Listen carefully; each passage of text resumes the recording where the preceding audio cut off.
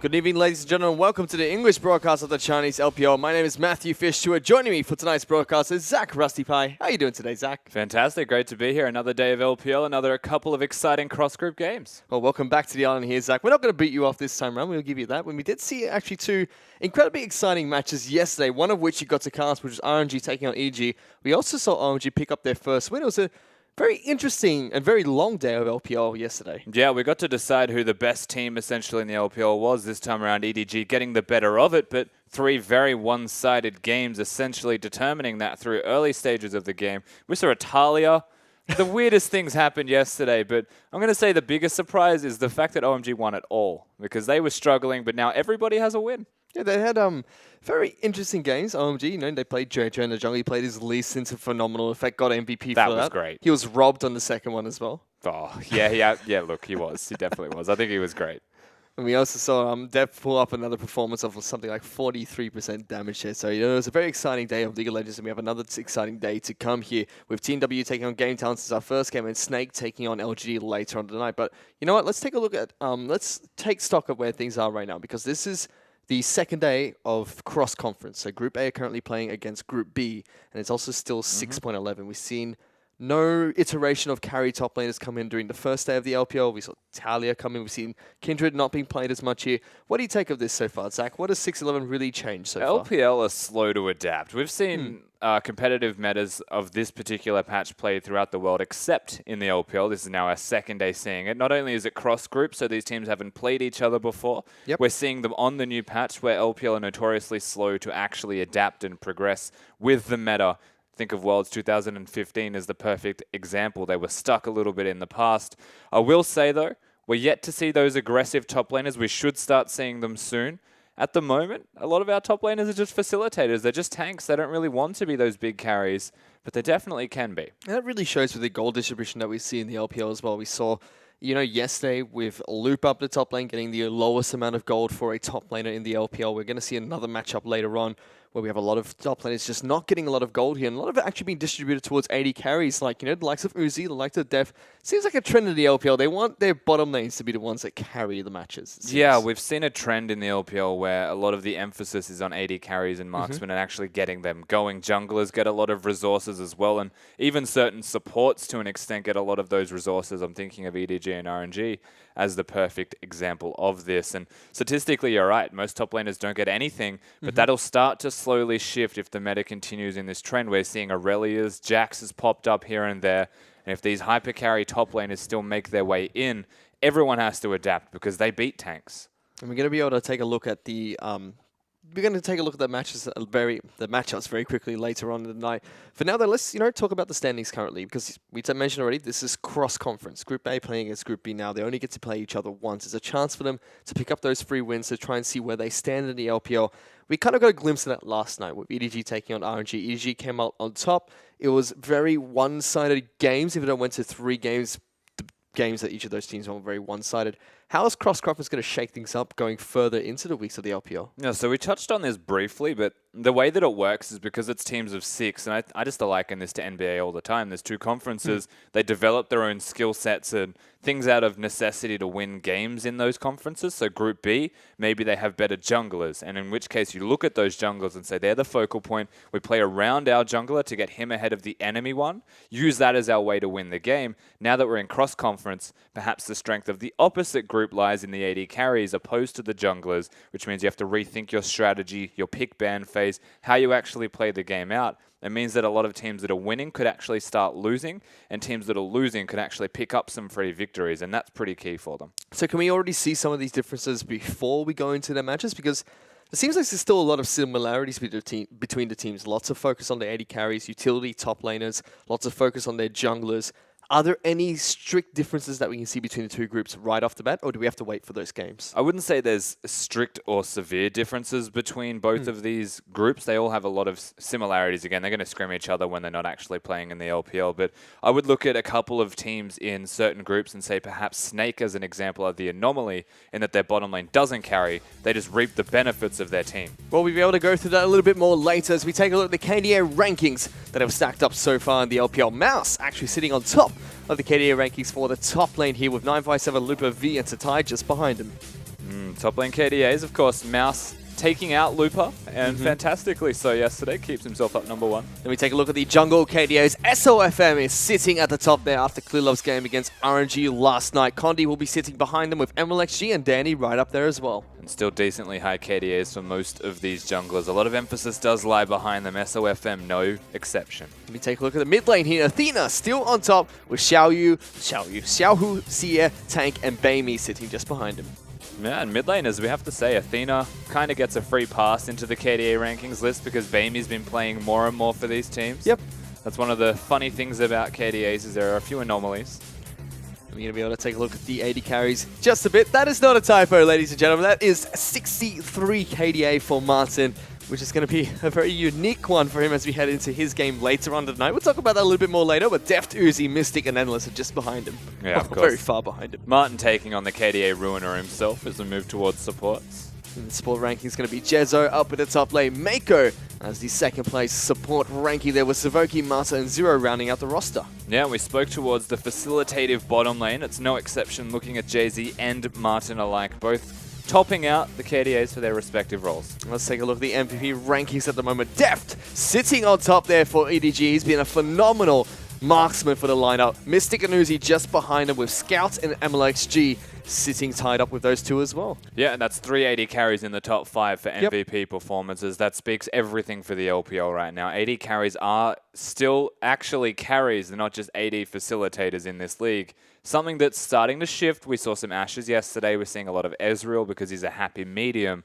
But really, that's still just the strength of the LPL right there. And it's even further proven by the fact that those are the 3 top teams in the LPL right now. EDG, RNG, and Team WE. They're all focusing a lot on their 80 carries, and most of their star players are coming out from their 80 carries. And in fact, we're going to be able to take a look at these standings very quickly here. As EDG are sitting on top of Group A with their win over RNG last night. 6 wins and no losses. Snake just behind them, as well as the rest of the Group A standings. It went by pretty quickly there. RNG, they're sitting at 5-1 here in Group B. The rest of the teams have 1 win above everybody else. Team WE, VG, IMA, LGD, and OMG was able to get on the board there through their cross-conference game. Yeah, so we're no longer counting. It's not 5, 4, 3, 2, 1, 0. We have 2 ones at the bottom, causing a bit of disarray in the groups, but still a very strong group in their own right. We get to look at today's matchups. First up is going to be Game Talents taking on Team WE.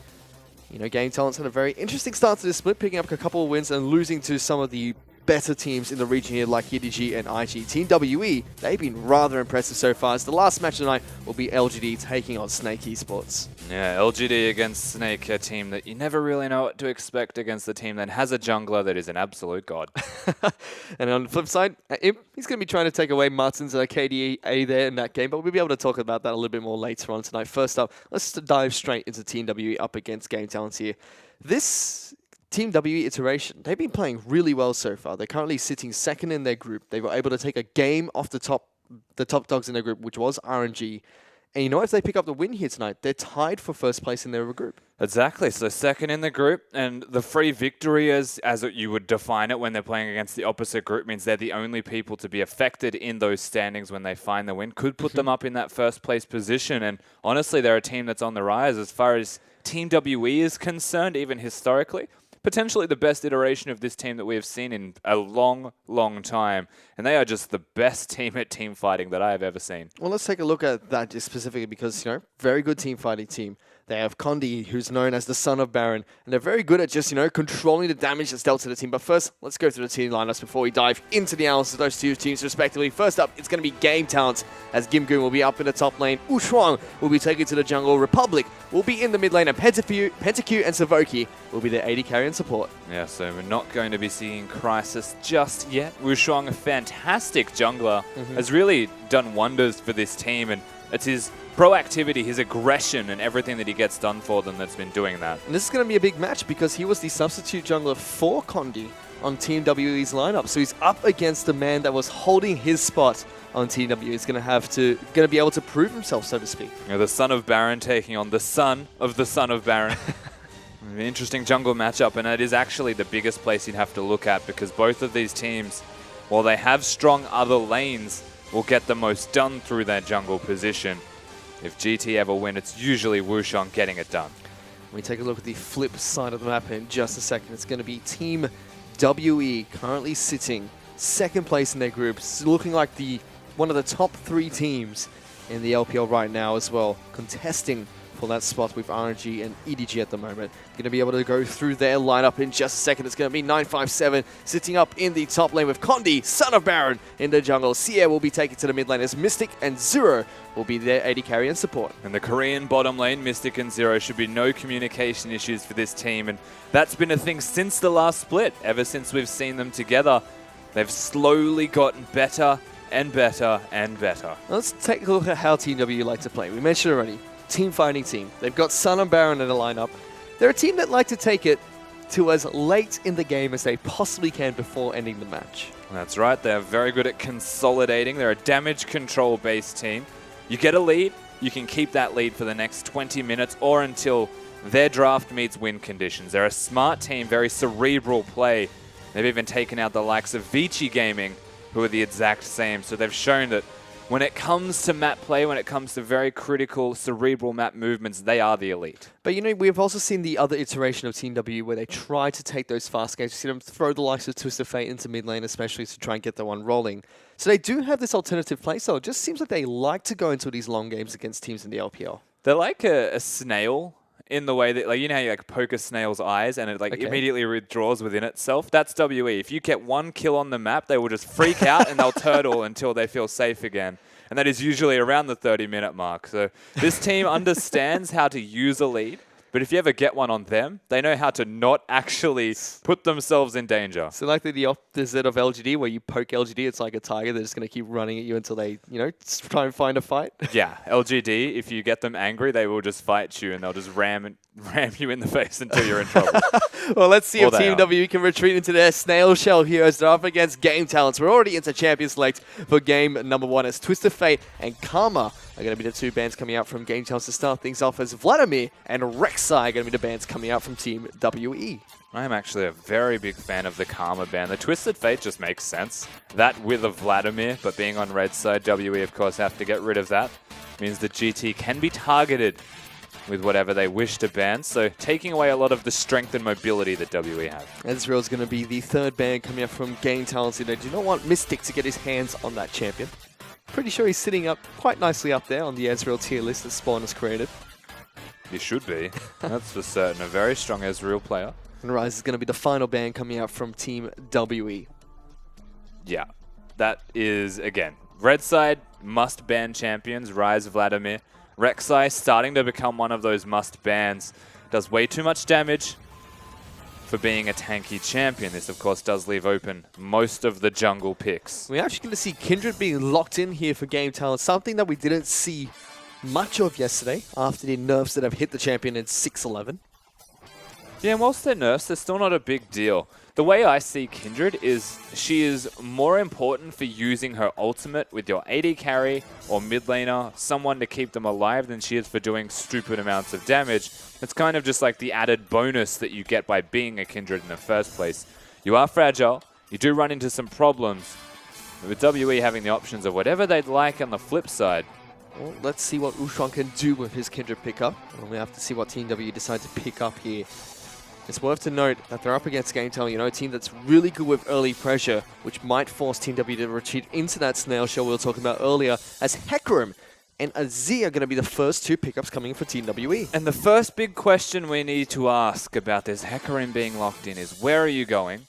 Are you going to be a top lane Trinity Force Hecarim, which makes you quite strong in the current patch, or are you going to be a jungle Hecarim?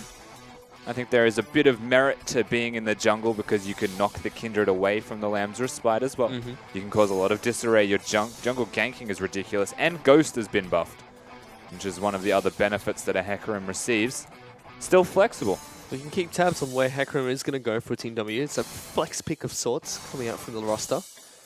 For now, Game Talents are looking to find their next 2 picks. They already got a very strong pick of the Kindred in their first pick rotation.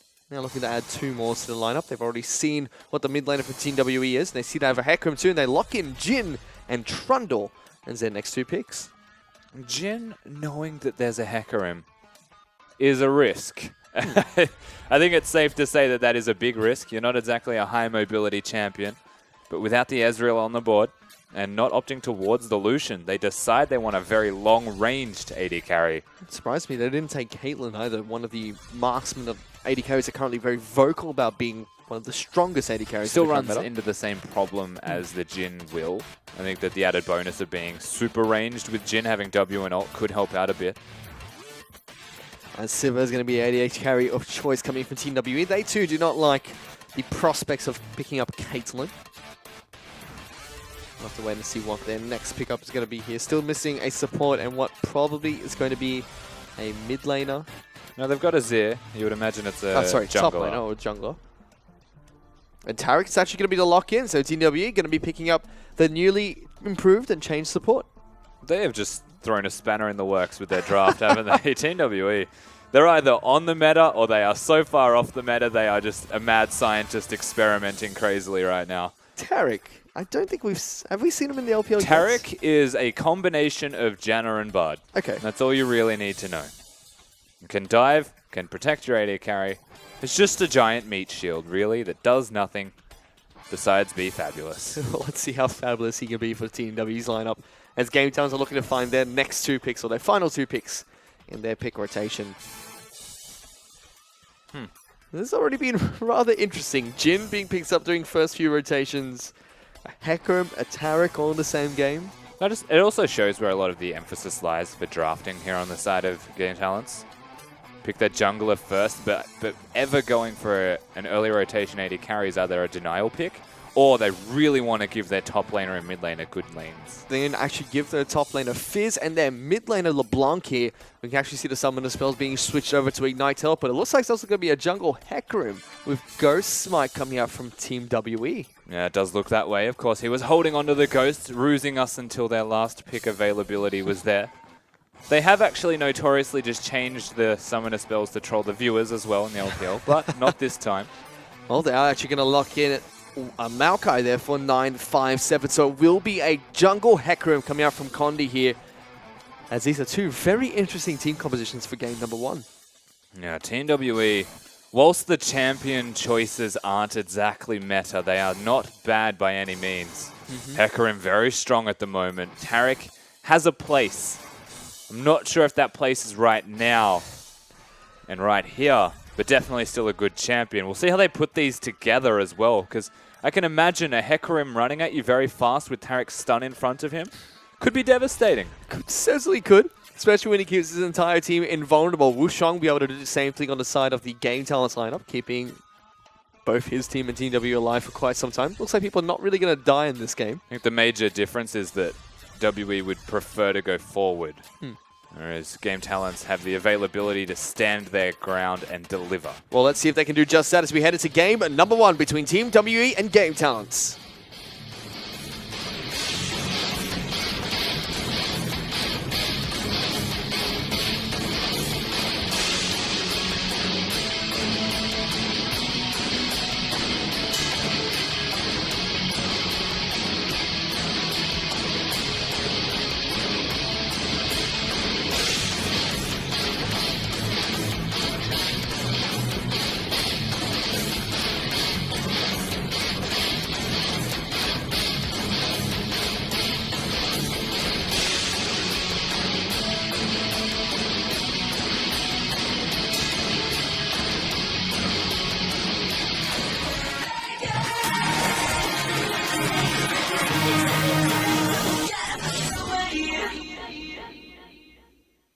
We've loaded onto the Rift for game number 1 between Team WE and Game Talents here. The first match of the night and their first cross-conference group games here for both these 2 teams.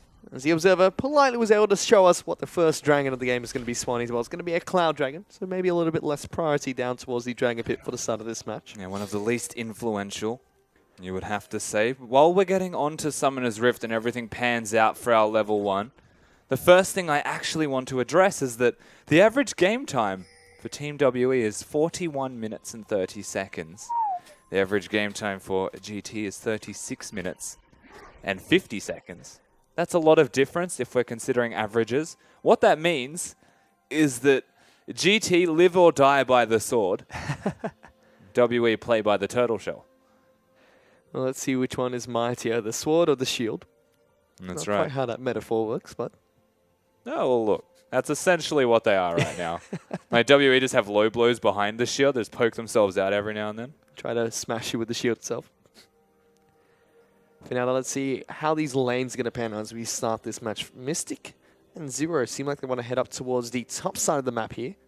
So lane swap being initiated by Team WE. Gimgoon is up on the top side, so Game Talents are not going to respond with a lane swap of their own. And as far as lanes go, Ataric is generally pretty much non-influential in the middle. Just a bit of heals, maybe a stun every now and then, but it's easily dodged.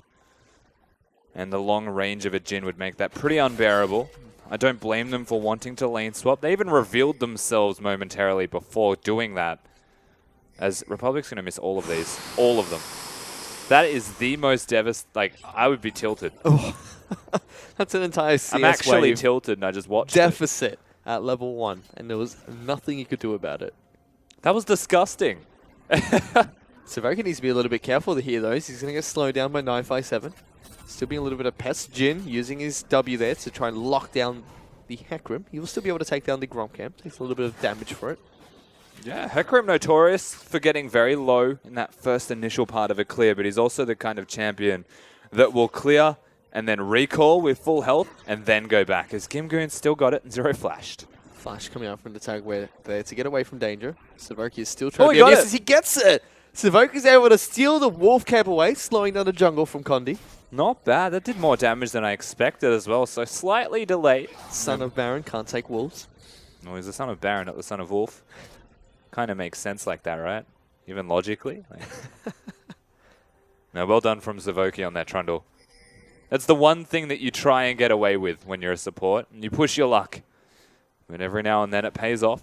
Yeah, it's more of a annoyance than anything else. For now, we are going to see the two teams trying to take down these outer turrets. Game Talents looking to try and take down the bottom lane outer turret. Meanwhile, we see up in the top lane, Team WE trying to take down that outer turret. Both got 3 members trying to take it down and chipping away at it. We'll just have to see where they go from here. If they go back to normal lanes, if they swap back around one more time. And Siva's slightly more efficient than that of a Jhin when it comes to taking these turrets. The Trundle can empower his auto attacks as well. Tarek does have quite a fast attack speed also. These guys should be reasonably similar in their timing, except that they're about to run out of a wave here, GT, so they're delayed. Team W going to be able to take down the turret first up on the top side of the map. For now, 957 is going to remain up top and farm up whatever he can. Let's see where the AD carry support decides to go next. Like you mentioned, Game Town's going to take a little bit more time here, so slightly delay. Shouldn't hurt them too much, but tempo is in WE's favor. Let's see, you're going to get locked down in this mid lane. Trades back and forth with Republic, but the back from the Azir gets stopped. Then whilst he's 8 CS ahead, he loses the trade, and that was knowingly, because Republic was the one to initiate it, so just do as much damage as you can, try and control the wave, and then recall is still ideally just what CA wants. It's not easy to do, though, with Republic being very much a nuisance. However, Zero is going to be moving into this mid lane, possibly help out the Azir. Gives him a nice heal. And, you know, gets that one cannon creep with its Dagon shield. That was the most efficient roam Tarek could hope for. A cannon minion, then back to bottom lane. Siva 1v1ing a Fizz right now, and winning. We are going to be able to take a look at the top lane here as Game Talents are moving up to the top side. So Jhin is going to be moving up to try and push down the top lane outer turret. He's about to get dove potentially. There's no teleport to save 957 and the minions are crashing. He got caught out. Teleport actually coming up towards the top side of the map. Here comes Gimgoon, 957 in a lot of trouble here as the Meowkai is going to get taken down. First blood goes over to Gimgoon. And even trying to leave the turret was a mistake. He was better off trying to hold his ground, maybe look for a 1-for-1 at best. But caught recalling. Trundle very good at delaying that one, slowing it down. He should have teleported. He should have just teleported out. Almost seems a little bit silly coming out from Team WE there because they should have known this lane top was coming up to the top side. And dives like that take place all the time if you're not careful. No, but he actually should have just teleported bottom instead of waiting. If the recall got cancelled by a pillar, that means that the pillar was unavailable. Nothing else in that lane has crowd control. Gimgoon was always going to be up there. And now they just gift a bit of extra gold in the Fizz's back pocket for nothing important from WE. Team WE, they do lose a little bit of tempo here. They will be able to still take down the bottom lane outer turret. As Game Talents do the same thing to the top side out of turret. So the map has been opened up quite nicely. And mid lane has been rather isolated for now. Condi also farming well, though. Could be quite important as he hits that level 6 mark even earlier, now that he has the challenging smite. People will die if that Hecarim finds you. Well, let's see what he decides to do later on. Is Seo going to get locked down here by Republic one more time? Wu Shuang actually making his way over towards this Azir. Seo going to pop his barrier. Here comes Savoki. I mean, Condi jumps on top of Wu Shuang with flashes No, he forward. knocked him towards it. Gets exhausted, but still going to be able to take him down and lives to tell the tale. No, he's not. Condi able to pick him up with that damage over time there, so they do trade 1 for 1. Yeah, so the challenging smite actually gets the kill in the end. So you'd be happy about that for Condi, except that he knocked Wu Shuang towards his mid laner. Very unfortunate stuff here from this team. Still holding their own and making trades out of situations that probably shouldn't be. They're being the reactors, not the proactive members. Condi's going to head back into his jungle and farm up this blue buff here. Let's see if he gives it over to Sierra later on. Gives us some time to take a look at the items that have been... Gives us some time to take a look at the items that have been picked up so far. Savoki. Smite it. Smite it. Savoki being a little bit of a pest here, trying to duke him out. Smite it. Nah, he's going to give it to Azir. Azir going to be able to pick that one up. He's coming back to the lane with his Stinger already purchased here. We can see the AD carries actually upgrading their boots before any other items. So Berserker Greaves onto the Sivir there. Pentague has gone for his boots with Swiftness first. Makes sense that they would upgrade towards the Berserker's Greaves if they're turret taking. The Jhin, of course, going for boots of Swiftness doesn't necessarily need bonus attack speed when you have a fixed attack rate. It's still efficient, means he'll get around the map quicker, and will be doing plenty of damage as it is to these turrets. Let's see Republic as well come back into the mid lane with the Lost Chapter and the Negatron Cloak. It's been a rather quiet game between Game Talents and Team WE. Something you expect from Team WE, not so much Game Talents, who are known for their early pressure and early aggression. But now that they're matching opposite sides of the map's second inner turrets, WE are definitely getting the jump on this one. They were leaps and bounds ahead. No teleport whatsoever to match, so they'll keep going. Honestly, that should be what they do. GT are really far behind. They might have to start recalling. Let's see if they can take down the top lane inner turret here as Game Talents are trying to push on towards the inhibitor turret down at the bottom side of the map. Game Talents will be able to take this one down, but let's see how much damage can get onto this inhibitor turret. Yeah, so they're not going to actually get it.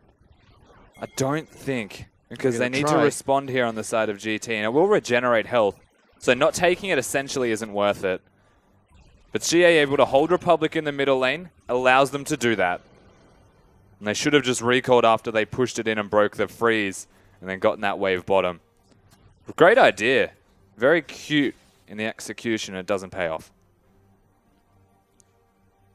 For now, though, things are rather even between Game Talents and Team W, both sitting at 15,000 gold. Like we mentioned at the start of the game, it's a Cloud Dragon that is currently on Summoner's Rift, so no early contention over the Elemental Dragon for now. Yeah, and you can tell no effort been placed on it whatsoever. It's more of a luxury dragon when you think about it. The two good things about the Drake is that there's nothing else on the map to take, so you get a free objective. That helps towards the Elder Dragon.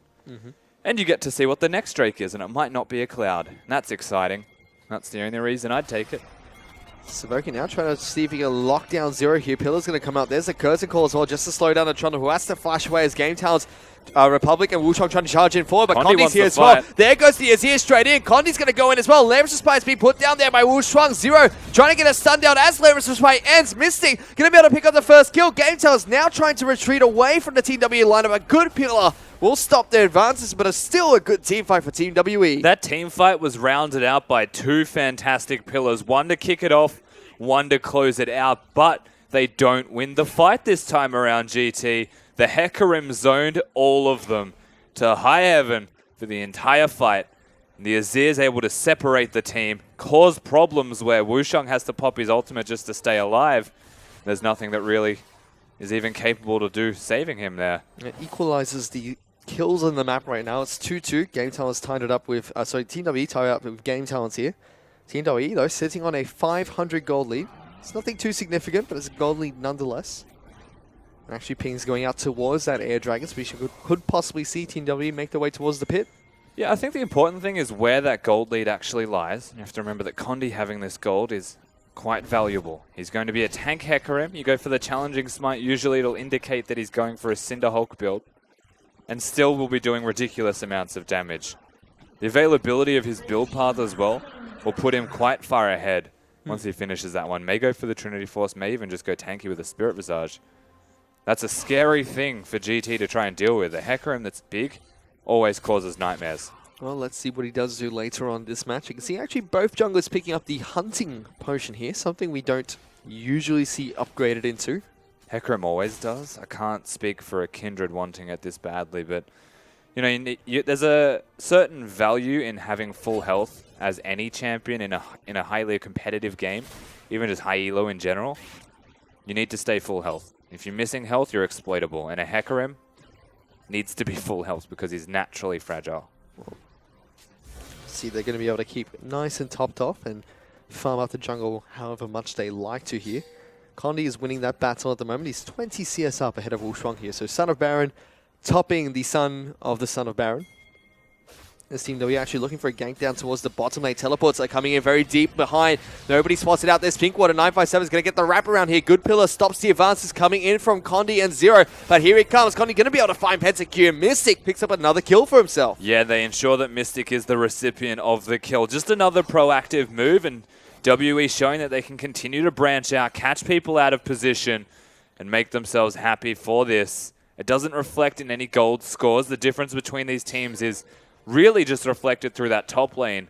That's the only thing keeping GT in this, because Gimgoon, in comparison to 957, it makes a lot of sense based off the stats we've seen from 957. He doesn't get much gold, but that's pretty ridiculous. Yeah, 50 CS lead just 12 minutes into this game for Gimgoon right now. This is something we wanted to talk about earlier, how Gimgoon, phenomenal top laner, 957, the same thing. This is a nightmare. WE need to respond to this, but right now, there's 3 of them, and he's got fished. Chum the Waters is going to come out there. 957 tries to clap his way out of this one. Flashes away as well. Ignite is sticky. He may go down still to that Ignite as Gimgoon picks up that kill. Condi a little bit too late to help him out. Yeah, he wasn't near enough. They didn't know they were there as well. No vision to spot out anybody from GT. And a 3-man strong army on the back of a fish connecting are able to take down 957. And he's not going to be happy about this at all. And they'll be trading quite effectively back and forth, Game Talent and Team W. Big difference is the inner turret was taken down the bottom lane for Team WE, so they do have the structural advantage. Also a small gold lead with that. Yeah, and I guess the pleasure behind that for 957 is he'll still have money, but it's just not comparable. Yep. And he's going to be a Trinity Force as well from this Fizz, by the looks of it. Unless he's going Black Cleaver, but you know what, let's just go with Trinity Force on the assumption that he's smart. 2 kills. 50 CS up ahead of your opponent. Gimgoon's going to be a monster. And a snowballing dueling item in a Trinity Force. 3 levels ahead of 957 right now. This lane is a disaster for the Maokai. Yes. And for lack of a better word, it is definitely a disaster. On the flip side, Mystic has gold. The Hecarim has gold. The Azir is still farming nicely. And Maokai's purpose when we get towards mid-game and team fighting is just to be a brick wall of some variety, whether it's damage soak or not. We can already see the translation of items coming across here. Like you mentioned, Gimgoon, he did pick up that Trinity Force as his first item. So first time we're going to be seeing it here in the LPL since its changes. We're also going to see mid lane. Nashus 2 finally be completed by Sia, as well as Morello Nomicon for Republic. As Mystic does have that Essence Reaver. Pentakill still only the components for his. So both of these teams have adapted quite nicely to the new patch. We're seeing Trinity Forces absolutely everywhere. We're not exactly looking at an Aurelia versus Jax top lane by any means, as that is actually used to clear minions, don't be fooled. Okay.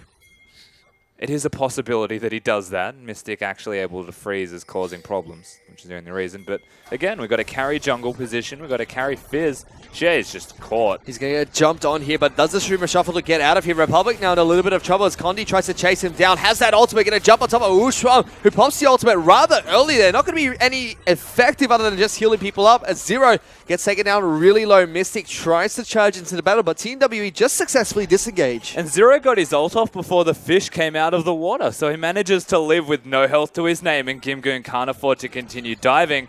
Mystic here means they could be able to survive this push. That's a lot of damage coming down on towards Condi there. Able to poke him away from that turret. But Game Talents are going to decide to back off, so Team W could just go for a counter push if they want to. They could, but that would be risky. Their health bars are lacking on both sides of these teams. I have to again give credit. There is a purpose for the Taric, and it's not ideal if you think of the duration of the fish and how long it takes to set up your ultimate. For that invulnerability, the fish will always hit you beforehand. The thing is, if you do it in advance, it will still block that damage. So 0 this time around shows what it's capable of. At this stage, though, WE, they should actually be turtling. Put that shield up, create a wall, and don't let GT into those walls, because you need 957 to get some items.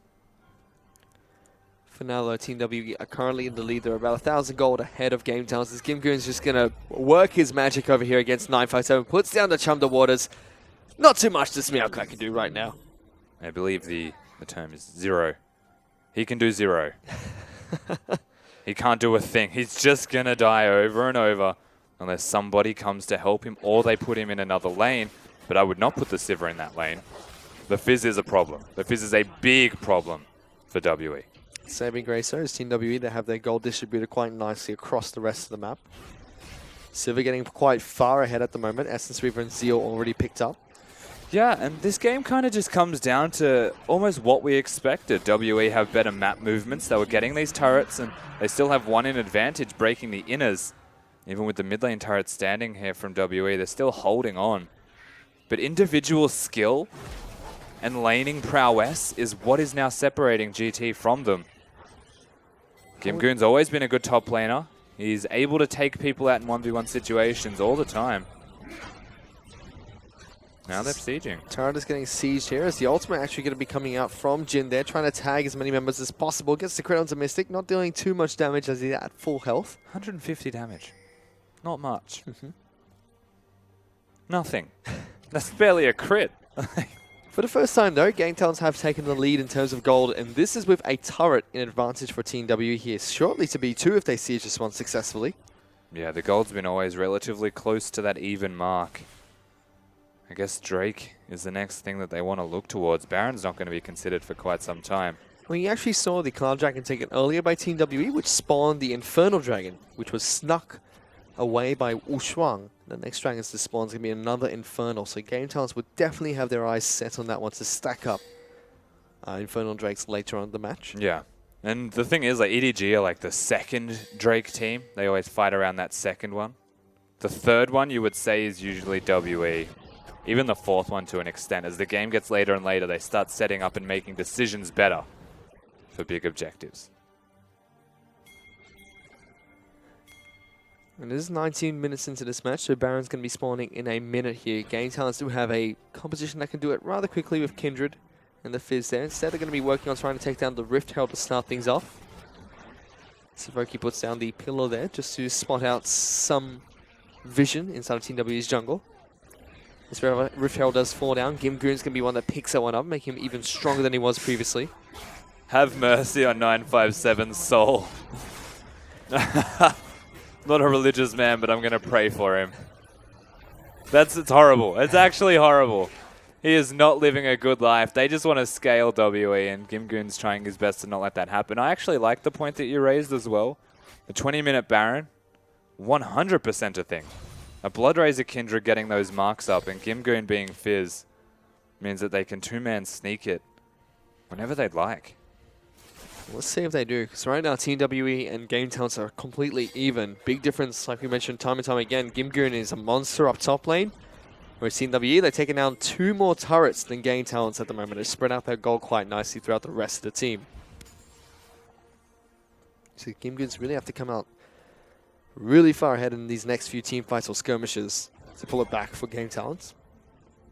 Or to pull it ahead for Game Talents, I should say. That's the big thing as well, is that Mystic's usually the recipient of a lot of the team's gold from WE. And he's 2-0 currently. And that Sivir has the ability to hit the front line of GT and kill the back line. There's a lot of value behind a Sivir. They've also got the Azir into the Kindred, which means you can sweep them off the Lamb's Respite. Same thing goes for the Hecarim with the E. You can knock them away. And as far as team fighting is concerned, I actually value WE's team fight quite highly in direct comparison to that. And they showed that earlier when Game Talents trying to pick them off over the Dragon Pit. Able to turn around a team fight that was initiated by Game Talents lineup. But they're They did just quite so well too. they're just honestly so strong on the side of GT. They can run the 4-1. They can't 1-3-1 exactly. Oh, they're fighting Republic. They want to go for him. Chain's going to land down on towards Condi, forces the flash away from the LeBlanc. Will eventually snare him up. Republic is able to just double dash away. And that's the exact combo we thought might happen. Zero and Condi working together. Put the stun on the Hecarim as he charges at you, but it's very angle dependent. That was not the angle, and the distance they covered got LeBlanc to safety pretty easily. GameTown's get a very quick map rotation to get lots of damage down towards this mid lane turret. As a teleport actually coming in from Gimgoon here, going to be able to take that one down with the Rift Tower buff. In fact, Playful Trickster's out there, so Team WE able to keep it alive for just a little bit longer here. Yeah, only the tiniest bit of health remains on that turret. So sooner or later it will fall. It's just going to take a stiff breeze to knock that one over. Really, holding them back shows that they're doing a lot of damage here. Still, playing that patient game that we know they always want to do. I feel like Bob Ross could cast the WE game. Happy little mistakes. Cuts and call that's come out there from That's a Pentakill. big one. Yeah, don't walk that way. Seer has to flash away after taking a very strange route to get back towards the mid lane. That turret is going to fall down here. GameTowns will force that objective down. They do have good rotation here, trying to wrap around the rest of the team. Wushuang, they are going to fight out here as Condi takes a lot of damage to start this one off. Zero now going to get caught out by Wushuang, slows him down there with the E. Gets lots of damage down onto the tower in return. So GameTowns might be able to get some good damage on towards this mid lane in the turret. Yeah, this is really well timed. Though WE look like they're able to hold, if they maintain the health bars that they're currently sitting at, they get the risk of being dove and the Drake falling against them. Well, Condi's ultimate is back up and available, so can use that to try and start a fight here. Siva's ultimate's still down though, so Onderhan can't quite reposition the team enough or well enough yet. Yeah, but Condi still has no health. That's the problem, is he already got chunked out, and Zero can't heal everybody. The Drake's still the thing that they're looking at, absolutely. I just don't know if they're going to be able to set up in time. Condi still hasn't recalled. 15 or 10 seconds now until that one's going to be coming back up on lane. Take a look at top lane. It's a massive wave crashing on towards the top lane inhibitor turret. Same with bottom lane, but 957's already here to try and deal with that one. And Dragon is going to come up and online. Wushuang looking to see if he can try and get over the... Okay.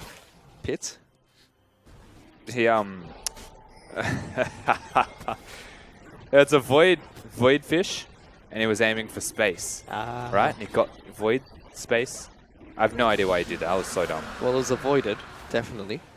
Which means CW are going to be able to take down this Infernal Dragon for themselves. So the second Dragon for them, and the second Infernal Dragon on the map. The next one that spawns is going to be another Infernal Dragon. So that Cloud Dragon, let's just say Infernal Dragon in disguise.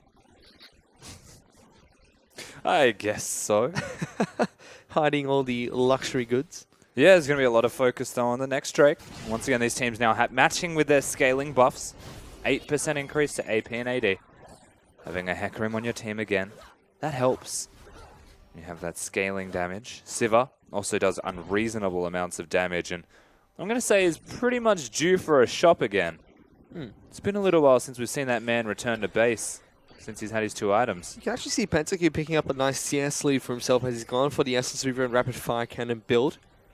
Whereas Mystic did go for the Essence Reaver Phantom Dancer build here. Mid laners both went back to base, picked up their Abyssal Scepters.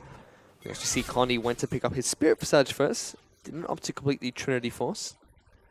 Whereas Maokai is still waiting to pick up his Sunfire Cape. He is struggling to find items. Yeah, and just the phage aspect of the Trinity Force picked up by Condi before finishing his next item. It's an indication of how ahead he is or how the game's going. What that means is that the rest of his team's starting to fall around him, so he needed tanky items to be a frontline threat with the 957, who was, in comparison, was definitely struggling.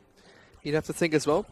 Pretty good stats on the Phage for a Hecarim. Always. Extra movement speed, extra health, extra damage. And there's no Zeal component to get, but really the Sheen's also one of the other things that surprisingly good. He just needs that extra health to work with his Spirit Visage, with his Cinder Hulk. It scales with everything the Hecarim could want and more. Well, we can actually see what Game Talents are going to try and do now, as they are creeping ahead 1,000 gold lead over Team WE at the moment.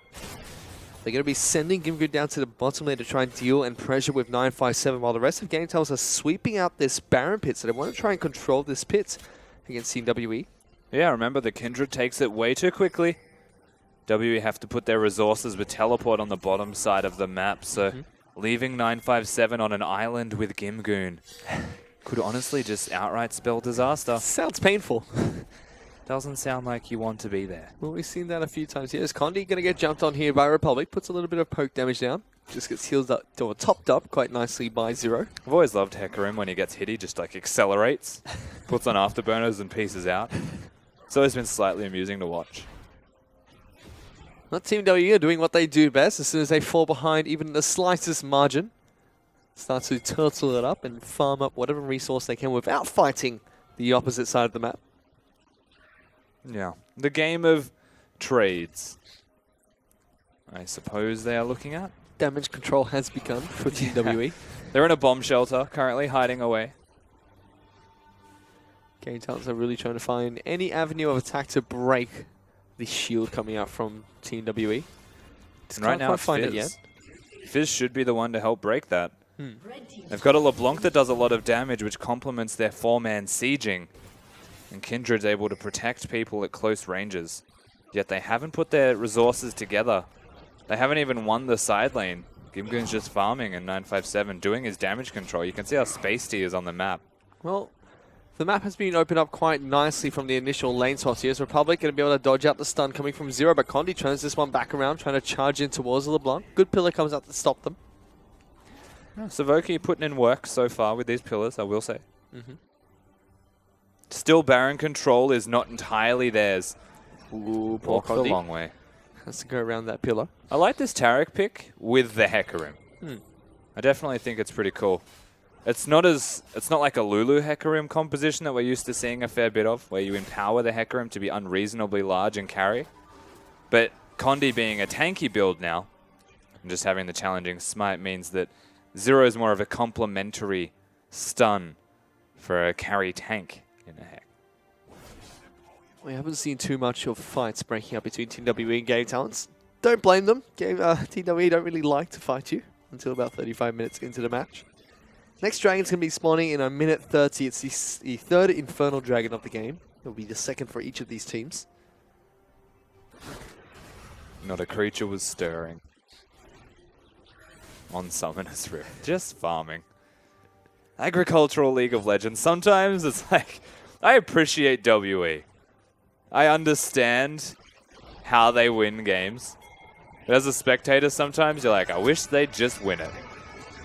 Well, there is Team WE just disengaging as much as possible away from Game Talents. I couldn't narrate to you guys exactly what was going on, but there's no point. They're just running away, everybody. They were a bit deep there. They were kind of invading to get vision for the Drake near the enemy red buff.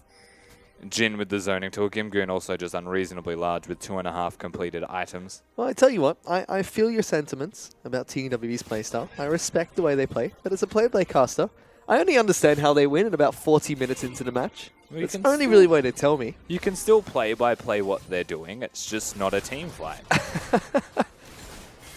You have a bad time in the LCK, I think. They don't like fighting, they like trading. Everyone in Team WE likes to trade as well. Fights are very rare. Game Talents, on the other hand, they want to kill people. Gimgoon has shown that this entire game. Actually, take a look at what he's picked up next. He went for that Spectre's Cull and the Frozen Heart as his next item. So Gimgoon going full tank after the Triforce. Yeah, well, if you go Trinity Force, when it gives 40% CDR with a Frozen Heart, you obviously don't want to double up with Iceborne Gauntlet. That would be silly. You also go Banshee's Veil instead of Spirit Visage, so you miss out on a bit of healing, but you're capped out. Team W got a deep teleport in behind here, trying to look for a fight over that Dragon Pit. The Dragon is going to fall on over towards Game Talents here. Spencer lines up his Curtain Call. Zero going to get hit by that Chum the Waters. 957 goes on top of him. Wushuang takes a lot of damage here. Condi looking to try and take him down. He's waiting for the ultimate to come out. Wushuang is not going to be able to get it off, it seems, but Team W losing members left, right, and center as Gimgoon's all over the backlines. Eventually does get taken down by Mystic there.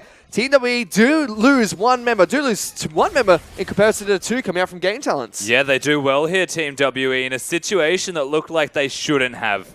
Wushuang got his ultimate off. It was actually invisible, and you will see that as we watch this fight again. And ideally, WE say just poke and just disengage. The fish hits Zero, and everyone pieces out from him, and then they turn it back around looking at Wushuang. He drops the ultimate here. So that is an ult. He is golden. And waiting for that to end gives a lot of time on the opposite side of the map. You can see how long it takes for Taric's ultimate to Make someone invulnerable as well. He dies before it actually happens. That's where the trades come out. Everyone focuses Gimgoon, and 957 was invulnerable, so it doesn't matter if he's behind in comparison. You see as well, Condi missed his ultimate during that team fight, trying to chase away Ushuang. Like you mentioned and pointed out, his ultimate was invisible there, so we couldn't keep track of that during the fight. A little bit unlucky. Yeah, but the man turned golden, so it was an indicator. Obviously, with the moving Zonias, something's up. WE, though, they still show that resilience. The gold between these teams is dead even. Not worth mentioning. 5-5 in terms of kills. 2 dragons to each team. 5 turrets to 4. But It's a very even game. Where the power lies, Okay. right? So we've got a 4-0 Siva with 3 completed items working on the 4th. A hint of defense from that, and that's out of necessity against the LeBlanc. It's a standard build. They know. They saw them there. But on the flip side, we have a Wits End Kindred, and we also have a 3-1 Fizz. Wits End Kindred. Wits End Kindred. It's an item he's been seeing a little bit more of since the rise of the carry It's top a bit laners. overkill given all of the attack speed that he already has, but it's nice into magic damage. Lots of damage on hit. And we look into, yes, there's a lot of damage on hit, but Blade of the Ruined King is like the other thing. If you want to go all in, you may as well. Ushuang liking that. He likes the extra magic That's resistance getting it seems as well. destroyed. That Baron is going down so quickly. Condi, he really needs to be the son of Baron here if he wants to try and take this one away. Goes in. There comes the Lancer Spike coming out to delay that one. Condi's inside the pit though. Gonna get locked down. Tries to take away. He gets it. Son of Baron gets another steal here as Team W look for the team fight right afterwards. Mystic a little bit too far forward. Gonna get jumped up against so much damage now. Team W have found 2 picks already. Sia going forward on top of Pentakill. Tries to lock down the Azir. Goes back for the final odds attack and will be able to find it. 957 trying to chase down this Jhin. Not going to be able to find him there, though, but it's a 2-for-2 trade, but still coming out from Team WE. Condi does not fall for your tricks, Kindred. Your Lamb's Respite does nothing to his smite, and he manages to pick that one up. Well done from Son of Baron. You can see he actually holds the smite, waits for it to end, and this is the opposite part of the fight where Siva is a one-man wrecking crew. The rest of the team is fighting Gimgoon. Mystic gets exhausted whilst he's 1v4. Still lives through all of that burst because of his more of Malmortius, and CA just kind of bites off more than he can chew to cause a trade with Pentakill here. Tries his best, but the extra movement means he's able to get Pentakill away from 957 after the fight. But they're still fighting here. Something's happening on the other side. Something was going on. There we go. Pentakill finds a pick there onto They're all 957. Sia dies as well. Mystic's dead. What was going on? I don't know. They're all dead, man. Suddenly, you know, Team W, they took Baron, and now they don't have it anymore. I think... What? I don't know. There is no more Baron buff. I was watching a replay, Fish, and then we came back, and they're dead. Great. Team W don't fight already as it is. We don't get to watch the sometimes they do now. I don't know, you just take what you can, really, with this team. That still is a big pushback from game talents. They were the ones going for the Baron originally, though it got stolen. And though the team fight didn't go in their favor, they're still the ones who have the control of this map. They utilize that. Obviously, they get themselves another fight. The Drake up in a minute should be what they're looking at. Wasn't able to check what that next, or the final elemental dragon is. It's not actually. It's an elder dragon that's going to be coming up next. So we'll have to see. Yep. We'll have to see what these 2 teams will fight for, or if they do fight for the elder dragon later on. With a couple dragons apiece, it'd be quite valuable. I'd say even WE's team composition would love one of those. Where's the GT, actually? Lots of damage over time. Very valuable for them to pick up. Especially since they have 2 infernal dragons. That dragon's going to buff them up quite nicely. And there's just no Baron. So there's only one epic monster left to fight for. Yep. Curtical actually going to be coming out here. It's this turret trying to take it down here by Team W. Condi soaking up the Curtical as Gimgoon going to get jumped on here in the backlines. Condi now trying to get on top of Wushuang. Ulti's back in towards the middle of the park. Trying to jump on top of everyone. Savoki though separated lines of battle. Zero going to have to use his ultimate here. He's going to get good invulnerability off onto 4 members of Team W. No, they turn it around as Mystic does get takes out 2 here as Gimgoon and Wushuang do get taken down. Pentakill trying to do what he can to fight off the back half of that, but Team W get a good team fight. And the Kindred just throws away the rest of that fight. He saved his Lamb's Respite, looked to get next to his team before he popped that one down, but jumps forward and dies before he can even press his R key. CA holds off, and Mystic is hard carrying WE right now. Team W, they're going to be able to take down this middle lane inhibitor turret and inhibitor. Savoki tries to stop them from getting too far away by putting down that pillar. Chain's going to come out from Republic, not quite able to lock them down. Savoki's going to continue to look for this chase with the Jhin. Condi is going to get a lockdown here. Here comes the Curtical on top of Condi. Republic finds that one. They're able to slow down Mystic as well. Good spell shield's going to stop the second proc of the Curtical. As On the Hunt is going to be used as well to try and get him to safety. Pillar going to slow him down. Republic looking for another chain here. More Man Mortis has been popped as well. 957 is trying to desperately stop the one. Actually, Jin's W slipped through there. Republic going to be able to get the shutdown and finds another pick. And they chase them up the entire map. Only 957, Zero, and Sierra alive. And they have to walk all the way to their spawn. Means the Elder Dragon could be looked at. They'll take this very quickly with a Kindred who is alive and here, ready to hit it. Game Talent fighting Team WE in their own turf here. 35 minutes into the game. Just when Team WE looks strong, Game Talents are biting back. And this Elder Dragon is going to fall for Team Game Talents here. So 2 Infernal Drakes being buffed up. But only a short period of time with which you can utilize this buff. So they need to get those recalls in. Big wave needs to be cleared first. Whew. And now the possibilities are endless for GT. That is a huge wave. Yeah, that's very satisfying to watch. If they can reset here, actually get themselves out of their base. Nothing to take on the map in the way of epics. They need to fight. They need to force a fight. Otherwise, it's just a wasted buff that's a denial tool from WE, who just had to get fought tooth and nail for every single inch of the map that GT took from them due to the range of their comp, the stickiness of a LeBlanc. It was outright disaster here. As well as Savoki, who's been landing some quite crucial pillars in this fight, in these fights. In fact, the only person that hasn't died on Summoner's Rift yet as well. 0010. The bottom lanes of both of these teams are doing well. I have to admit, Zero's been impressing me with his Taric.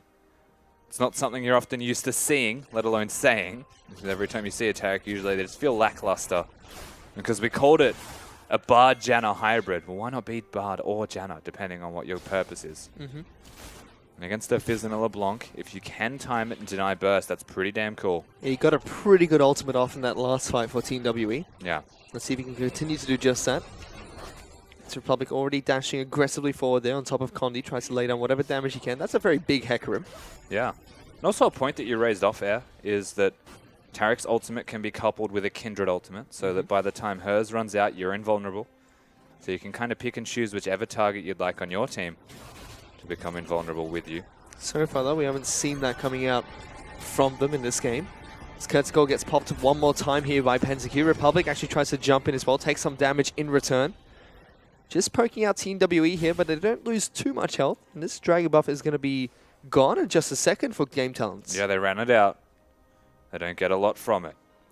Baron though is going to be respawning in 30 seconds here, so GT could definitely try and set up to take down the next epic monster. And this will be taken unreasonably fast if WE are not there to stop them. That's something they always have to look at getting or doing, as we're nearing WE's average game time of a long game, not a short game. Game Talent's already going over their mark. It's past their bedtime. Team WE, they like to stay up a little bit late. Big items on the Jhin as well. As far as the long-range carry is concerned, has all the armor penetration. His 3 core crit items as well. He is a super dangerous man. There's the QSS as well to stay safe. When we look at the rest of their team, Kim Goon has the components for his final item. Ushuang going to be picking up his final item, which is also going to be some armor penetration here. Picked up a frozen mallet on this Kindred instead of... What an unusual item build. Yeah. And it's funny because I built this about a month ago and everyone's like, you're a troll. You know what, I was a little bit, but now it's standard. What are you going to do about it? You know, Hex Drinker. No, it's not standard. I'm kidding. That is so far. A wit's end on the Kindred, like against magic damage, that is somewhat not there, means that he just wanted a reasonable amount of MR, but wants the attack speed more, when, ironically enough, the more of Malmortius is probably better. Yep, no more. No Sterix Gauge, so very little survivability for Ushuang out of his ultimate and cool the extra health. That it's damage over time. Magic damage on the side of WE, there's not exactly burst.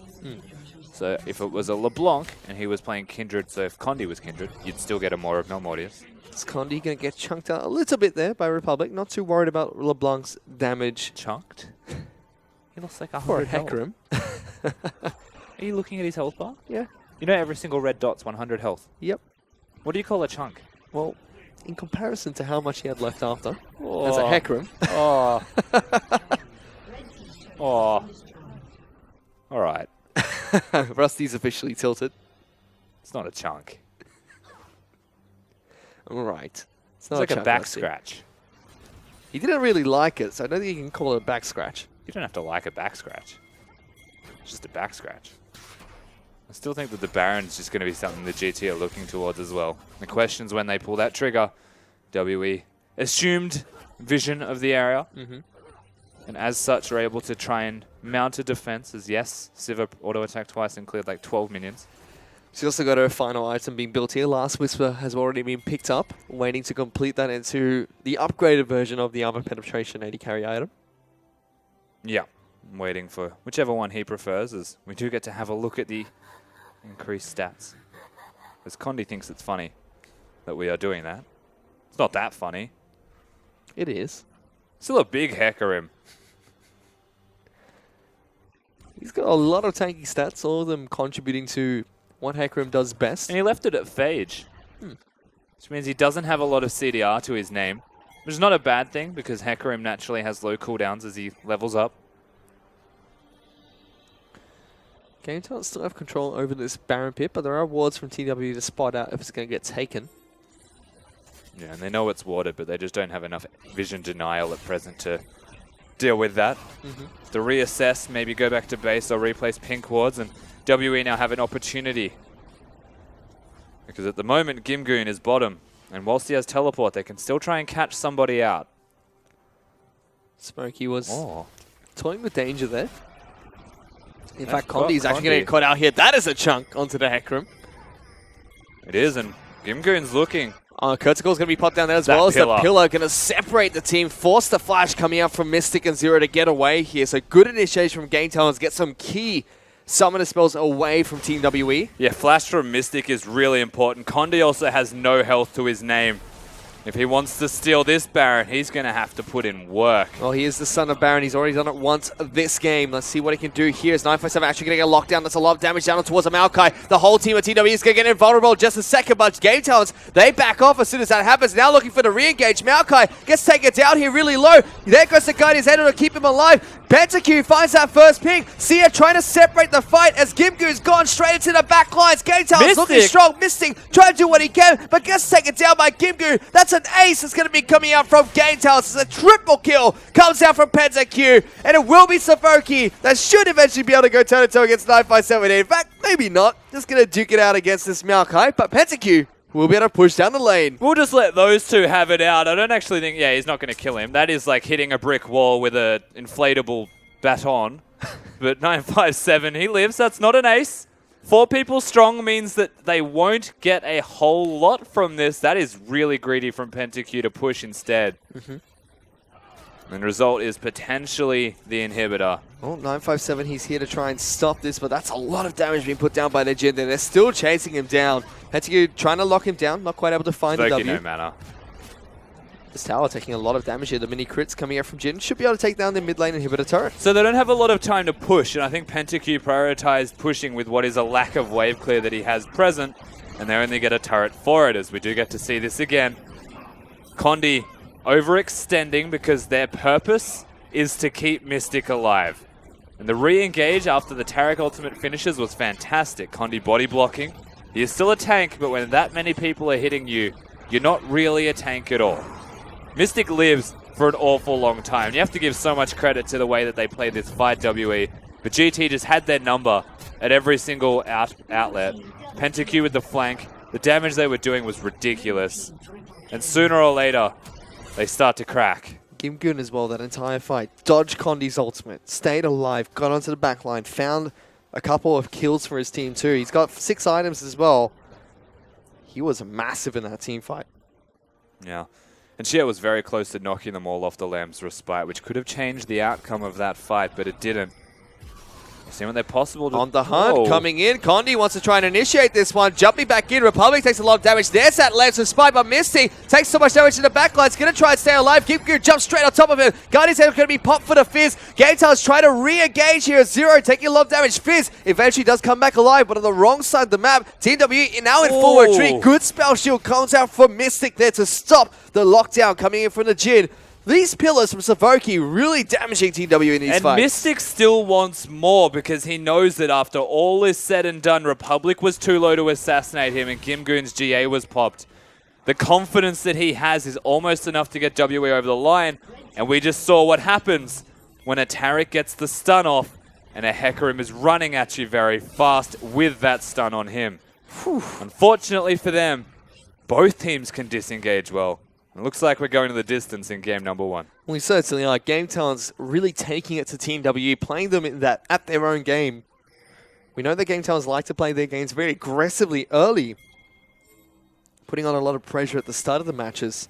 And then just straight starting up the Baron. This WE actually feel like they can just win everything. This is actually just going to get taken down by Team W. I don't see how they're going to be able to take this one away. Ushuang is trying to get towards this pit. There's the critical coming out on the back lines. It's going to be the Fizz coming in. This Baron is really, really low. It's going to get taken down. Condi is able to take it one more time. 100% of the Barons go to Team WE. Gimgoon's got a big flank. And he's going to be able to find this one. Jump straight on top of Mystic. Jump the waters on top of the AD carry. Mystic gets taken down. That's the carry gone. Gimgoon doing some heavy work here. A nice nair coming out from Jin as well. Sia, he's getting locked down. They have the Baron, but the team fight is going sour there for Game Talents as they take down so many members of Team WE. They're just going to be able to continue pushing. Yeah, Condi's just dead, and they have a lot of time on the clock with nobody available from WE. This should be at least inhibitors, if not the entire game. The death timers are far too long. But they want minions to help them secure this game, because you need minions now. You can't backdoor turrets. We'll see how much they get done. Well, 30 seconds on Mystic, the first person to die in that fight. Well, Zero's already up. This is going to be game. Like 957's 20. That should just be game over. Zero is going to do what he can to try and defend this one, but Game Talents, they take Team WE to 48 minutes in game number 1, and off of one final team fight, are able to take the game as well. They're up early in this best of 3 series, taking down Team WE. Besting a late game team in WE. The best team fighters in the LPL have just been team fought and lost. Not a promising game number 1 from this side, but a very promising start for Game Talents, who looked a lot better. Yep. I feel like they got it all together. You know, they started the Summer Split of the LPL quite strongly, taking down quite a few teams. We saw them take down Snake, Newbie. Then we kind of discredit that to being the context of the wins being those teams were very weak in their current state, losing the games to ING and Energy afterwards. Now, game 1 against Team WE, Game Talents looked solid against them. And PentaQ looked solid on the Jin, something that I didn't expect to see perform too well. Wushang was the only question mark that I really had in this team. Not only did he build funny, he played funny. Republic, however, and PentaQ being the 2 big carries, shows what happens when their carries fire, and it's not just the one-man army of Wushang. They can win without him. Which is really strange to say. Wushang is the one that played weird for Game Talents, and I think that's good news for Game Talents. If your star jungler is the one that's playing the worst in your team, it means that the rest of your teammates are playing a lot better. Yeah, if you win without him doing anything, even barely pressing his smite key because Condi was still getting every single buff, then really that's a great start to game number 1. You have to give a lot of credit to them. Condi still holds on to Son of Baron there, but that Hecarim pick was a little bit unorthodox. Didn't do too much in that game, it felt. I think the Hecarim pick's fine. I actually don't think that's a problem at all, but the way that WE drafted themselves was to keep Mystic alive on a low-ranged AD carry. Game Talents built themselves to kill that AD carry. The Fizz way too far ahead, just all sorts of problems occurred. And that was the pressure point for Gimgu. We talked about the matchup very briefly at the start of the game. Gimgu going up against 957. He really took it to him. Yeah. It was a disaster for like 957. 50 CS or something at 7 CS, minutes, 9 3 minutes. kills as well. Yeah, that was unreasonable. It was a pretty big lead, to say the least. So, Gimgoon, pretty big deal moving into this second game. The Fizz hard carried. Even that last team fight that they won, the Fizz hard carry gets onto the Civil with a big flank. Exactly that. He finds the Chum the Waters, finds the flank on top of a team that was surrounding this Civil. And with so many ways to protect him, like Taric, like Condi knocking him away, just every single team fight, it was Gimgun that was coming out trumps, the one that was always on the ball, finding avenues of attack that couldn't be prevented there. But that was game number 1 coming out tops there for Game Talents. We're going to a quick break. We'll be back with game 2 of this best of 3 series.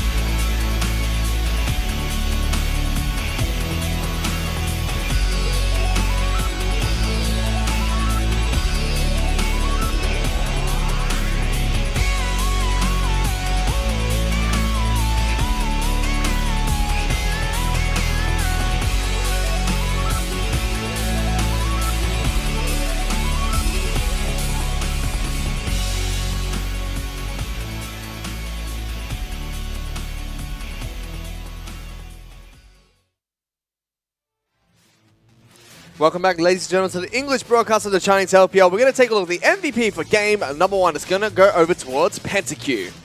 Yeah, PentaQ definitely performed well, something that I'm not used to saying, I will say, from GT. Their mid laner stepped up to the plate earlier in the split and got MVP in most of the games that they won, but as far as this game is concerned, I must give credit where it's due because, yes, Gimgoon played well, yes, Republic also played well, but so did PentaQ. And it showed that when this team is firing in every single position, even without their jungler firing, who's usually the hard carry, they still find the victories. I think another player that stood out to help PentaQ's rise to MVP in game number 1 was Savoki as well. Had a very mean Trundle game, initiated a lot of the fights and caused a lot of chaos during those fights as well. Savoki's always had that added bonus of just being a fantastic player in general. I have to say that WE sculpted a team composition that was really good at forcing fights around neutral objectives, surviving fights around these neutral objectives, and standing their ground and forcing GT to come to them. But the end result of that is that GT did come to them, and they bested them at their own game. Yeah, exactly that. That's why I want to kick things off. This is Team WE's territory, approaching 50 minutes. Everybody has 6 items. That's where Team W is their strongest, and it looked like throughout most of the game, that's exactly where they wanted to fight Game Talents. They let them take them to 50 minutes and fight them then. Yeah, they did that, and that is awkward. It's something you should probably never do against WE. They're the best team fighters in the LPL. We've said this a couple of times now, and that's just because it's been proven true that they are. Yet, GT beat them at a late-game team fight, with WE getting there, at least in a comfortable position. On the flip side, we still saw Game Talents play the game that we know them to play, which is very early aggression, very early pressure coming up from the Game Talents lineup. Just that Team W diffused it quite well. They kept disengaging, they kept running away, but Game Talents still played their style and showed they can play different styles of League of Legends too. Yeah, they showed that they have a different style available to them. I think that WE got a little bit cute in game number 1 as well. A couple of things will change as we move towards this second game, and you can already see that very obviously evidenced. As Jin is going to be the ban coming out from Team WE here, and wow, that's just 3 target bans straight up coming from Team WE here. Well, at least 2. Well, they target ban CA as well if we want to go all in. I think the Azir was fine to be fair, but being on blue side means they might have another priority for that first pick. Twisted Fate being banned from them last time could stand out like a sore thumb. That's real as well. So we're actually going to see the Fizz, Jin, and Azir ban coming out from Team W as Game Talents taking away the Vladimir, Rise, and Kindred. Rek'Sai is left up and available, and it's instantly locked in here for Team WE. Like you mentioned, Karma still left on the table. I think Karma should be picked as a matter of denial from Zero. He's got a good Bard, he's got a good Karma, but this one enables your team. And that's essentially what Zero does, is he plays the Tariff, gives you the stun when you're playing Hecarim, and just lets you do your work. But he sets you up very nicely on that pedestal to do it. Karma just does that more consistently. Bard's more of a playmaker, less reliant in that respect, and you know what? Let's just take everything the WE play. Wow, Ezreal's going to be the lock-in coming in here for Game Talents. They do not want Mystic to be playing this champion. The 2 AD carries have been going off in this game, and I think that sums up the LPL. The AD carries are the hard carries here. So bottom lane instantly locked in for Game Talents. But yeah, again, denial tools. Sure, PentaQ and Savoki can play these champions, but not to the same extent of their counterparts in this game. A lot of options still there for Mystic and Zero because nothing was banned from them, really. They could go Bard, they could still go Braum and deny all that poke as well. Or they could just out-sustain it. They're going to lock in Victor here, one of the champions that hasn't been changed since the mid-season changes. Has been fairly standard in the mid lane. We see him pop out from time to time. Is going to get locked in. Is in fact Sierra's most played champion this split as well, as Nami is the support of choice, who's been rising to popularity since MSI. Yeah, so Nami gets picked up usually into, I'm going to say, very simple support-heavy lanes where you just want to heal people up and sustain. And the gauntlet has been thrown. Hecarim is going to be the lock-in here coming in for Game Talents as well as the Gragas. And judging by Gimgoon's teleport and ignite some of the spells of choice, this should be a top lane Hecarim coming in for GT. Certainly should be. So, again, we have to question, right? We go through game... Stop dropping your pen. We have to go through between game 1 and 2. Condi picks Hecarim. Perhaps it was a denial option from the top laner of GT. Possibly. maybe he doesn't want to play it himself, and whilst it was still good, maybe Kim Goon does it better. Could be the same thing coming from Game Talents this time around, taking away the Ezreal from Mystic. Game Talents still have a chance, WE still have a chance to round out their team composition here after seeing Game Talents throwing this hacker up to the top side of the map. Haven't picked up their top laner just yet.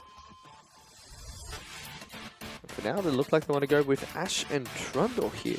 Yeah, Ashe. Mystic definitely a good utility style champion. Ezreal seems to be where he excels.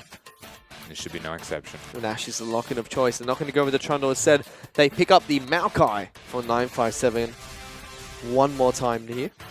Definitely a favorite of his, whether he likes it or not anyway. This is going to be his 9th game on Maokai. Yeah. His next most played champion this split is Lissandra, of all champions, and then Nautilus. Yeah. That's 9 out of 14. And what that says to me, because Nautilus is the 3rd most, is that they just need lockdown through that top laner. They need teleport flanks. They need him to be a team fight factor, and laning doesn't matter. Well, the final pickup coming in for Game Talents here is going to be Kassadin. So, interesting turn of events. Now on the red side, it's Game Talents with the cute and interesting team composition, so to speak. And Kassadin, historically in the LPL, has been picked into Victor. I believe there was a 50% win rate through the 2nd split of last year, which means these champions, having not seen too much of change, should still be relatively even.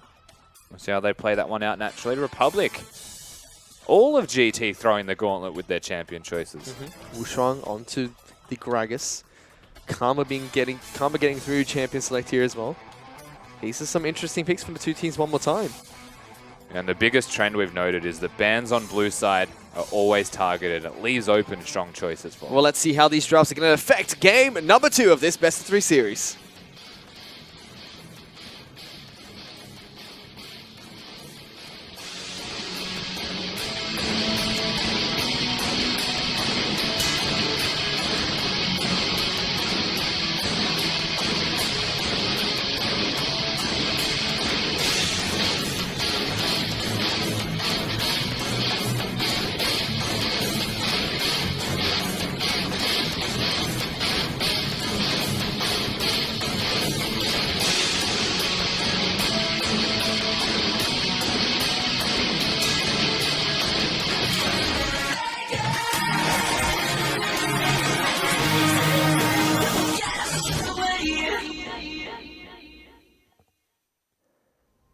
We are to Summoner's Rift here for game number 2 between Game Talents and Team WE. Currently, Game Talents are leading this best of 3 series 1-0 in a very surprising first game against Team WE. It's playing their style of League of Legends, taking them all the way to 50 minutes and beating them at their own game. Yeah. GT, as far as the 1-0 is concerned in this series, have won in the most emphatic fashion that they could have. The statement has been made. The letter is stamped, but now they're yet to actually send that one home. There's only 1-0 up in this best of 3, and up against WE, who look a lot more stock standard this time around. Victor in that middle lane as well for CA. They've got an Ashe Nami bot lane, which is very meta. Condi on the best jungler potentially at the moment besides Kindred. And 957 right at home with that tree. On the flip side, Game Talents just throwing the kitchen sink, it seems, with their champion choices. We get a chance to take a look at the Keystone Master we see very quickly. Pretty standard coming up from both these teams here. A further battle being run on the Hecarim top lane. Lots of kill threat coming in for the Horsey. And not a lot of kill summoners, Keystone Mastery, sorry, on the supports in this bottom lane. Definitely going the sustain route.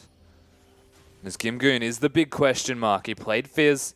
He got onto Mystic time and again. Hecarim entirely capable of doing that also. Because whilst the Ashe Arrow will stun him, it won't stop him from ulting. He'll still cover the distance.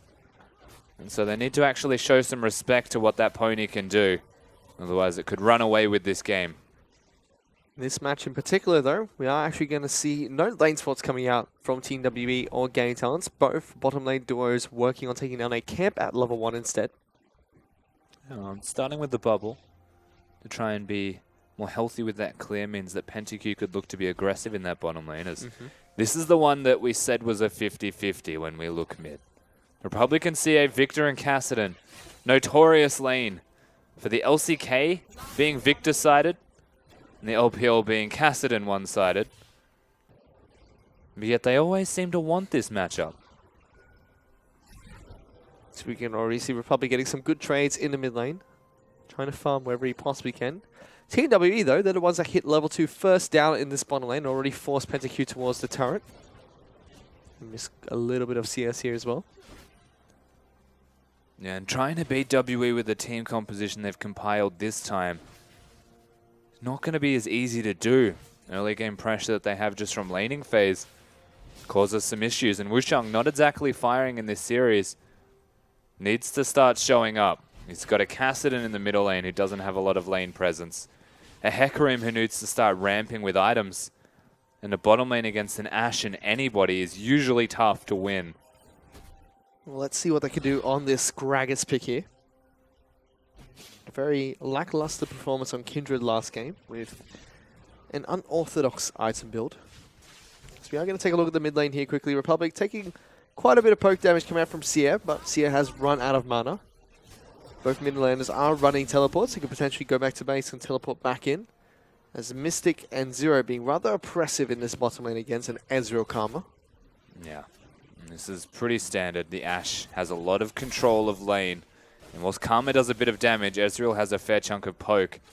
It's just too easy to hit your damage when you're Ashe. Start that W, and it's always guaranteed as Condi's made his first rotation here. He's looking to try and jump on top of Gimgoon here with the help of the Maokai. Gimgoon jumps back on top of Condi and said he's going to get locked down by the Maokai. Gimgoon's got nowhere to run. Team W are going to get first blood here up in the top lane. And Condi picks that one up because Condi does every time.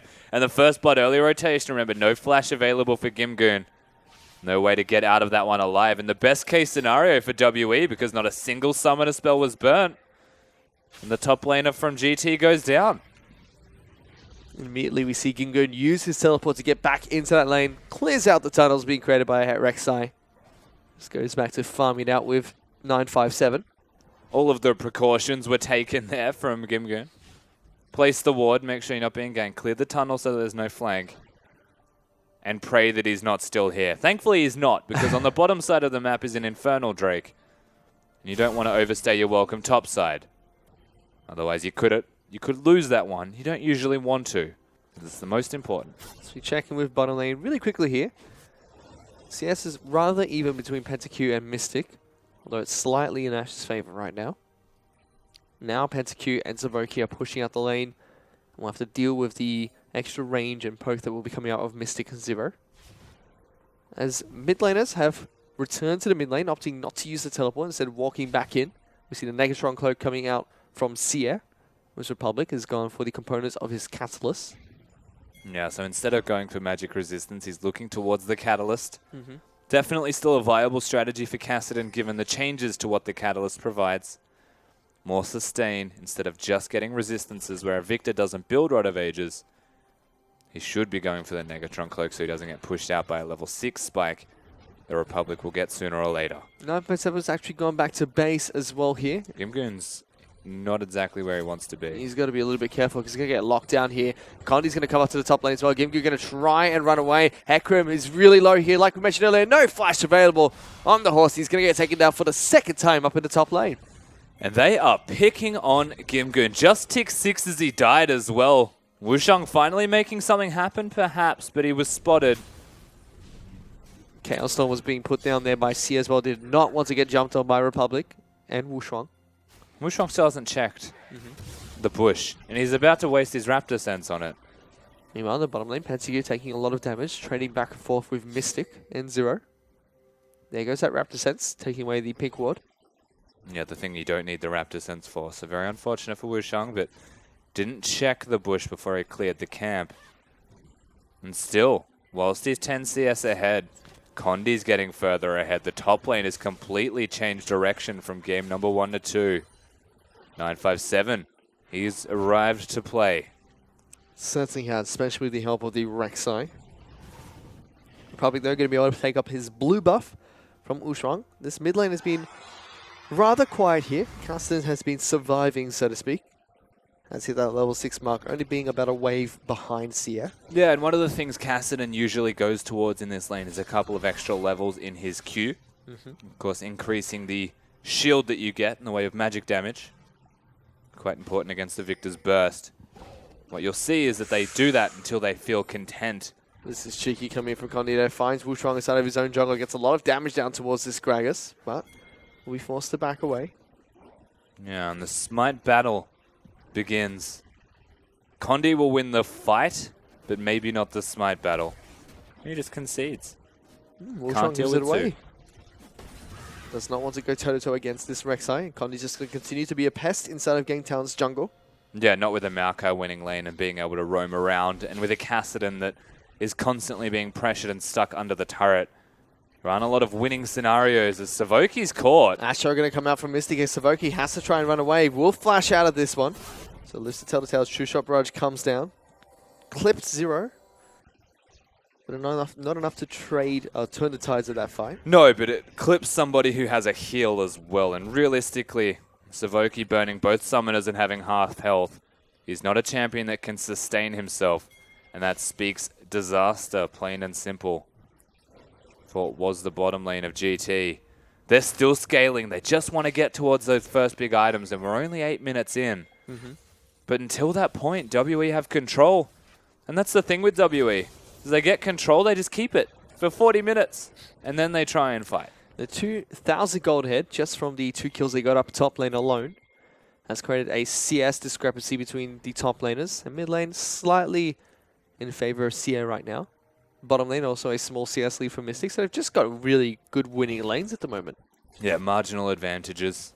They start to eke out more and more from those. I'm waiting for the moment they actually look at the Drake. But until that point, all of the controls actually still there from GT. Teleports are available, so everybody could be there. We have 4 teleports on Summoner's Rift for this match. Both the top laners and mid laners have taken it for game number 2. And so much caution. Like, yes, we're still in early laning phase, and yes, we're still farming. The junglers are spending more time hitting each other than they are looking for gank avenues besides Condi's 2 in the top lane. And Gimgoon is just going to be neutralized. The team fight presence will still be there from him. As Condi goes back up again and seals the deal. Taking away as many camps as possible. Wustrong going to flash it forward on top of Sia. Teleport's already being used towards this mid lane. Sia tries to put that in a gravity field and a good Chaos Storm. The rest of TW is collapsing though. It's a very, very low. Victor has to flash away. Wustrong eventually goes down. Mystic can't find the final ticks of damage. Meanwhile, bottom lane, a double kill going to come out from TWE. They open this game wide up. Yeah, Shia's magic resistance is enough to keep him alive. Republic waste summoner spells. And this trade across the map from WE goes so right. And everything just unfolds horrendously for GT. So talk about a sudden burst to the point of the camera not even being able to follow it all. This is, of course, the fight in the bottom lane. Their attention was elsewhere. Yep. Ezreal trying to hit that ultimate. Savoki just not being able to do anything. Zero hits a very clutch combo there. Really caught out of position coming out from Game Talents. This has put Team WE 4,000 gold in the lead over Game Talents just 15 minutes into this match. Yeah, this game, 4,000 gold, starts to become a wash pretty quickly. They still haven't looked at the Drake, but the control of the area is starting to shift more and more into WE's hands. You would imagine quick recalls, get that advantage that you've just secured from items in the 4,000. As long as it's actually there on the map, then they can look towards the very easy objectives. Stop trying to hit your support. Hit minions. He doesn't actually want to hit minions that have pushed the lane too fast, but... Well, Game Talents they've shown they can fight from behind and play Team WE at their own game, but this is a much larger deficit than what they faced in Game 1. This is way larger. I don't think there was a deficit this great in the game for WE at all in the first one. Snowball's there. The Maokai's a tank champion that's ahead. Jungle is a Rek'Sai that's ahead, and Rek'Sai was banned from them in the first game. I still think the Ezreal and Karma pick were denial picks. And too much emphasis went on actually taking strength away from WE, not putting it into your own hands. This could ultimately be the undoing of GT. Let's keep tabs on that as the game progresses.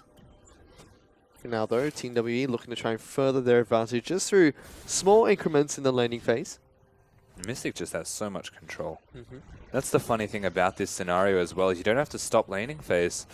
If you're this far ahead, just continue playing it out slow, continue eking out further advantages, and just grow it to an unreasonably large amount. You can see Mystic getting close to 30 CS ahead of Pentacute right now in this bottom lane on Ashe. Game Talents have some really interesting ways to lock down Ashe later on in the match, but they've got to go through a very beefy front line of Team WE. Now finally this Infernal Dragon has been started by Team WE. Connie and Zero are going to be able to take this one down. Man, you got to get to the point to find us later in the match. Right now, WE's win conditions is just rinsing and repeating what they're doing because it got them 4,000 gold ahead. GT need to pull something out, something different to turn this back in their favor. We actually see the next dragon to spawn will be a mountain dragon, so very beneficial dragons spawning in favor of Team WE. Definitely are. As Ushuang going to try and return the favor to Team WE and take away the blue buff from their side of the map. Looks like Cassidy's not going to be getting this one though, and that's the difference.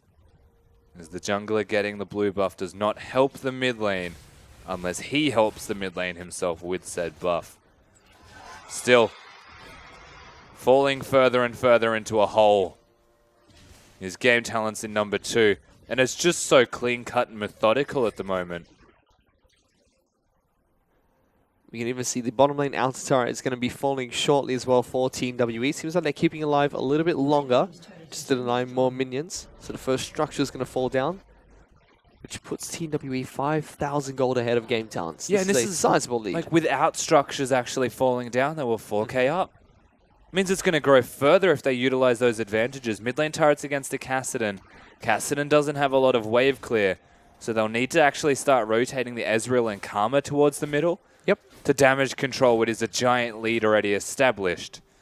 On the top side of the map, they've actually already started these movements. You get a gold lead, you accelerate that gold lead by getting objectives. WE have recognized that it's time to call to action. Well, let's see what they're going to be able to do here, because they have to fight from behind. Very easy task against a team like Team WE, especially when they have champions that can scale quite well into the late game. Game Talents are going to be able to try and respond to the structures being taken down by taking down one of their own in the bottom lane. Pentagoose, Savoki, and Ushuang try to take down the bot lane outer turret.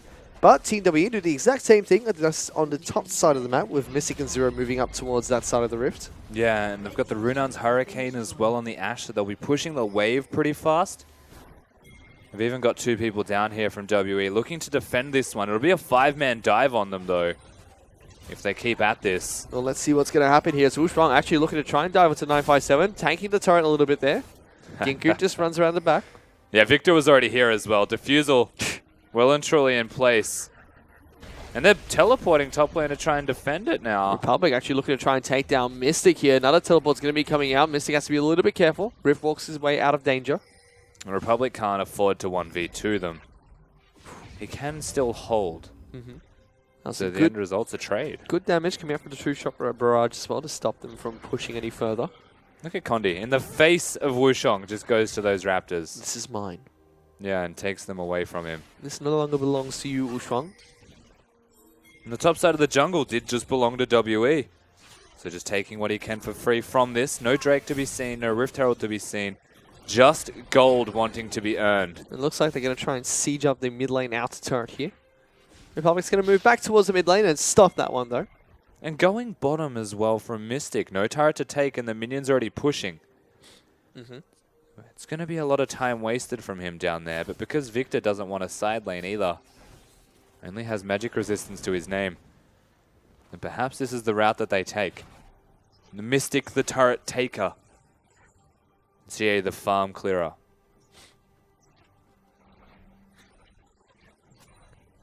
It's been a little bit quiet between these two teams after Team WE found their initial lead, and I think that favors Team WE at the moment. More than happy to just sit back and farm up and wait for more objectives to spawn to fight Game Talents at. You think so? I think so. I think it favors them.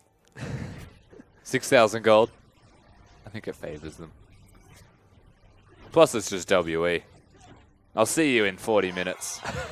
The game will be over then, one way or another. GT they're actually not very good at playing from behind as well. They kind of just sit there and hope you make a mistake. As that was a teleport. Hello. I guess he just wanted to be back mid lane. Well, he got there. That was one way to do it. Yeah, now he has no teleport, so that's a lot of effort for a blue steal.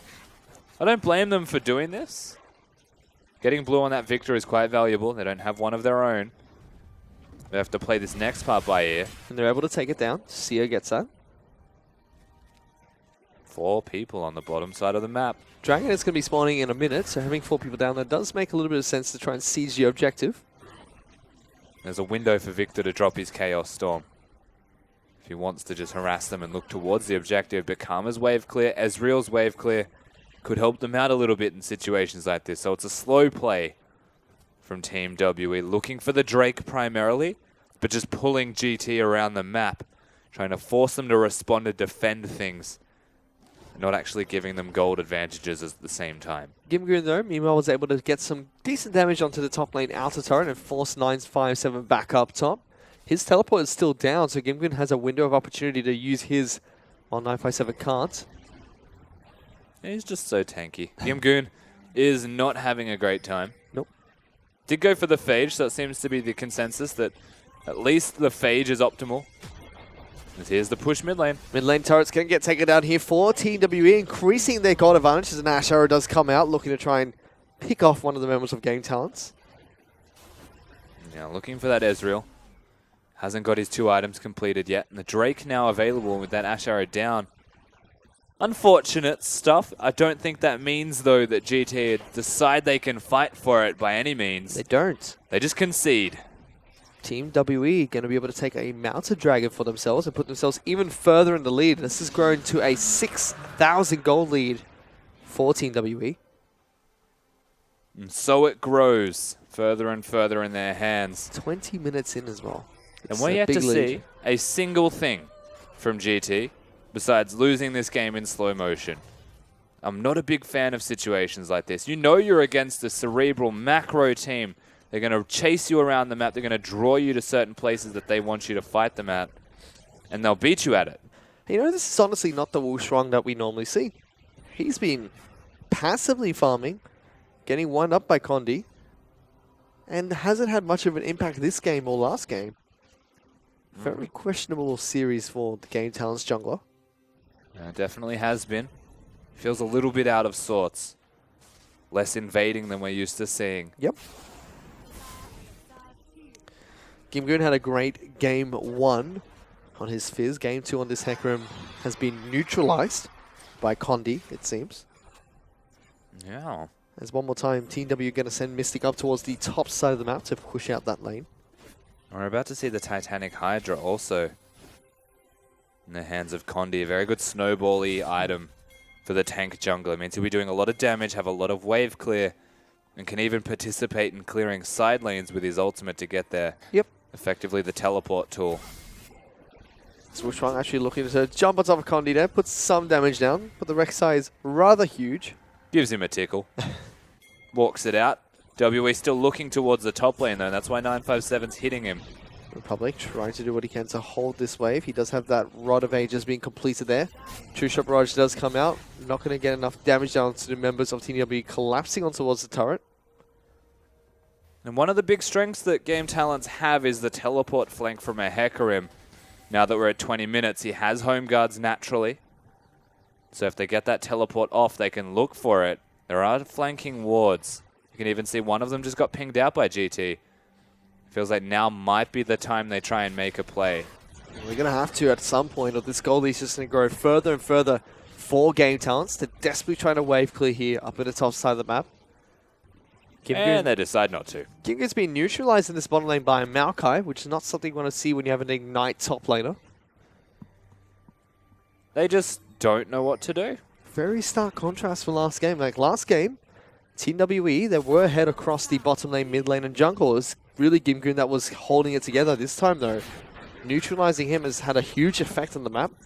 I think their strategy is to bore WE to death, but that's like fighting them in their own domain. As here comes the Ash Arrow, does come out, will lock down Republic. He's going to get chunked out as well. Has to rift walked away. Chaos Storm does get put down, but meanwhile the turret's been taken down, and Wu Shuang is going to get taken down as well. Team WE find the fight they were looking for. They get the jungler, so the smite is not available for a long period of time. They could look towards an objective such as the Baron. It might. And with Rek'Sai just recalling, he'll have his ultimate, so don't fret. They figured it out. Both Scrying Orbs used at the same time here for Game Talent to spot out the Baron buff, which is now going to get started by Team WE. Ushuang, he's still dead, like you mentioned. Can't get the smite off. The rest of the team are looking to try and collapse on top of Team WE at this pit. Republic is now full health and looking to try and find something. They go for it. There's the Rift Walk going in. Gimgood's been locked down though. He can't quite get the ultimate off. He's going to get taken out before he can do anything here. TWE turned quite nicely and turned their attention straight back towards the Baron. Republic goes in one more time. Bubble lands on towards a Cassidy, rooted down by the Maokai, and Mystic finds another kill. And that's why Maokai is invaluable for this team. The bubble follows it up. Well done from Zero. Mystic on that Ashe, and this is why you have facilitating bottom lanes. The gold lead is ridiculous at 23 minutes in this game. Oof. And this is a fast-paced acceleration now from WE off a slow, really slow 10,000 gold lead that is just broken out. And they have Baron buff as well. There's lots of items across the board. Team WE definitely going to start pushing in towards some of these lanes and look for more fights against Game Talents. That was a clinical execution. In fact, this entire game has been rather clinical from Team WE. Yeah, the slow play. Moving GT around the map, forcing them to take fights they don't want, giving them the Ash Arrow. This is about as simple as it gets in rudimentary League of Legends. It's WE's game. And now that they can team fight at 24 minutes instead of 40 minutes, you bet that's what you're going to see. Game Talents have yet to take the fight to Team WE, not even a single attempt. It's just been full retreat for the GT lineup. There's another inner turret's going to fall for Team WE. They've got a large creep wave that's going to be crashing on towards the bottom lane inhibitor turret. They'll slowly work to try and chip this one down. Dragon's going to be up in about a minute here, but I don't think that's the objective Team WE want. They're going to be looking towards the turrets instead to try and close out this game early. Big stack of minions were there as well. They don't choose to push with it. They're just going to play this one out slowly. The gold lead stretches. The arrow's on. It's going to land on the Pentacue. Gets sniped off there. Asia jumps in aggressively. Ushuang going to be the next target that gets locked down. Gimgood finally finds a good ultimate, but he's only on top of Zero, who's able to get away. A double kill going on over towards Sia. They're pushing on towards the base. This could be a very early game for Team WE. And they watched game number one unfold in front of their eyes, and they bite back with a vengeance in this second one. This could well be the game. Well, they're on top of the Nexus turrets. They've already taken down one. Republic gets locked down one more time. Ushuang looking to try and re-engage the Republic. Dashes forward again, looking for more Rift Walks, getting damage down towards a Mystic. Savoki pushes them out of the base. They're only going to get one Nexus turret. And Team W back off and try and play it safe. Yeah, they hold the fort. But that's all they're holding. I'm not even sure they've got their wits about them right now, GT. They just watched the game unfold in front of their eyes as well. And just like that, gold lead too far. 0 kills on the board, 1 turret, no dragons. They are not contesting anything because they can't. They had a window. That window was really early in this game, and now it's gone. Whew. This has just been TWE's game from start to finish, all the way from Condi doing so well up on the top side of the map. This has been a smashing. Now to the smashing that they've been giving to Game Talents.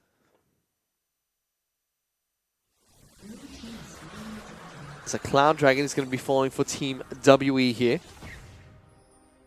Just a little bit of extra objectives, insurance almost as well. For a second there, I thought you forgot how to words. It was just awkward silence. I was like, hello? I was about to play-by-play fish. There's another arrow. Goodbye. Great play-by-play, Rusty. That was not play-by-play. I can analyze that. That was a setup. That was not a play-by-play.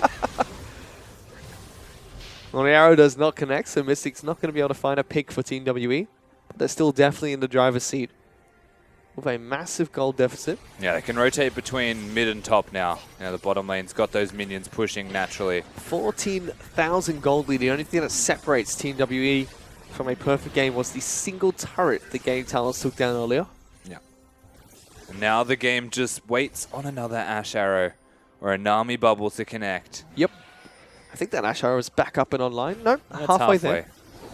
Little while to go, but they can still chip away. 957 just claps and turns on the ultimates. Ushuang tries to dive in here, gets a good ultimate down, but there's no follow-up coming in from Gaming Talents. Ushuang is going to be the first to fall. The turret falls down shortly after. Chaos Storm ticking on top of Savoki and Pentakill. The laser not going to be enough to take them down, but chips them out of the lane. This is going to be another inhibitor taken down by Team WE. Another simple inhib, big stack of minions helping them as well. Their minions were actually just winning the game. Nexus turret's going to get taken down as well. Team WE going to be working on the Nexus, and unless they're able to find a kill here, it's going to be a near-perfect game coming out from TWE, only losing a single turret. Zero does what he can to stay alive and is able to stay alive. Republic tries to find a kill. A 15-0 finish coming in for Team WE. One turret away from a perfect game from Team WE.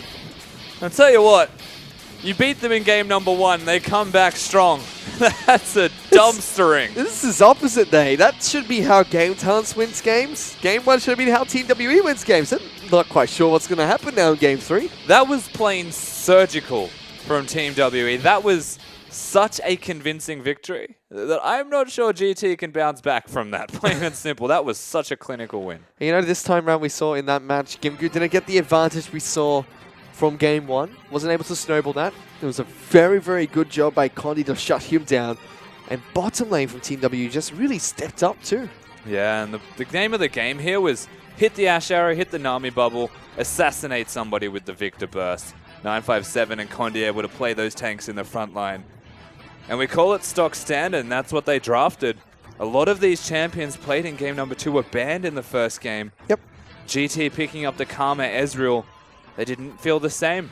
They felt definitely out of sorts, and it's more because they were denying those champion choices from WE, who they have more in the repertoire than just what was denied of them and banned from them, and you can see that here. You know, Condi had a great game for Team WE, but it's been an absolute shocker coming in for Ushuang here. We expected great things from him coming into this matchup. Hasn't been able to perform. Yeah, absolutely. I think there's definitely just been lacking right now from the jungle position. Wushang finally towards the end of the game found an engage, but it was already 12,000 the difference. Well, it's been tied up 1-1 here by Team WE against Game Talents. We're going to go to a very quick break, but we'll be back with game number 3 in just a bit.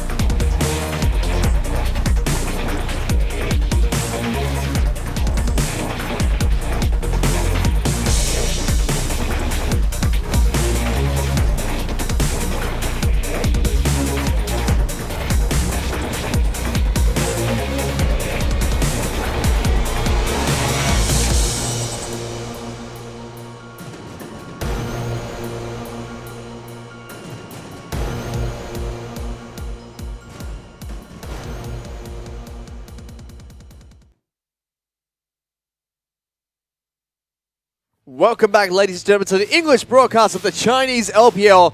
As we take a look at the MVP for game number 2, it's going to go on over towards Mystic on his Ashe. Yeah, Mystic was able to set the team up quite nicely with all of those arrows. The kill contribution didn't really do it justice. Even getting solo kills in their 2v2 lane. You have to give a lot of credit where it's due to WE's bottom lane. No, they just created a pressure point on their own down on that bottom side of the map, able to control PentaQ and Savoki, who had a fantastic game. Number 1, shut them down, allowed Condi to do his work, or to give him up on the top side of the map as well. Yeah, absolutely. I like the Nami and Ashe combo as well. You got the Ashe arrow followed by the Nami tsunami. And then you give him the bubble, and they are locked down for far too long. Even an Ezreal can't get out safely. And CA to follow it up as the game went on also on that Victor. Once again, they just look like a well-rounded team, WE. Stepping up, nobody dying. And you know, it really feels like we've gone into opposite day here, Rusty.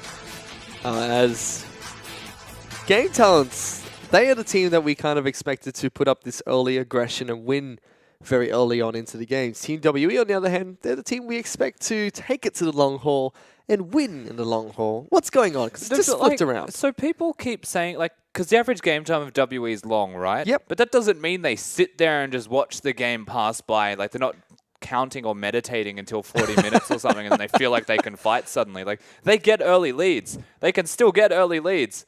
They just usually sit back and, like, counter the aggression. They just hurdle themselves until they can fight and meet their win conditions. But if you're going to sit there as GT, just let them get further ahead, give them free objectives, and just kind of roll over and watch them win the game, then yeah, they can speed the pace of the game up. We've seen Twisted Fate bans from Xie, Vladimir bans from Xie. Like, this guy accelerates the pace of the game every time. Well, let's see if he's able to accelerate the game one more time as we head into Champions Select for the 3rd match between Game Talents and Team WE. Twisted Fate and Karma and Ezreal are doing the bans coming out from Game Talents one more time on the blue side, as Vladimir and Rise, the staple bans from red side, going to get taken away.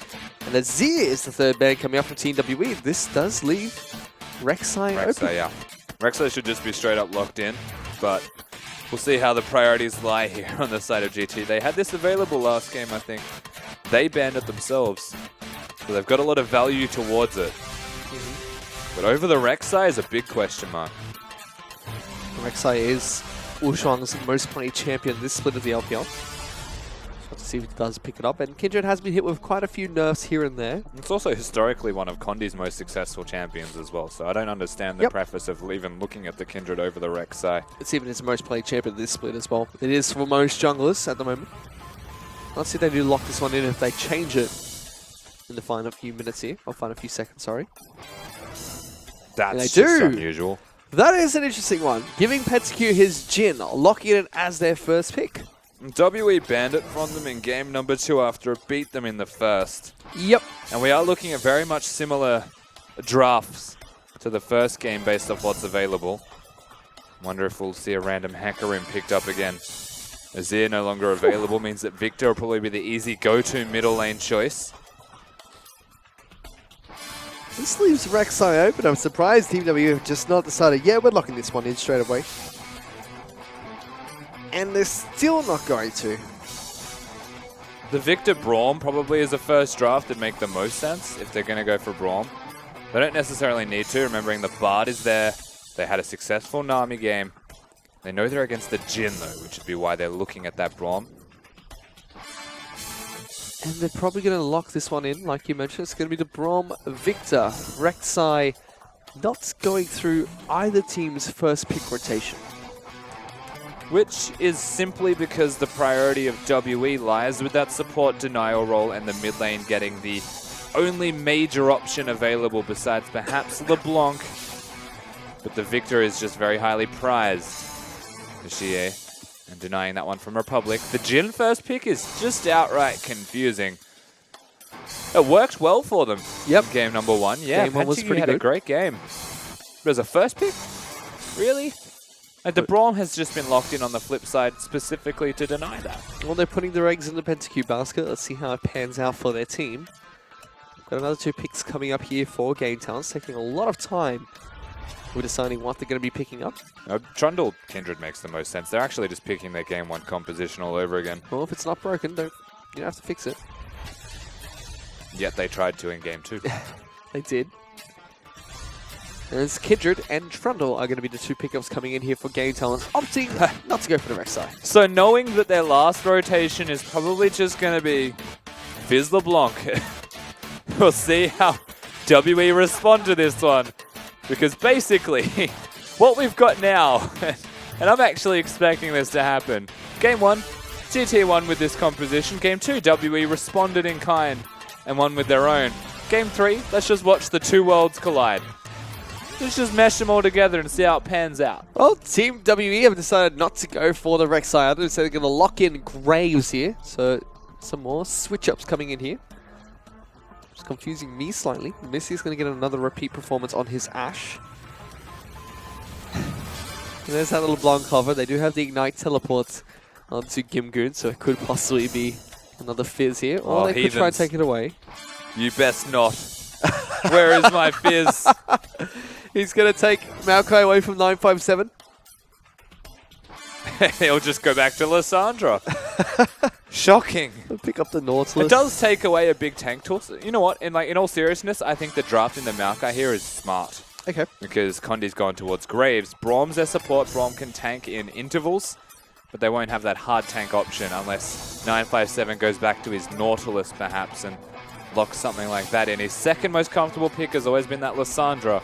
And so if they do that, WE have a very Freljord team, but not ideal. Well, they have locked in that Maokai and the LeBlanc here, so a very similar team composition coming out from Game Talents, just no carry top laner this time. That's what we saw Game 1 thrive on from Game Talents. They really utilized Gimgoon on the Fizz to do well. You have to say the other two carries still did their bit. Gimgoon was just able to get those flanks off and get into the back line. The added bonus of being able to kill them was what the Fizz provided, whereas the Maokai will absorb more damage. This would be interesting. Nautilus, the initial hover, made the most sense to me, just because of 957's previous games, but Maokai, Echo, we know how this matchup goes. 957 will have to put in some work. Interesting going forward, the Echo pickup here. Would have expected the Nautilus or the Sandra much more, but he has played at this split, and he's probably comfortable with the champion as well. Absolutely, it should be. Now we've seen the finished team composition from WE. It does feel very much similar to their second game. The Ashe to engage, the team to follow up. GT on the flip side. Game 1 all over again. So it's the strengths of Game 1 against the strengths of Game 2 here for Game number 3. This will be an interesting battle to see which one is stronger as we head into the final match of this best of 3. And the biggest thing we have to look at is how these junglers perform, because Wusheng had a lackluster Game 1. Condi schooled him in the second as well.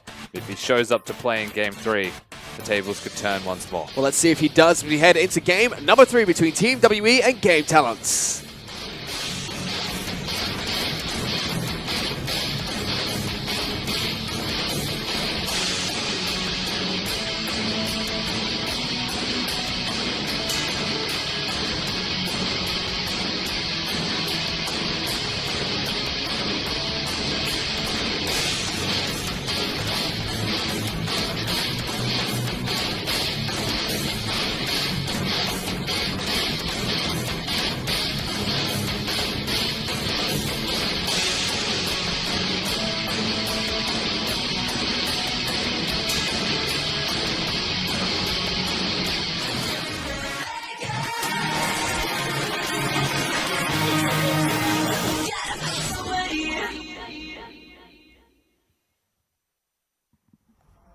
We've loaded on to the Rift here for game number 3 between Game Talents and Team WE. This has been a rather long and interesting series between the two teams. We saw Taric being played in the first game. We saw two Taric Hecarim Hecarim as a combo.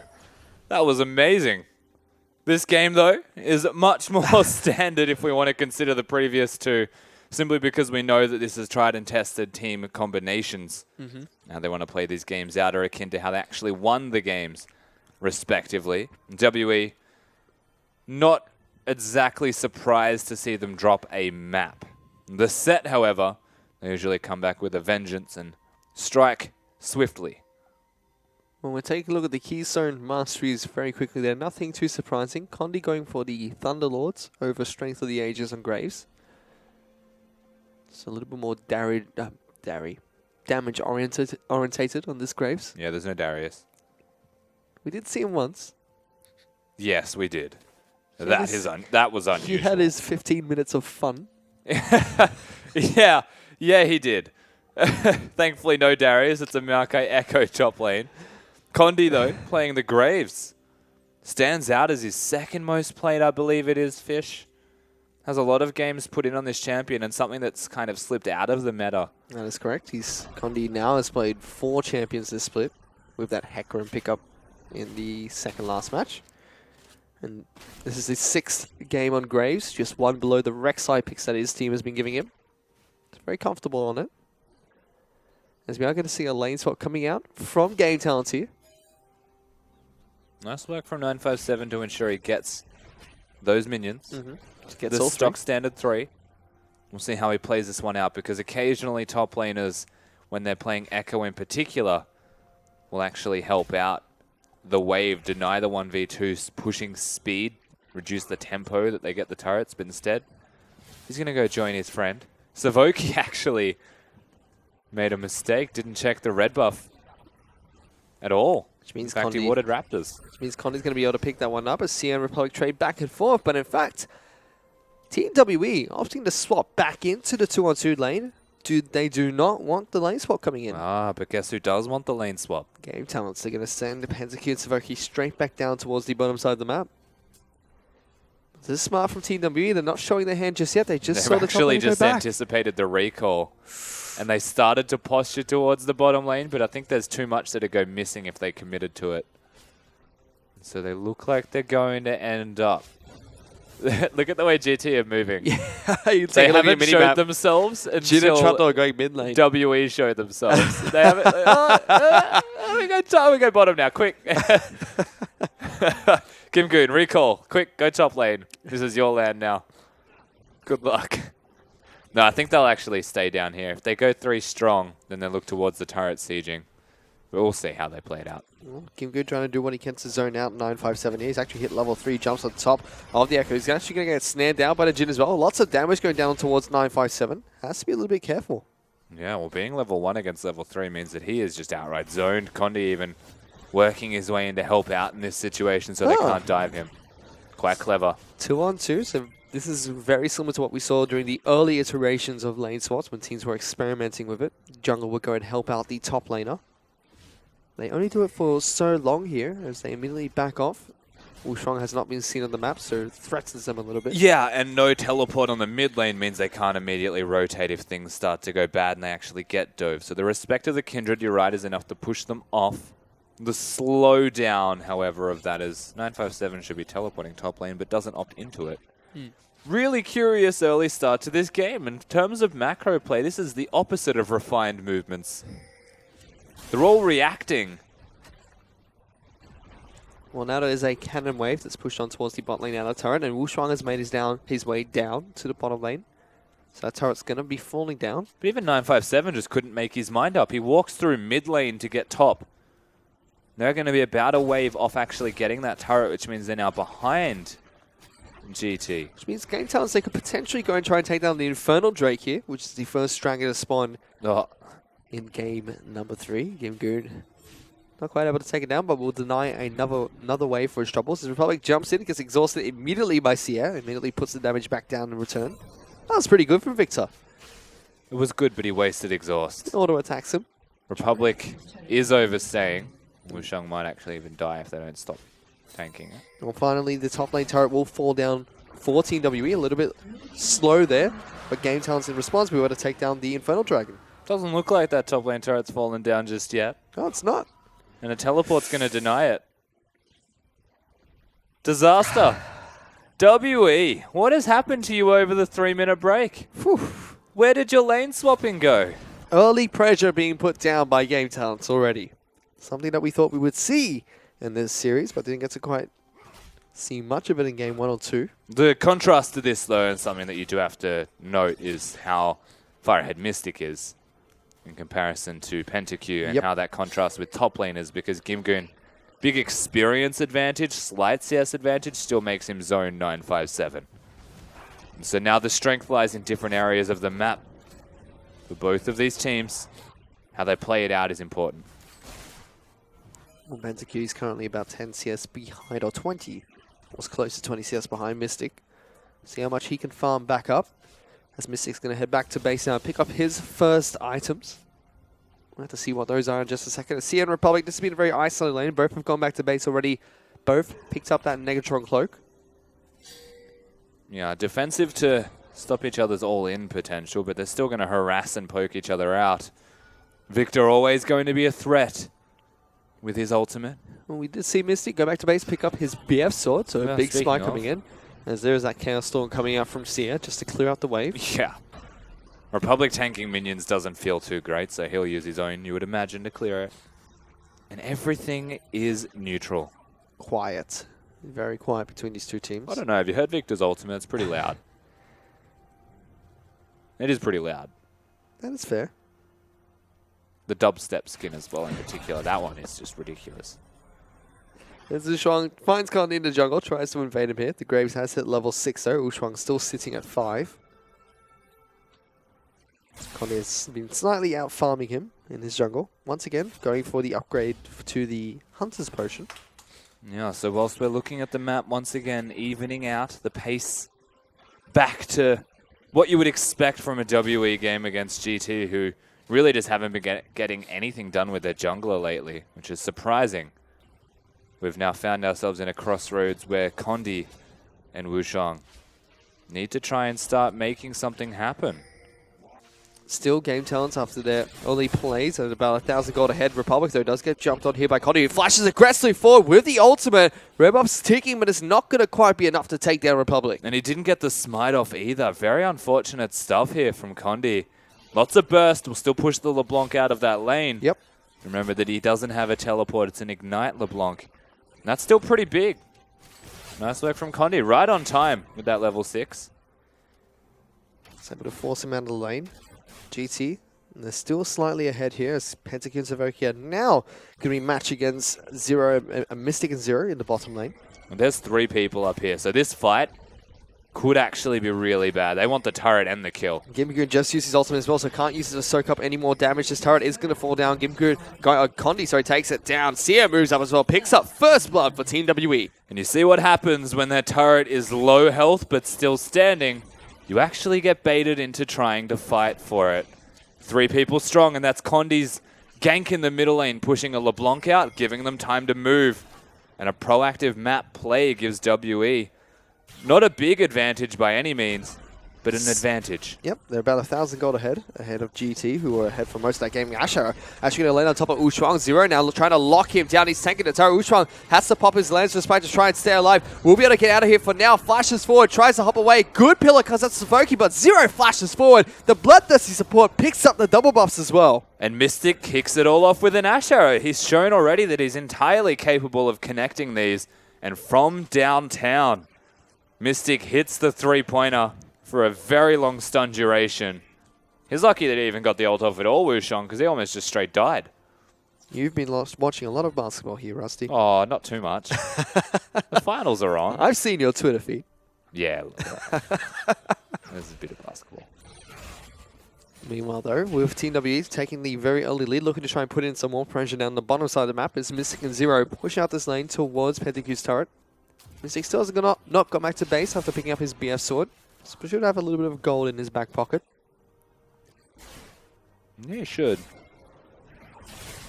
PentaQ not exactly the best at freezing lanes as a Jhin.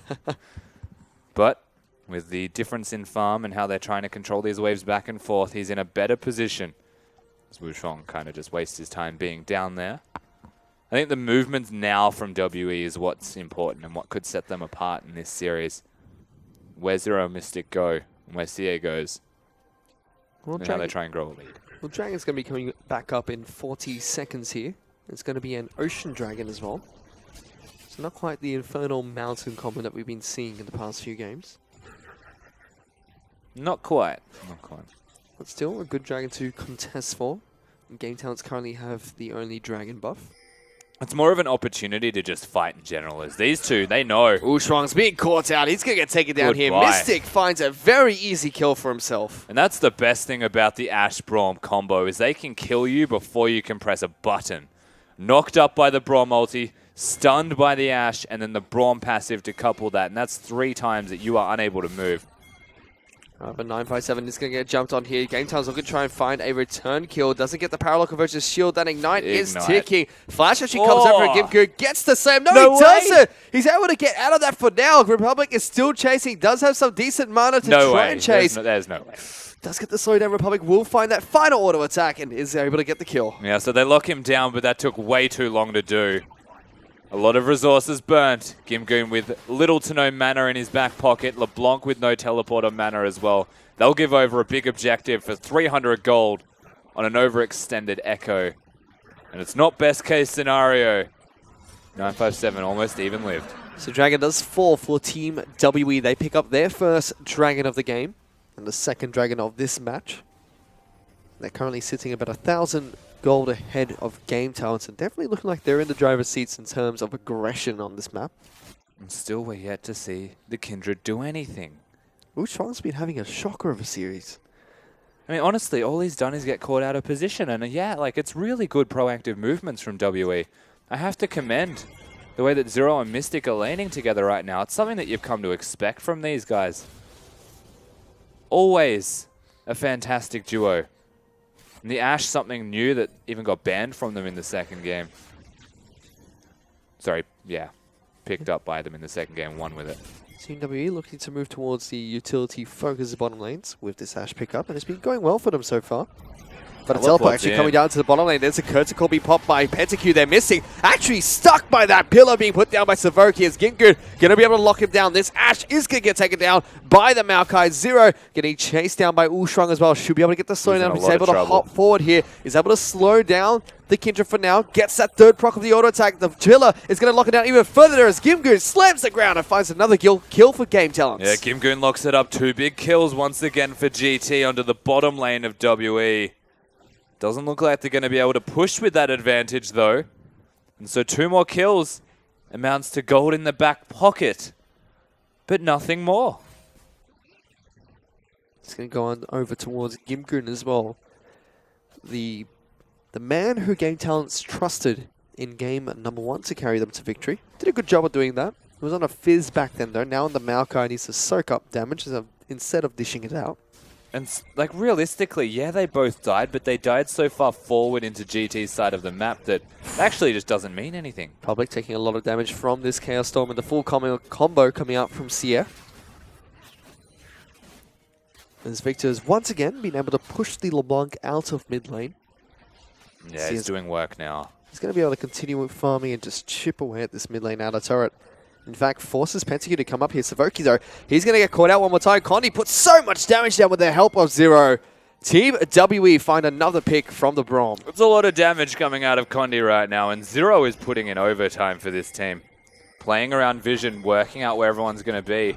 They found Condi, though. Game Talents want to try and fight for this one. Ushuang jumping aggressively forward. Parallel Convergence is actually going to be put down. Suddenly, GT's been jumped on top. Ushuang can't use his ultimate one more time here. Condi is able to take down Gimgoon and pick up the double kill as well. This is not over as 957 wants to jump on top of Pentakill here. Zero is living with a sliver of health, able to get away. I think he flashed the Echo ultimate.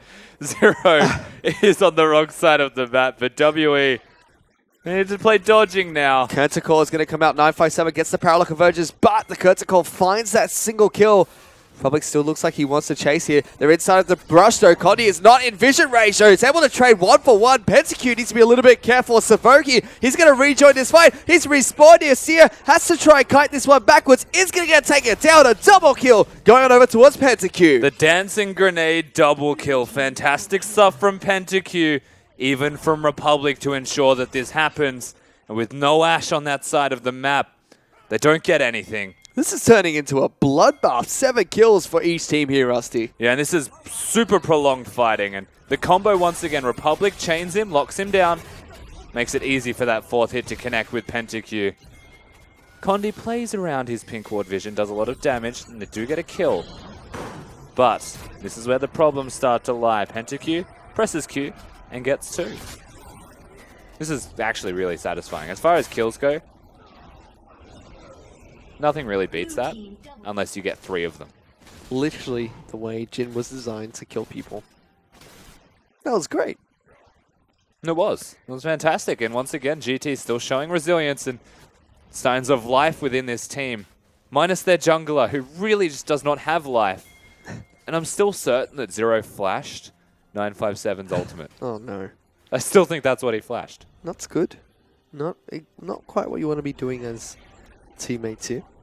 Like, a lot of lights happen, you know, like it scares you, but It does give us some time to take stock of this game. It's almost dead even in terms of gold, kills, and turrets here. Even Dragons, 1 for 1 for both these two teams. Let's take a look at the items that are being picked up.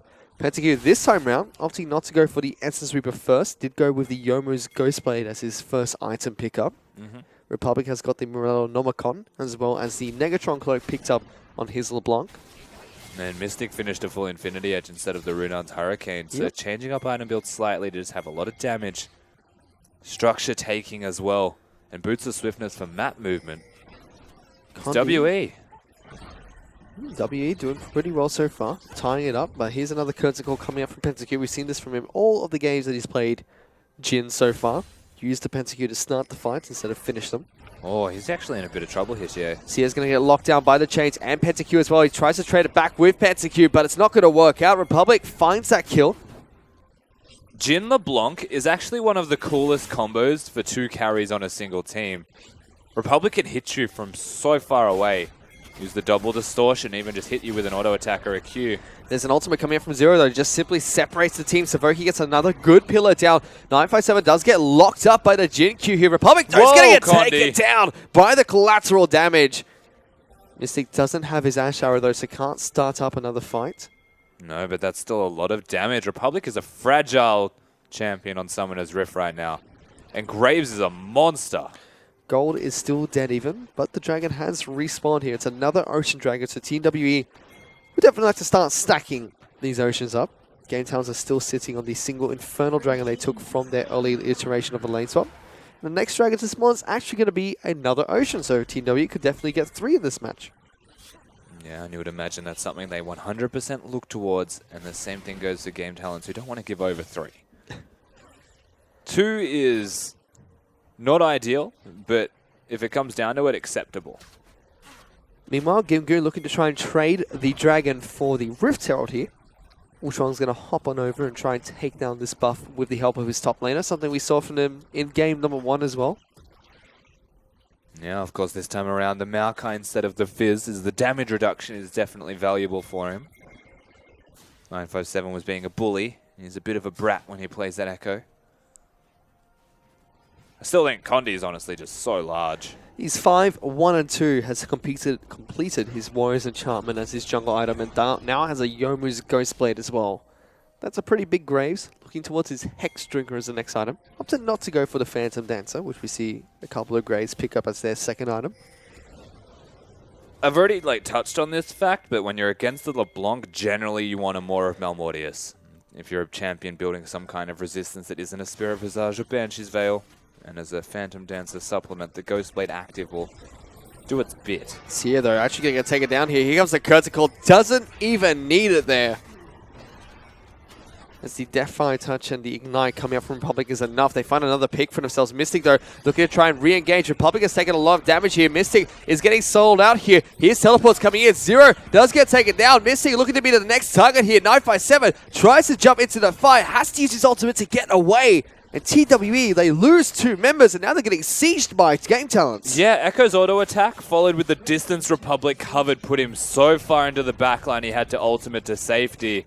And they find yet another pick, this Jin LeBlanc combo, putting in work. They're not stopping, they're pushing forward. They're able to take down the mid lane, outer and inner turret just in 1 push, and off of 2 picks. One more time, it's Sia that gets caught out.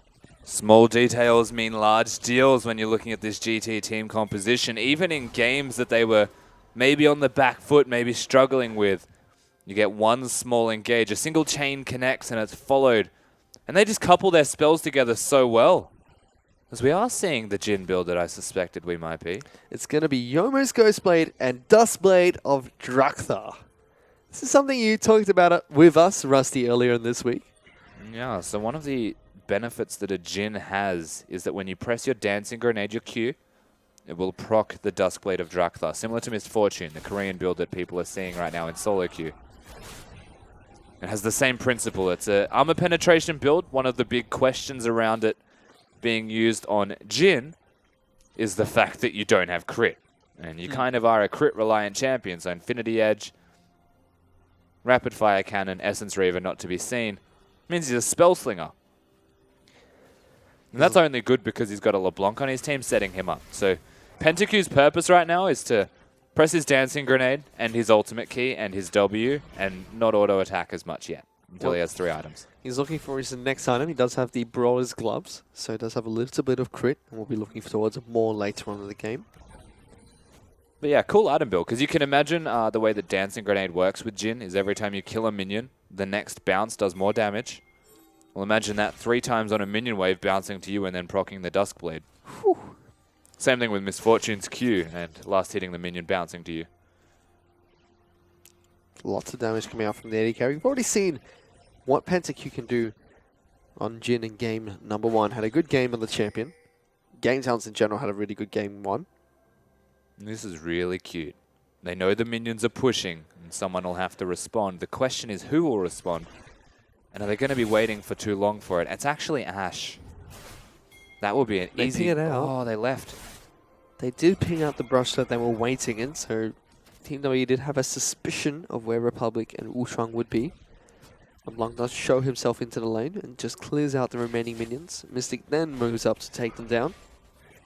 He does have his Runon's Hurricane completed as well as the Infinity Edge, so a decent spike for Mystic right now. We'll definitely be looking for one more item before he's considered strong as an AD carry. Yeah, and 2 big items for Condi with the Hex Drinker means that he won't get bursted out anymore.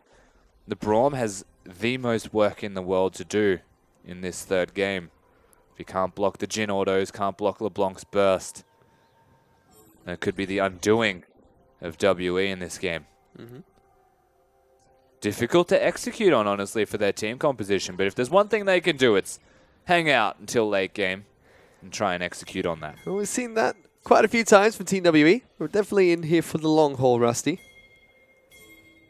Republic not having teleport as well, sitting in these side lanes, can be a cause for concern, especially with the consideration of a 3rd Ocean Drake in 40 seconds as an availability to Team WE. You can already see they're trying to group up as much as possible towards the bottom side of the map to look for that 3rd Ocean Dragon. 957.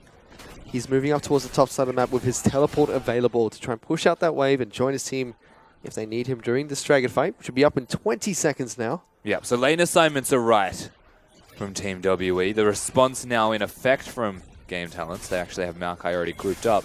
If they can force a fight, maybe bait out the teleport from 957. We'll see how they play this one out. 957 actually going back to base, so we'll have home guards.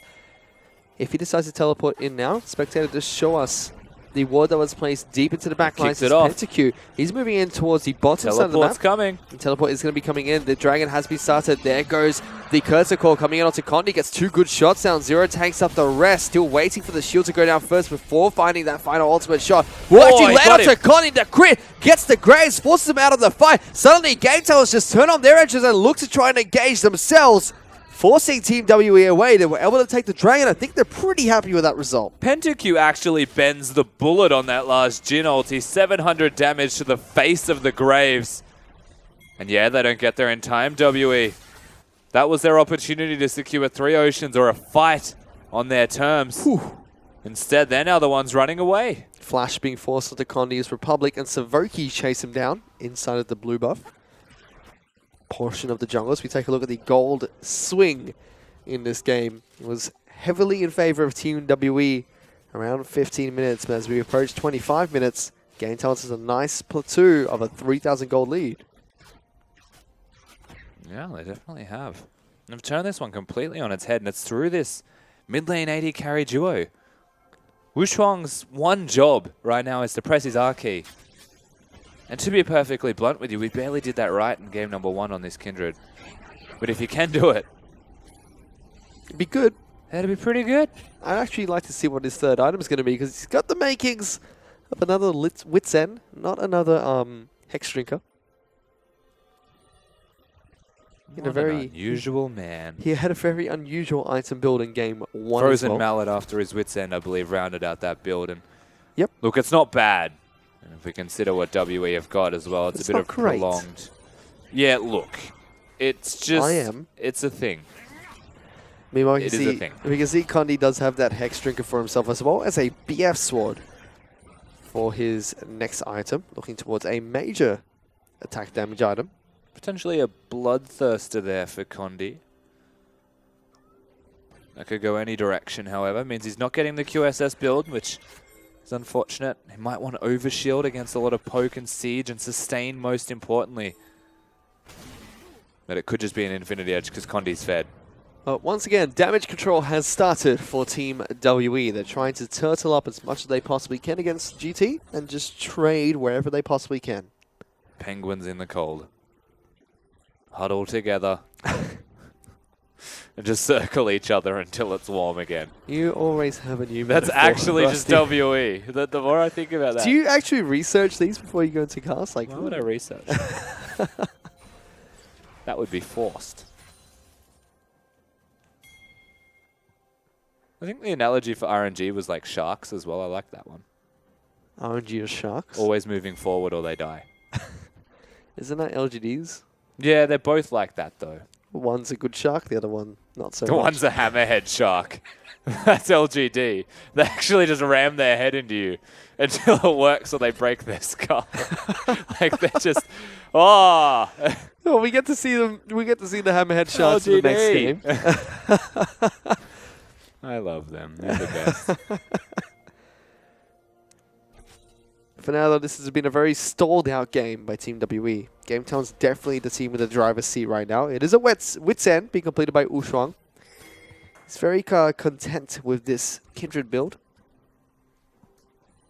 Do you know what pens are used for, Fish? To right. Yeah.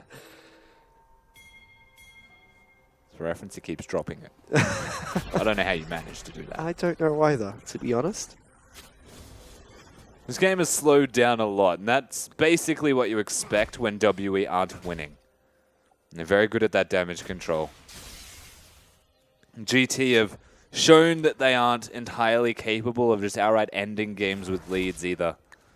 They definitely do struggle to get that big play going. You have to remember they're against a Graves that does a lot of damage and can kite backwards. Yep. A Victor that does the same, and an Ashe that can sit really far back behind the Braum and throw out arrows and disengage with slows.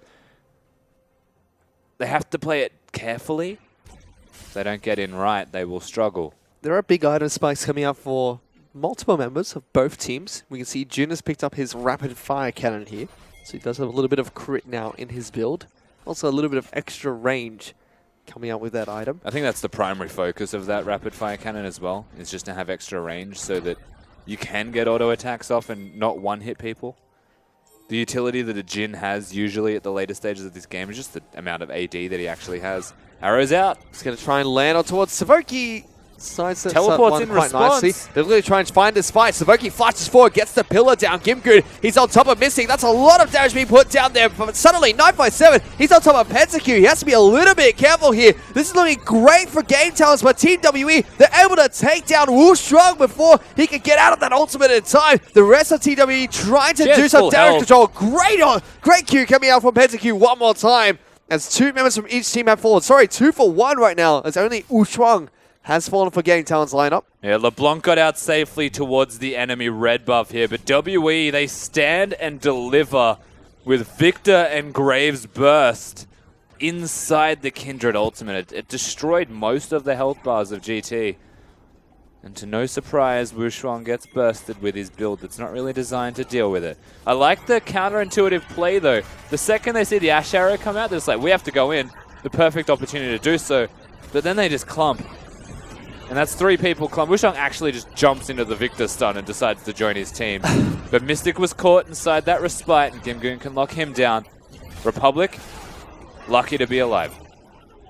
Very lucky. Pensacola was very busy with dealing with 957 throughout most of that fight. Bing! final shot from Pentakill, able to take him down. Yeah, and it doesn't bounce this year because the Unbreakable was up for reference. This does give Game Talent some time to take down the final elemental dragon of the game, which is going to be a mountain dragon to complement their Inferno and Ocean Dragon that's already been picked up. Yeah, and 505 is the end result for Pentakill right now, and he is doing a lot of work on this Jhin. Fantastic play so far from Pentakill. We can see why it was banned in game number 2 by Team W. They don't want to play against this. And Game Talents must have first picked the Jhin for a reason. In the game, is it? Poor Savoki. They could have killed him with an Ash Arrow, but they didn't. Why didn't they do their buttons? You're the analyst, tell me. That's why I'm asking. They're the players, ask them. They wanted to save it. I guess one Trundle is not worth a team fight. Next time in China, I'll ask Mystic Fee. Yeah, why didn't you arrow? Still, Game Talents are 4,000 gold ahead of Team WE as we approach 22 minutes into the match. One more Curtain Call's me popped here as the Unbreakable goes out from 0, trying to soak up as much damage as possible. Stand behind Brob. 957 though, fancies his chances against this Maokai. Gimgoon looking rather annoyed here as he's just dodging back and forth. A good arrow does come down, locks down Strong. Power Lock Conversion doesn't get a stun off towards this Kindred. Dual team fight is broken out here. Savoki, he's in the front lines. Pentakill trying to do what he can to get 957 off of it. Condi gets a good snipe off on towards the Jhin. That's the main damage dealer getting taken down. Strong as well, incredibly low, still somehow able to live here as Mystic. He's been jumped on by Gimgoon and Republic. That's the early carry gone. Condi, he's trying to do what he can. He's trying to chase him down. Sia is going to be the next target for Gimgoon. The Maokai is not giving up. One more sapling is going to be enough to take him down. As there's the twisted advance over the gravity field to take him away. And Condi, he's going to be the last person to be taken down. A shutdown and an ace will come out from Game Talents. A big ace from Game Talents. I don't know if they can look straight towards his Baron. No health bars, but thankfully the Kindred still standing. Didn't get his ult off to keep the Jhin alive, and you will see that one here because he was stun locked for days.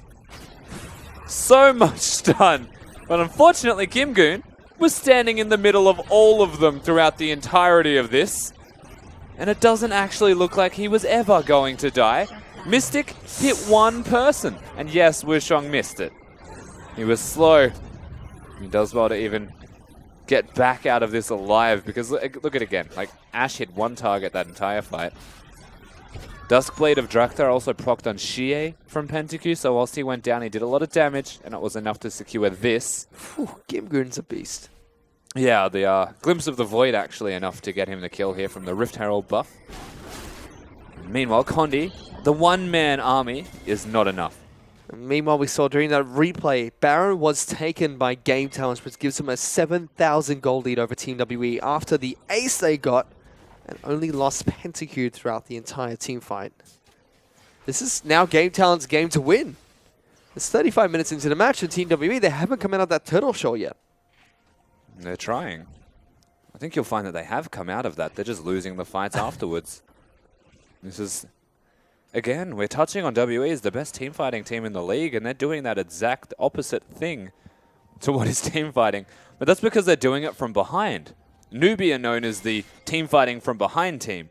They've always been coined as the best team fighting team in the league, but that's because they do it with a deficit. Yep. WE like to have a lead before they slow the pace of the game down and clinically execute. Or at least like to be even. Something we see them do by stalling out these games. As the turret up in the top side of the map, in the turret will fall down. 4 Game Talents. Yeah, and once the Infinity Edge is available for Pentakill, you'd have to say it's the final nail in the coffin. Maokai's already too tanky with a Guardian Angel. Not going to die.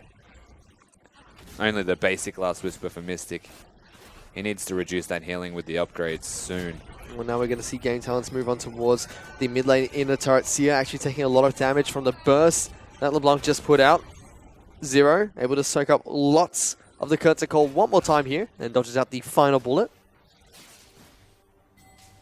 And this is a point of pressure where I don't think WE can actually deal with this at all. This turret just gets taken out so fast there by Savoki. Puts down the pillar as well. Team WE looking to try and engage in this one. The Ash Arrow is not going to connect one more time. This inhibitor going to take a lot of damage. Mystic being locked down by the pillar again as Republic looks to try and jump in. 0 stops it with the Unbreakable. Takes a lot of damage in return. That inhibitor is going to fall down. Gimgoon, meanwhile, as he's pushing down the bottom side of the map, was able to take down the bottom lane into the turret. 957 is going to get locked down by the Maokai. Savoki running havoc into the teamfights. Republic dashes in one more time. 957 gets chunked out. And they're still looking for this bottom lane inhibitor turret. Yeah, GT out for blood right now, and they have Gimgoon to back them. They got a free inhibitor without him there. The range of this poke is starting to get ridiculous, but the health bars finally... Game Talents concede that advantageous position they were in. And they've already grabbed a 9,000 gold lead for themselves ahead of Team WE. This is looking like a disaster for Team WE after they put up such an impressive performance in Game 2. It was one turret off a perfect game. Yeah, they've just gone from a near-perfect game to a slaughterhouse. Does Mystic just hit that ward? I don't know how Mystic hit that ward. Well, he did. I still don't know how he did that. I saw him ping it afterwards. It's like, how did I do that? How did he do that? Another question we'll have to ask Mystic next time I'm in China. I don't get that. Might have just been an auto attack animation. But either way, GT starting up the older Drake. Yep. As spawned here, they do have 3 elemental dragons, so be buffed up quite nicely if they take it down. Asher are actually going to be coming in. It's Lands PentaQ. onto PentaQ. So that's 3 seconds of immobility. It doesn't matter though, as the Elder Dragons has been taken out. Kurtikall's going to be popped as Gimgoon locks them down into this nice choke point. Kurtikall deals so much work on top of Zero. He's going to be the first to fall. Flash forward from Gimgoon on top of Seer. They take him down. 957 trying to run for the hills. Savoki is the one jumping on top of him. That's a bloodthirsty support. PentaQ takes him down, or tries to, as the ultimate's used by 957 to try and stay alive. The rest of the team just collapses towards the Echo. It doesn't matter though, because 3 other members have been taken down. I think we've seen this one before. It's Gimgoon, or sorry, Savoki up against 957. Battering him out. Doesn't matter though. The rest of the team already on top of this Nexus. The Nexus turrets are falling. They're going to be able to take the game and the series. Eventually they'll get it, as we actually watch the support chasing down 957 this entire time. Very well played in the 3rd and final game from Game Talents. And they stamp their foot down on the opposite group and say that 3rd in ours is better than 2nd in yours. Whew. Game Talents. Impressive start to Summer Split. Dropped their games to Invictus Gaming and EDG, and that's when we had questions for the team. Now picking up a win against a team we consider to be top 3 in the LPL right now, denying Team WE the tie up against RNG as well. Yeah, and What a big series. Savoki played fantastically on that Trundle. The AD carry in the bottom lane from Game Talents played fantastically in general. You just have to give them so much credit because they legitimately carried that game. And as such, the series, because game 1 and 3 was won on the back of the carries. And Savoki, he's played Trundle the most out of any champion this split, and it shows why. His pillars were phenomenal. He was a huge asset to why PentaQ was able to do what he did in that game, especially. Game Talents, once again, looking really good. One player that really stood out again in the negative way is Ushuang, though. This is a player that normally Game Talents have been using time and time again to get ahead. This time is the team putting Ushuang on his back and, you know, enabling the rest of the team to carry instead. Wushong just did not have a good series. He honestly struggled from start to finish. Condi outclassed him in that jungle role, and it didn't even feel like it came down to an outclassing. That's the scary thing. He just did not do anything or get anything done. Zero was able to find him out of position a lot, and yes, WE's vision was great as a denial tool from the jungler of GT. Yep. But even in team fights, just pressing the ultimate to keep your AD carry alive, he didn't do. He was too selfish in his focus. We saw also Gimgoon take away the Maokai in game number 3. They did not want 957 to have a repeat performance on the champion who he played 2 times in that best of 3 series. Gimgoon had a great game on the champion. Game 1 on Fizz, played really well. Game 2, that was a whitewash for Team WE. Game 3 on the Maokai, he looked like a tank and a carry at the same time. I think as far as I'm concerned for GT, we erase game 2 from our memories because it was a wash. It was something that is just going to tarnish the record of this series, essentially. Yep. Game 1 and 3 was more like them. And the funny thing is, the second game, it was banned away from them. They came into the third, and Red side, this is going to be a consistent factor that we're always going to see now, is when you're on Red, you have to ban strong champions. Vladimir Rise always have to get taken off the board. Rek'Sai always needs to be considered. Swain's always an option. Whereas on the blue side of the map, you honestly just target ban whatever you want. Take away what's strong from the opposition team and question if they're adaptable at all when it comes to the drafting phase. And from this, genuinely from GT being on the blue side, 2 out of these 3 games, they won a series. So what are we going to see moving forward for these two teams? Because Team WE, this is a game we looked at them and said, this is your chance to tie it up with RNG to be top of the table and contest for that top 3 spot. We had a lot of questions for Game Talents coming to Cross Conference because of the context of the victories they had. Is it now Game Talents' time to rise? And is this starting to be the downfall of Team WE? What does this mean for these two teams now? Honestly, I just think it's going to be a blemish on the record of WE, but Game Talents have shown that once again, they've got a really high ceiling. Okay. But to get to that ceiling is difficult. They've got Gimgoon, a star top laner who can definitely put in work. He's known to just take names from the best top laners. The jungler didn't even show up and they still won a game against what is the second best team in the opposite group. So yes, they've got a high ceiling. They've got a lot of room for improvement. You just need to look at them and say, find consistency. I think we look at Team WE, and consistency is more important for them because Game 2, they just destroyed them. We've seen them win in 50 minutes. We've seen them win in 26 minutes. They just slowly lost these games as well. You know, we talked about at the very start of the game how there was some conflict in playstyles from these two teams. Game Talents like to pressure early. Team WE like to do late game team fights, like to get ahead early for those late game team fights. They kind of stuck to that, and that's how they play the games. But first, let's take a look at the MVP for the game. It's going to go over towards Gimgoon on his Maokai up in the top lane. I think honestly deserves, especially with 20% of his team's damage share on a tank. Yeah, 20% as a tank is pretty important, and Gimgoon, we spoke to him already. He did have a standout Game 3 performance on that Maokai, somehow with a carry and a tank all in one. So yeah, credit where it's due. Gimgoon definitely stamping his foot down in this top lane role and saying that 6.11, that's what you're meant to be. And he is a carry. And this is something we wanted to talk about earlier too. 957 up against Gimgoon. Both phenomenal top laners. Gimgoon stands out as that carry-oriented champion. We saw him do it in Game 1 and 3. And it was really Condi who shut him down in Game 2, which started everything off for the game. Well, Team WE's win and Twisted whitewash. Advance has just got too low a cooldown. Like, what is this? It's Twisted Advance. Every single time. Like, he just has it available within 5 seconds. I mean, best thing about Maokai. look. I think I was looking. I He think was it was just a twisting, fantastic advancing on people. performance from Gimgoon. I do think he found a nice balance between I'm a tank and I'm a carry, but it's mostly on the back of his team. So yes, whilst Gimgoon gets a deserving MVP, we have to look at the mid lane, say that Republic in Games 1 and 3 stepped up massive on that LeBlanc, and that the combo of LeBlanc and Jhin is actually quite vital to GT right now. They've shown they have a new strategy on patch 6.11. Maybe it's their only strategy, and WE just didn't get rid of it. And they forced a Jhin ban in game number 2 while they were on red side.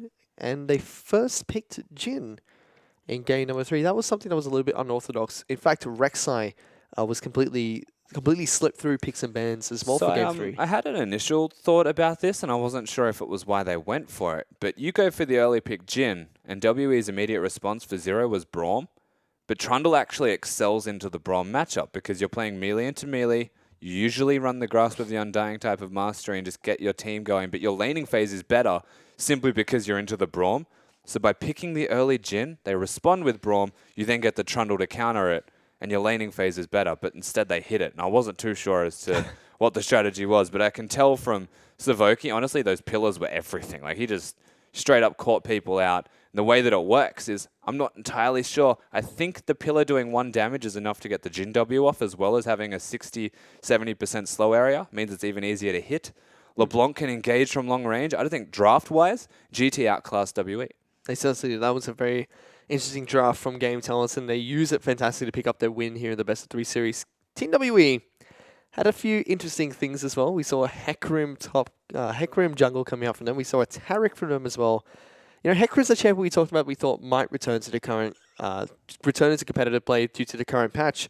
Taric's someone we haven't really seen. He's been popping up here and there. What do you think of his first appearance here in the LPL? Yeah, Taric's a big anomaly, is he not? He's such an unusual champion, and I've called him like a Bard Janna hybrid. Yep. He's good at diving, he's good at anti-dive as well, which is why I call him that. He's also a tank, and that's something that he adds that the other two do not. And the way that Zero played this, to me, felt like it was only picked because they went for Hecarim. It was a cute little strategy that didn't work out too well for them. And ultimately, I think that, you know what? there's not going to be too much of a place for Tarek anytime soon until people actually perfect him. Another couple of things that we're starting to see during Champions League is Caitlyn is not being picked up as often as we thought she would. We're also seeing, Caitlyn's the main one that really stands out. Not being picked up as much as we thought we would. Lucian naturally not being picked up. A little bit more focused towards the utility AD carries. Vladimir's always banned on blue side now. And Swain also going through picks and bans not taken in the past few days. So things have been changing since that 6-11 change. Are we going to see more? Are we going to see the Aurelia top lane come back? Are we going to see Jax come back as well? Look, I don't think we can say it's patch 6.11 and we haven't seen Caitlyn and actually have a correlation between that. I think we're looking at WE and GT and saying that neither of them want to play Caitlyn. The Ashe is definitely still adaptation to the new patch, so I will say that WE are on board with it. Jhin is the GT take on the new patch. I think they have adapted quite well. Caitlyn is outrageous. Like, Caitlyn is very strong and should be seen more. But the LPL is quite unique. And I think Game Talents have found a flavor that suits them. And that flavor is the Jhin. If that was taken off the board, I would hope they learn how to work with the Caitlyn. Whereas on the flip side, WE showing that Ashe Ezreal preference, it's just the identity of these teams. Deft, he's a Caitlyn player. Uzi's a Caitlyn player. And that's the identity that they have within those teams. So we didn't see any Caitlyn play there. We saw very interesting team comps coming up from these two teams. One thing I want to touch on before we head into the break as well is we saw the Baron steals come out. Son of Baron from Condi is still there. But it seems like the son of Baron is the real victor here, Ushuang, who is having a devastating performance. Very stark contrast, but something Team WE couldn't capitalize to win their games here today. I don't know if we can even define Ushuang as the victor of this series at all. He did nothing but cause trouble for his team. Even the Lamb's respites weren't dropped in time to keep people alive. And really, the victor is PentaQ and Republic. Even Savoki. Gimgoon had a fantastic game 1 and 3 as well. All 4 people on that team were firing, and individually strong players is the name of the game for these guys, and that's exactly what we saw there. And there's another point where Ushuang not able to get his ultimate down in time. You'll actually see it's PentaQ that gets picked off here before the ultimate comes down. Yeah. And that was very delayed in general. He was keeping himself alive, and even barely, because I think he was getting greedy to look for a kill opposed to saving his team. So priority's not all there from Wushang, and you can tell that's still what his identity is as a jungler, is the aggressor, not the defensive guy. It's just that his aggression was constantly thwarted, and every single time a team fight came around, he forgot his identity and his team's win conditions, which were mid and AD. And he played Kindred for a couple of games here in that series. Are we still going to see Kindred play here? Because yesterday it was dropped, I think, except for one game. Now being a little bit more preferential in Team WE and Game Talents. Was hit by the nerf bat a couple of times previously, and now 6-11, there were a couple more nerfs. Have they really affected Kindred in the jungle? I just think it puts Rek'Sai at number 1. Okay. That's the only thing that really changes. Like, Nidalee got hit. Nidalee's still being seen. Kindred got hit. Not as hard as Nidalee, in my opinion, but still will be seen everywhere because they can still jungle. The only thing that might happen is that Rek'Sai's number 1 and Graves might creep up. Well, we just saw Game Talents take down Team WE in a very prolonged best-of-3 series. We're going to go into a very short break, and we'll be back with the second game of tonight, which will be Snake taking on LGD. Don't go anywhere.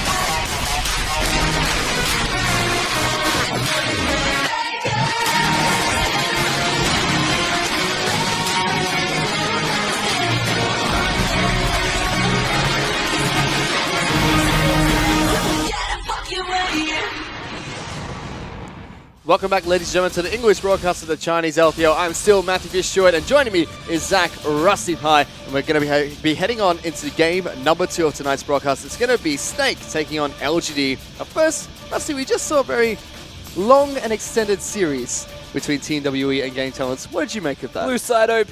Blue side OP? That's what I got from it. 3 games, 3 blue side victories. I think a lot of the reasons that all of these teams won in those respective teams and sides is simply because of the ban differences. So that's the biggest thing I took away from this. Red side, forced bans, blue side, target bans. Well, now we're going to be heading into the next matchup that we have tonight, which is going to be Snake Esports taking on LGD Gaming. This is going to be a very interesting matchup. A lot of the strengths and weaknesses conflict here between the two teams. And we want to kick this off with SOFM now joining the Snake lineup. Has made Snake look a lot better. They had a very troublesome start to the summer split of the LPL. Yeah, they had a very rough start to the LPL Snake, but once they grabbed SOFM, I'm not sure if it was just a switch that flicked or if SOFM really is that good, but at the moment he's living up to the hype and absolutely has managed to put this team on his back and just get them going towards these victories. He is the strength point of Snake right now, and so until further notice, we look at him, but Amy is absolutely the weakness that is not getting anything done, and LGD's lack of success is generally always on the back of their jungler not being proactive. And you know, that's something that a lot of teams talk about in comparison to Snake. They say SOFM, very aggressive jungler. They like to see what's going to happen when he goes up against the likes of Clearlove or Dandy and see what happens to him then. But this is something that other people talk about as well. Clearlove, sorry, not Clearlove. SOFM going up against Amy. It's a huge mismatch between these two teams. It's definitely going to be a huge pressure point created against LGD if Amy can't step up to SOFM and stop him from doing his aggressive playstyle. It's a mismatch with style to kick things off in the first place, and then Amy just wants to farm, wants to get things going. But I always say this, and it's partly in jest, that Taobao, or Xuan, sorry, TBQ, when he was on LGD, was the best jungler they ever had. Simply because he would either feed or he would carry, but he would still do something. And that was important because their top laner would be able to 1v1, their mid laner would be able to do whatever he wanted because their jungler was off on a mission by himself, essentially doing something. Amy does the opposite of that, and that's why their lanes are now getting camped. They're all showing signs of struggle, and it just does not feel like the same LGD. Well, we can take a look at the other players on the LG roster. You mentioned lanes getting camped. One person that has had a good experience with that so far in the LPL is going to be Marin up in the top lane.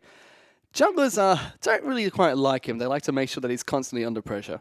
Good experience? Or he's endured, I guess, what he's done in the top lane. Marin has set up a tent site and is needing to start paying rent soon, I think, the way that this is going. Honestly, everyone's always there. They are just constantly ganking Marin. Punish has been struggling a little bit on the flip side, and the bottom lane just continues to overextend, and they want the 2v2. So exploit Marin, get the top laner fed, utilize that on the rest of the map with the teleports, and get Imp behind then. That is basically the name of the game on the ABCs of beating LGD. Well, let's take a look at their team profiles very quickly as Marin will be in the top lane. Amy will be in the jungle. Punish takes to the mid lane as Imp, and PYL will be heading down to the bottom lane for LGD as Jinu and YIW will be their substitutes. I always hate naming this team because on paper they are still fantastic. They're an experienced roster. They've got PYL as the shot caller, Marin at MVP, world's top laner, and a lot of potential rounding out the rest of them. Yet somehow they never get across that line, never find these victories. And they've got all of the pieces of the puzzle, just not the glue. If you've been an LGD fan, it's been an absolute roller coaster of an experience for the past year and a half. It's past that point. You're almost at just like Stockholm Syndrome, where you just really appreciate them for what they are now. Like, no expectations, no disappointments. That's an LGD fan at the moment. I never thought I would hear Stockholm Syndrome be used as a reference towards a League of Legends team, but there we go, LGD. They've been holding us emotionally and hostage for such a long time that Stockholm Syndrome is the best way to describe them. Well, let's see if they're able to take one down here tonight against Snake and give one back to their fans. But we're going to take a look at their roster very quickly. It's going to be Flandre sitting up on the top side of the map. SOFM will be heading into the jungle, as Tank takes to the mid lane. Martin and Jay-Z will be the AD carry and support as Crystal is their substitute. For those who don't understand, Jetso is a little bit complicated to say, and Jay-Z is just far more... You mean Jetso? So much easier, yeah, exactly. That one? Yeah, that guy. Support, Jay-Z. strong team on paper. They've definitely showed up in the most recent split of the LPL after a shaky first week. Snake have always teetered around the 4th to 5th best team in the LPL. But this iteration of them is actually stamping the foot down and saying that they might be able to take it to the best. They had a very shaky start to the split. And then they were able to take their games, take games off Newbie, they took games off Save, which people expected to happen. And then they played against IG. And they were very, very quick games against the Invictus Gaming roster. And that's where we thought that, Snake's starting to look a lot better. And this cross-conference is really going to be a huge test for the Snake lineup. I think the biggest thing looking at Snake in terms of their challenges, and yes, cross-conference is always going to be a challenge, is how they play when they're behind. Because they are very much a fast tempo, continue the lead team, take one small advantage and run away with the game with that by incremental advantages gained from that point. But really, if they fall behind, and LGD are still strong laners, if Amy shows up, can they maintain that composure? Can they get themselves back to a winning position from a deficit? We're yet to see. I think one point that we have to look at for LGD coming into every single game is still Imp and PYL down at the bottom lane. Yes, there have been a couple of times where teams focus on them and tunnel them out to make sure they get shut down, but also there are just certain games where Imp goes off and just goes on an absolute rampage. I think Martin's 63 KDA at the moment is at stake coming into game number 1. Yes, that's the first thing is, can Imp ruin Martin's KDA?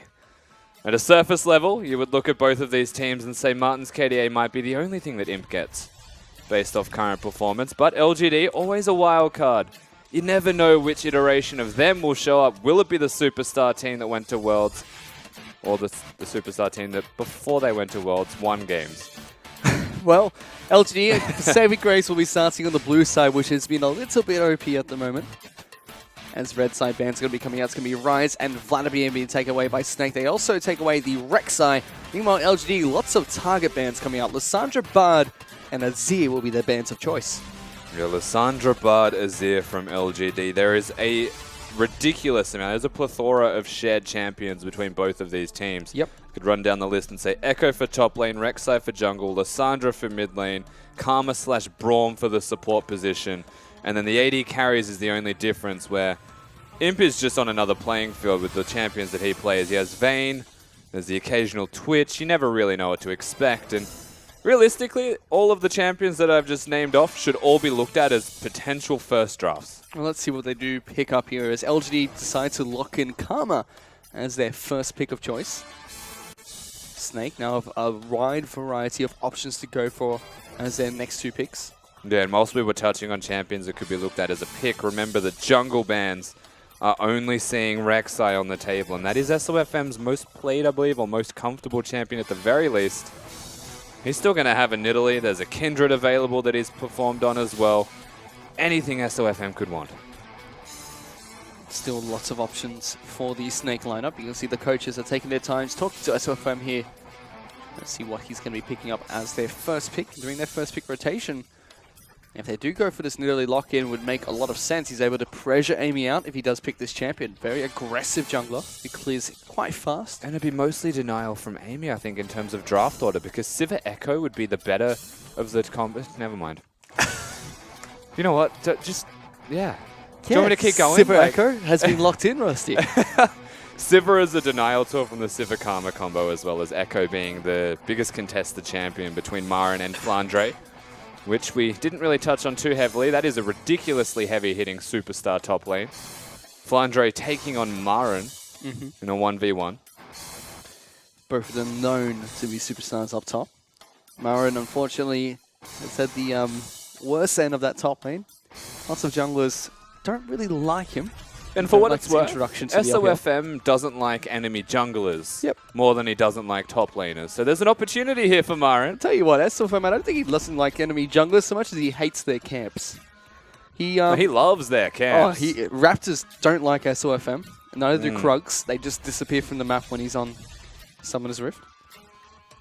As we're actually going to see Amy lock in Graves as his jungler of choice, and we're going to get a Rumble game? Yes, we are. Rumble's going to be locked in here for the side of LGD. Marin getting one of his signature champions. Yeah, the Rumble is going to be pretty important for Marin, to be perfectly honest with you. It's this happy medium between I can carry and I'm still a tank. Proto Belt, always worth looking at for Rumbles at present. Adding a bit of extra immediate burst and potential disengage for the champion, which as a utility feature is very handy.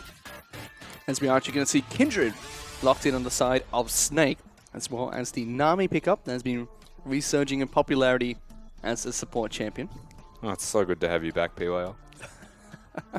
The Talon Hover. As is custom for PYL, I'm actually just a big fan of him in general. I think it's nice to have the shot calling back too. We're actually going to see Imp play Jhin in this match. We've seen a lot of players pick up Jhin recently, especially in 5.11, not just in LPL. We've seen it in North America, Europe. They picked it up a few times as well. You know the first thing that came to mind when we saw Jhin locked in? Imagine if you stunned somebody or trapped somebody on a Rumble ultimate. That would hurt a lot. Do a bit of damage to you, that's for sure. PYL is going to follow suit with the combo that is Braum and Rumble to lock in that support champion. Yep, and again, most played champions in the support role for both of these teams is Braum and Karma. What they have actually done on LGD is deny one, pick the other, which means we're seeing Punish play Karma mid. That's going to be a very interesting pick. He has played it once. No, he has not played it in this split.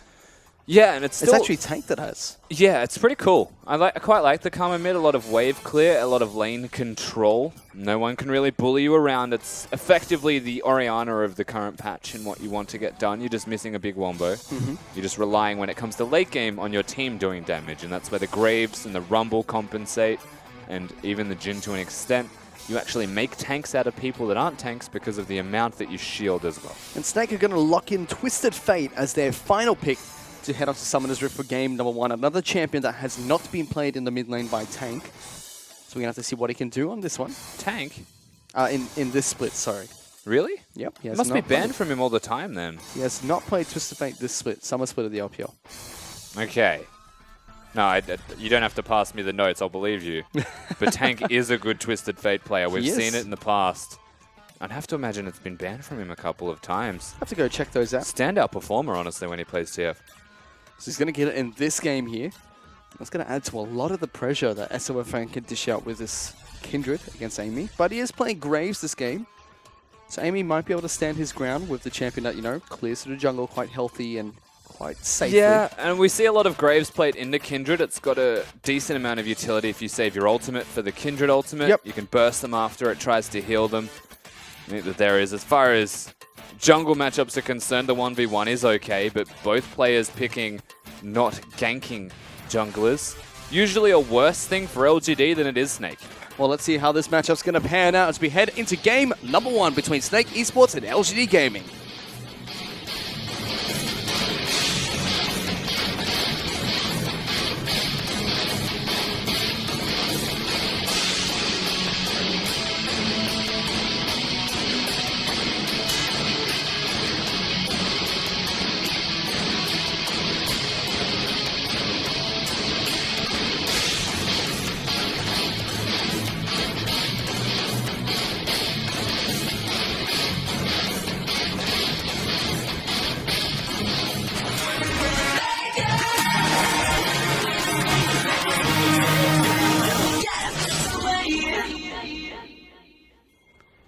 We have loaded onto the Rift for game number 1 between Snake Esports and LGD Gaming. Thank you so much, Observer, for spotting out that the first dragon to spawn in this match is going to be a mountain dragon.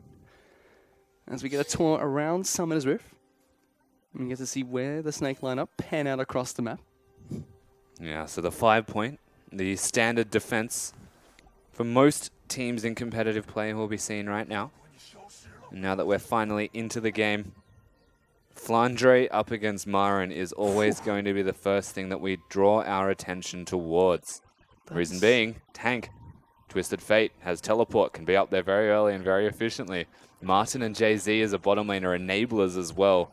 They could lane swap, they could rotate, they could force a Rumble into a situation he doesn't want to be in. We take a look at the Keystone Masteries here. That's a lot of Thunderlords, and Why that's is a that? Thunderlords on Imp.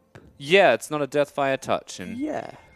he has creative license to whatever Keystone Mastery he would like, and I will not criticize him for his decision because he is a better AD carry than I am. But why the heck does he have a Thunderlords? Do Deathfire touches stack? That might make sense. If they don't stack, Rumble takes one. Imp doesn't need the other. That's not enough to sell me. Well, he's going to be packing Thunderlords into this game. As Snake actually going to start this matchup with a lane swap. They're going to be sending Martin up into the top lane, protecting his KDA a little bit longer. Yeah, and it's not about protecting that KDA either. It's a Sivir type of composition where they want to get these turrets down. Most importantly, Rumble. You don't want to have in standard lanes. Yep. So he'll get his 3, and he'll try and stay around, but not knowing where the Nami is means he'll run.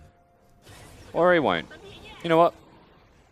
Okay. He wants experience from the... No, you know what, Marin? You do you, buddy. He's still there. Tell you that. Amy's doing his best SOFM impersonation here as well. This is really cute with PYL. Hello, they're going to be able to jump straight on top of him. SOFM is forced to flash early, and so is Flandre. That was aggressive from LGD. Yeah, they take SOFM's jungle, the Lords of Cheese. Welcome back, PYL. And have just struck hard into the face of Snake this early in the game. And I quite like that, honestly. Wow.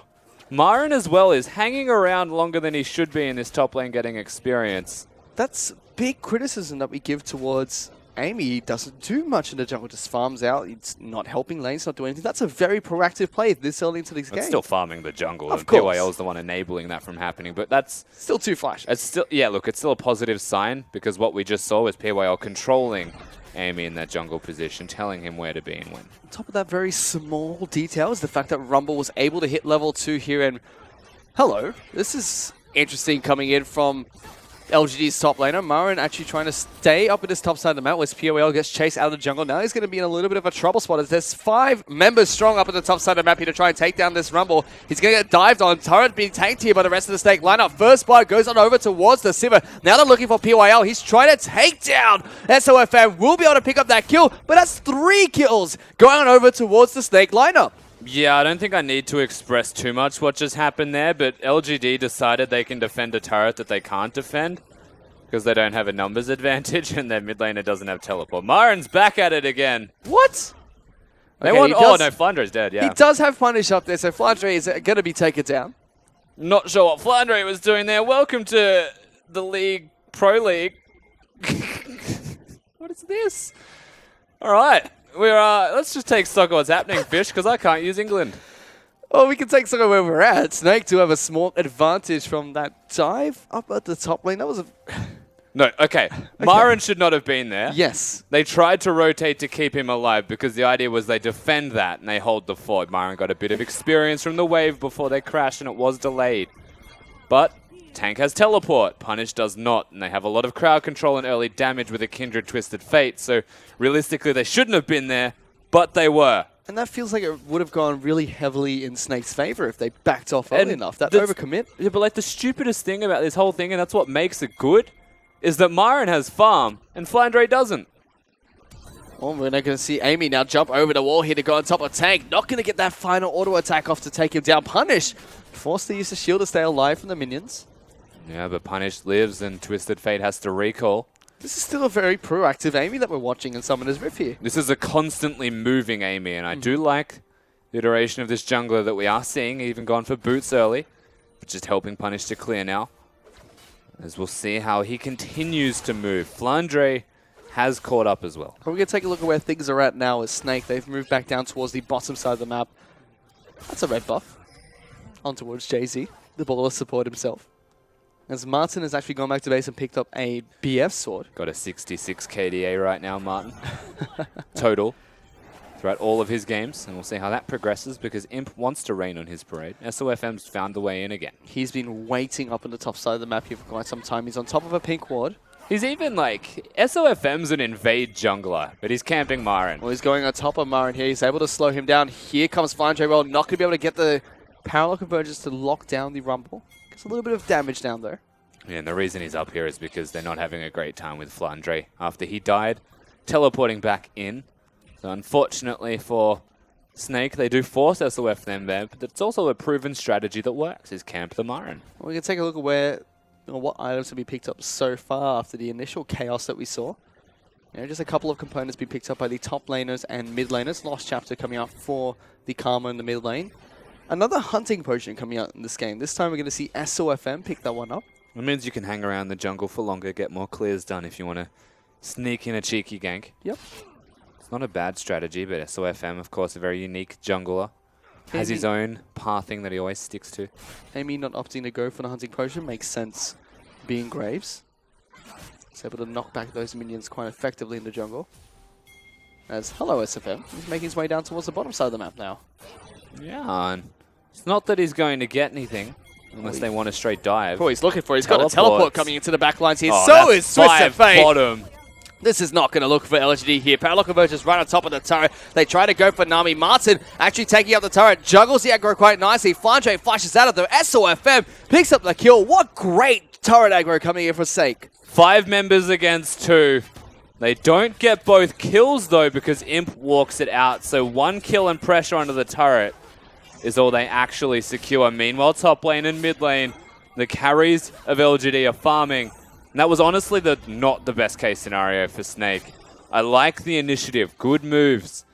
Very creative play around this map with the Twisted Fate, something that they've always done well. We're 7 minutes and 45 seconds to this game. We've already seen Snake group up as 5 twice. Yeah.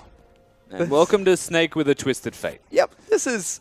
But LGD is still winning this game simply because their solo laners are getting a lot more farm and experience. So right now, Myron is ahead of Flandre, and that's not going to change anytime soon. In fact, he's stealing a red buff because he can. Mid lane, there's going to be a slight XP advantage in favor of Punished, and we're past the level 6 point where, funnily enough, between Karma and Twisted Fate, neither of them benefit from level 6. So every level past 6, like 7, is actually a spike for Punish that Tank doesn't have. Well, Punish has been doing pretty well in this mid lane. He's about 15 CS ahead of Tank right now. That's actually one of the pitfalls of Karma and a Twisted Fate, for the record, is that usually an advantage you get against TF is that you have ultimate presence. So you pick Annie into Twisted Fate as an example, right? You get level 6, you drop Tibbers on him. He can't drop a Tibbers on you. All he can do is see you with an eye above your head. Karma, the exact same problem. Meanwhile, Jay-Z going to get locked down here by PYL, looking to try and find those concussive blows. Amy going to help the Brom out with clearing the pink ward down the bottom side of the map. And now LGD's turn to look for this 5-man dive. They got a teleport right behind Martin and Jay-Z. And they're getting a heck out of dodge here. The bubble's going to come out. Flash forward from PYL, though. It's going to try and keep them safe. On the hunt being popped by Martin. And they're able to stay alive here in the bottom lane. Teleport doesn't come out from Marin up top. Actually, a 2-for-1 summoner trade. PYL burns both of his. And it's just to zone them away from the turret. A lot of minions are going to start crashing now that they're going to struggle to pick up. So LGD still making movements and still looking better. Snake being very respectful though, of that teleport coming in potentially from Marin. They still have a teleport missing for their top laner. It is going to be the proto built as well under that rumble. You did go for the Hextech Gunblade first. Keep tabs on what he does pick up later on in the game. For now though, no major item pickups coming in. Tank I think is the most obvious one. Rushed his Iron in Boots of Lucidity, gets that extra cooldown reduction on his spells and on his summoner spells. Yeah, teleport and flash. The valuable assets you would expect a Rod of Ages as most Twisted Fates go towards. However, Tank is a unique flower. He's going for Lichbane first. Something we used to see a lot on Twisted Fate previous seasons. Yeah, and the rule of thumb is you go for a Sheen first, you want to split push earlier. Okay. So 1-3-1, definitely viable from Snake. There's nobody on the side of LGD that can outright match and Twisted Fate. It's also just a really efficient build path for you to get 40% CDR with a Zonia's and Abyssal Scepter now. Meanwhile, it has begun, and SOFM has started his invades. Moving on towards to try and take down the blue buff from LGD's side of the map. Actually might find Marin as well. Rockets being thrown out towards the jungler. And Myron does want to fight him for some reason, showing lots of signs of aggression. Level 7 SOFM. And with Snake's jungle actually having knowledge of where LGD are on the map, that could be a risk, but Myron just knows that he can't be at his turret or he'll get dove. Twisted Fate within 5 seconds could be top. Myron's had a tough life in the LPL. Yep. And he's about to get even And worse. they're off. SFM is looking towards the top side of the map. Marin does put down the ultimate there. Kindred taking a lot of damage from the bird coming up, but Marin, he's going to get taken down here. SFM picks up another kill. Overheats very quickly and Myron just dies. I'm getting pretty used to saying that, unfortunately. Oh my god! That's a Morello's completed from Karma. And that's a lot of damage from the edge. You're just not used to seeing it because it's a support most of the time? Yep. Yeah. I've seen it a few times. It is not pretty. Don't like playing against those Karma mids. Yeah, straight up smash the damage there under SWFM as you really can't control pens. You have to confiscate them in a minute. I need to stop dropping this one. I'll keep it over here. And speaking of dropping it, Marin has consistently been camped and dropped the ball. He's got his his proto belt now. So he's going to be able to close distances a little bit better. Gives him all the stats that a Rumble would like. And so I will say, curiously, whilst we said like Tank's got his defined build, I think Rod of Ages would have been better, but given the matchup he's in as whoa. Snake trying to collapse on top of LGD here. Amy getting locked down. Lots of damage being put on towards the jungle. PYL's the next target here. Snake just collapsed and find 2 kills. Another big collapse. Snake at another advantage. They're now teleporting bottom lane. Myron, you get no assets on the map. Here comes Flandre looking to try and lock down this Rumble. They're not stopping. Martin's going to be able to speed him up quite nicely. Every step you take. Every move you make. Yeah, Myron's got the scope on him constantly. Oh, I feel so bad for him. He's even on a ward. He can't leave. They've got him in their sights as Snake now look towards going for the Mountain Dragon, the first elemental dragon of the game. This is going to be picked up uncontested as well.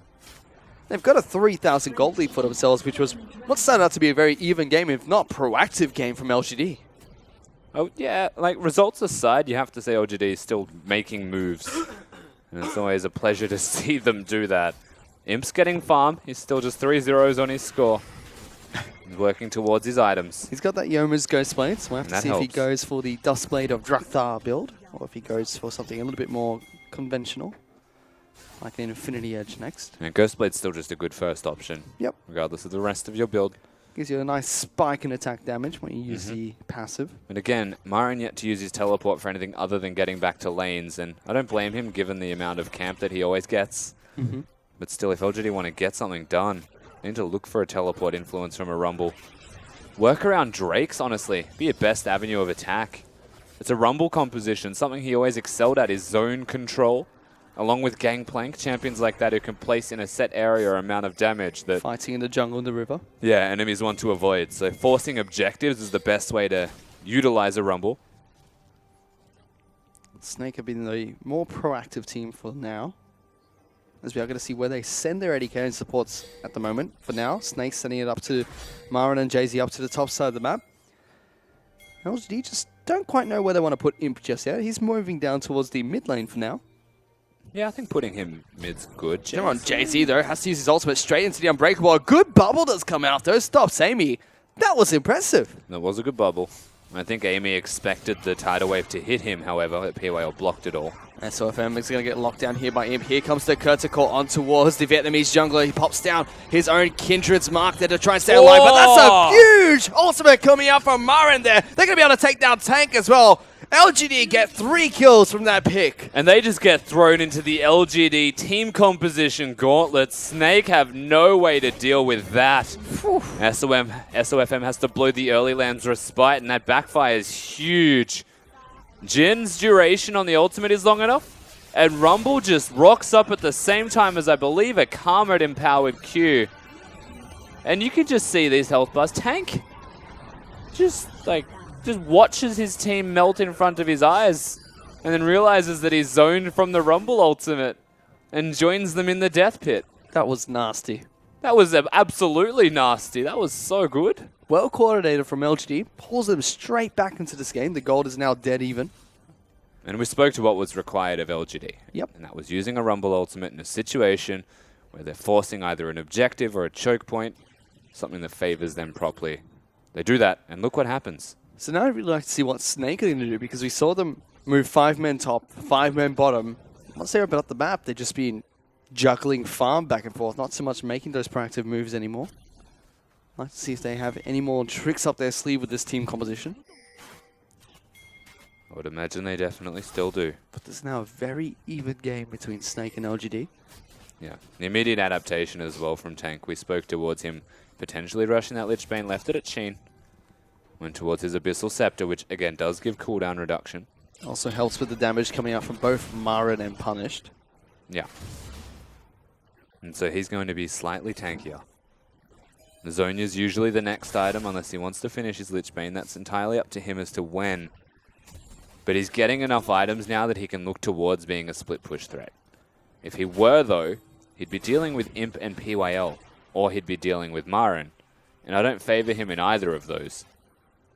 And so right now, I don't know if Snake actually have availability for anything other than picks. Well, he's going to need a few more items here before he can Speaking do just of that. But he's jumping straight on top of Marin here. The ultimate does come down from Rumble. The Equalizer not going to deal any damage. He's going to try and go 2-on-2. There goes that Protobell, jumping straight on top of SOF attack. He's going to have to put down the ultimate. No, he doesn't. As Tank is able to find that kill, but that was so close to Marin. That was very close. Too close, almost. Whew. Remember that Tank has his teleport, as does Flandre, so if they look to go top lane, there'd be 4 of them there. That's 1 teleport. And it's 2. Tank and Flandre both looking for the flank here onto LG. This is a little bit more proactive from the Snake lineup. Im pops that Ghostblade, trying to run back and kite as much as possible. PYL trying to buy some time. Flandre takes a lot of damage, use the ultimate to stay alive. Im gets locked down by the bubble. 2 more kills for the Snake lineup. And there it is. Take out Marin. Jay-Z, they're going to get locked down here by Punish. Here comes Amy as well, looking for the flanks. Teleport's actually coming in. Marin is going to be heading towards the top side of this map. Martin has to be a little bit careful. His KDA's on the line. It might be cut in half here. He's not going to get locked down. Spell Shield actually not going to stop it. Marin gets taken down. There goes the KDA king as Marin is able to use the Protobell, jumping in for that kill. Don't get the names conflicted. Marin is definitely not dead this time around. Martin, however, halves that KDA. And that is disaster for Snake. But this is still LGD answering every single time. But slowly. They're not there at the crunch time, so the team fights aren't going in their favor. They just result in that after everything is used. They need to start actually being a little bit more proactive. Marin being dead, however, before that started means this time around, you can forgive them. This is starting to become a really good game between LGD and Snake. Both teams have their own proactive plays, It's and just they're so reacting to each other LGD. nice. Like, Snake have always wanted to fight you for objectives. They're using a Twisted Fate as that kind of team composition. LGD are not the type of team to just sit there and let you do it. So I've got the most important question of this game now. LGD, they're the Hammerhead Sharks. What is Snake coming into this? I don't know, I'll get back to you. They're proving it again. They're the Hammerhead Sharks coming into this game. They're not stopping. I can't force it. I need to think about it. I think Amy's doing the same thing this time round. In fact, very proactive in this Graves. It's been impressive to watch him jungle for this game at least. And LGD now going to look to try and take down their own Mountain Dragon after the first was taken by Snake. And almost more kills than time on the map at the moment between LGD and Snake. As that may actually just end up true. Marin, be a little bit careful, buddy, as you know there's already a target on your back. He does get taken down after Snake collapsed on him in the top lane.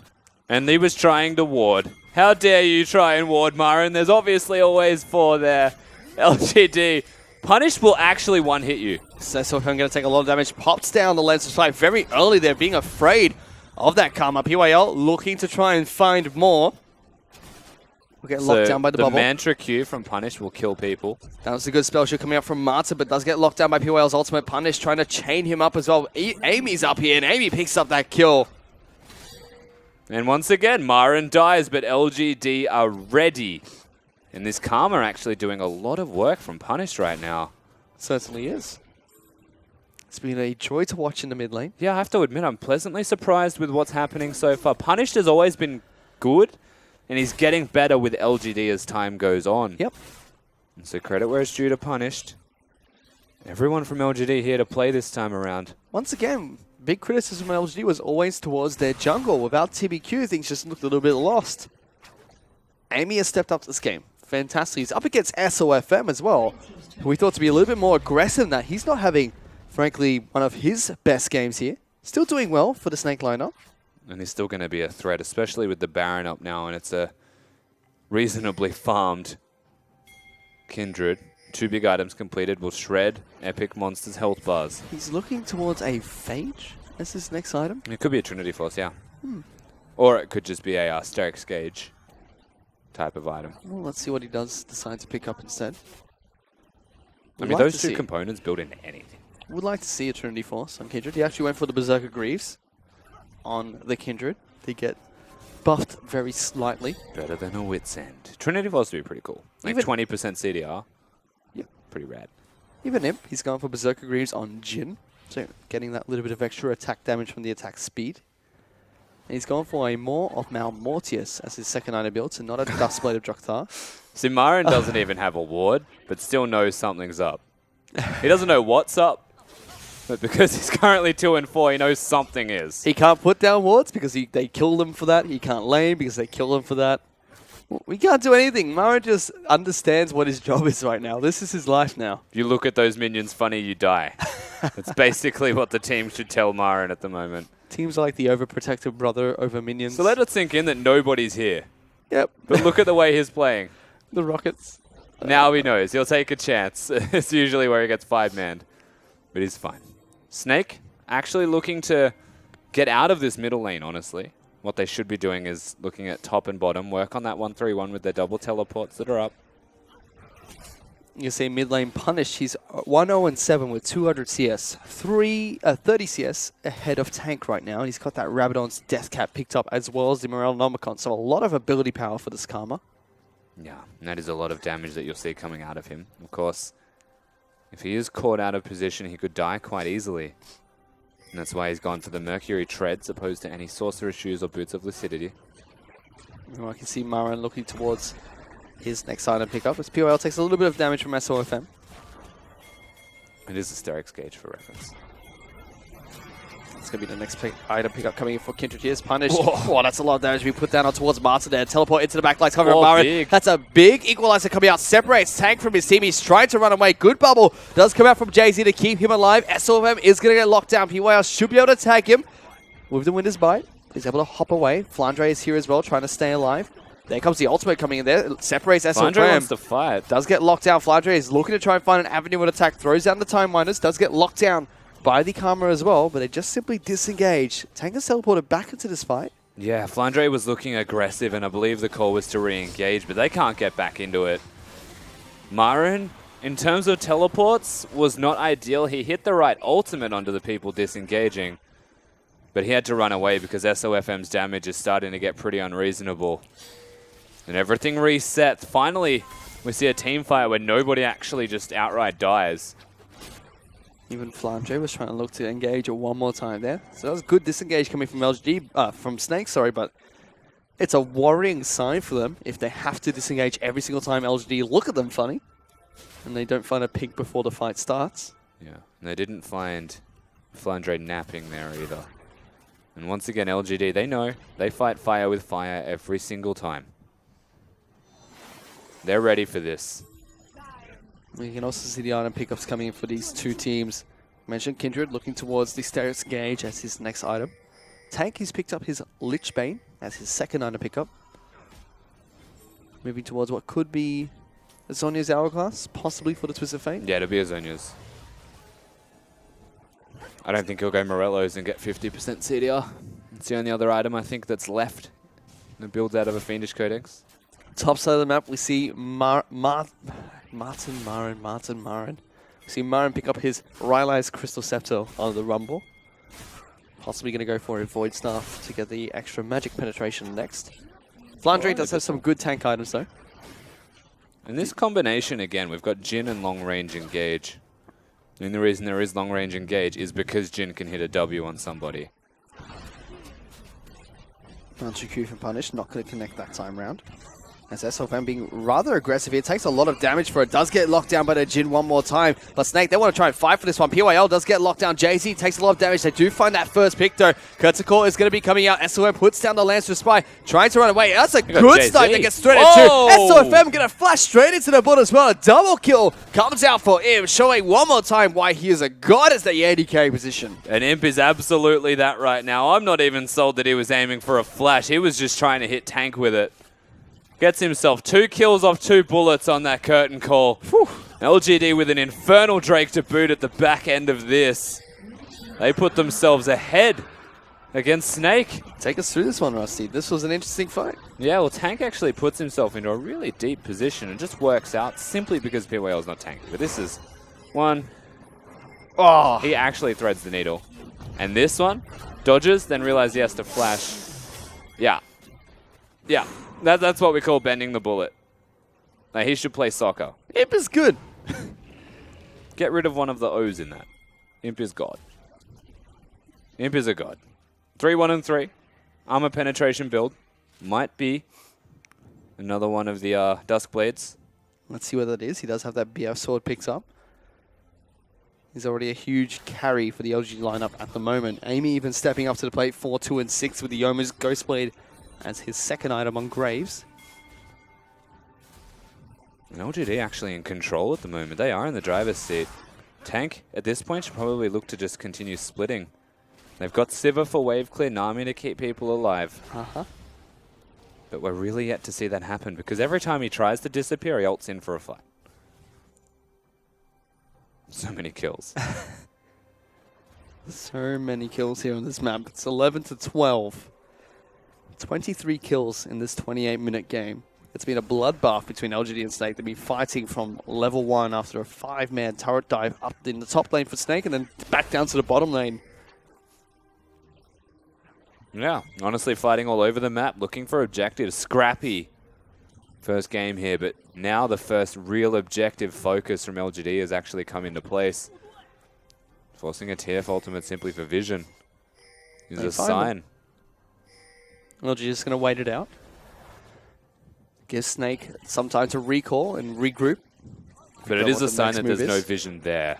So they don't have to start it, but they could if they want to. And that's what's giving an opportunity right now for LGD. And they've seemingly found nothing. Tentacle just comes out, stops it to get the extra cooldown reduction on the ultimate. Pretty good engage tool from long range. And we spoke to what is potentially lacking engage from LGD, but their engage tool is damage to the face. Yep. And look at all their champions. Jin does that well. So does Karma. So does Braum. So does Graves. So does the Rumble. It's medium to long range damage. Yep. They actually just kill you. And against a Kindred, that's pretty clever. Against an Echo even, who has 3 seconds of uptime on pressing the parallel convergence, it could be pretty handy as well. Twisted Fate, think about card selection unless he has that gold card ready straight away. Needs to be a little bit careful. Even Sivir, you can only spell shield one thing, and they've got about 10. And this game is so even. 50,000 gold to both these teams. 3 big items for Marin as well, so the next team fight is going to be deadly. Need to go for the Void Staff as his final pickup. Amy tries to snipe away the red buff with the collateral damage. Swim is able to pick that one up though. You can see the Zhonya's Hourglass has been picked up as well by Tank. It's Marin's being cheeky here, trying to take away blue buff. This is the second buff that Marin has soloed. There was a red buff earlier in the game. And still, the man is 2-4. And you cannot hold him down. Nope. Because he will still find a way to get gold and get himself back into this game. He's been getting pretty good at that. And funnily enough, a lot of it has just been through mistakes from Snake. And they are killing him, but when they're killing him, he's already pushed the wave, got the farm, and is in a comfortable position to die for what it's worth. Well, you take a look at Flandre as well. He's 2-2-6 with the Randuin's Omen completed, Ironspell Gauntlet, and Spirit Research. So he's a big tank. Very tanky front line for the Snake lineup. SOFM just walks into trouble, gets inside of that brush there, has to pop the Lance Respite, trying to go toe-to-toe here against the top laner, but he's not going to be able to as Amy is able to pick up that kill. Suddenly teleports are coming in, Tank is into the fight, so is Flandre. They lock down PYL, but the damage dealers are left open. Kurtikal comes out, they find Jay-Z, not going to take it with any more bullets here, but they do shut down Tank. Martin is trying to come into this fight as well. A good ultimate comes out from Marin as he tries to separate the team. The 3 remaining members of Snake have to run away, and 2 more kills are found by LGD. And SOFM predictably finds a forward position, but looks to fight and gets caught out, looking for wards, honestly, above all else. LGD get themselves 2 big picks. Tank and SOFM dead. Flandre has to pull off a miracle. It's a good parallel convergence, but Marin is taking so much damage from the Baron. They have to run away. They don't have a smite to stop this one. Amy picks it up. No, Marin trouble. taking so much damage from Imp here. The final crit shot might be able to take them down. Gets to the Jay-Z. Flashes forward for the next shot. Martin has to run away. There's the Deathfire touch. No, it's not going to be enough yet. Flandre is going to get taken down in just a bit. It's first, it's going to be punished. That takes down Marin. Amy's going to chase down the Time Wander himself. And she'll be able to pick up this kill, and it's a very delayed ace coming out from LGD. And Imp has Thunderlords, which is why he didn't get a Deathfire touch kill. LGD still get the ace in the end. And they're now able to push with a Baron buff. And all of the power in the world behind them.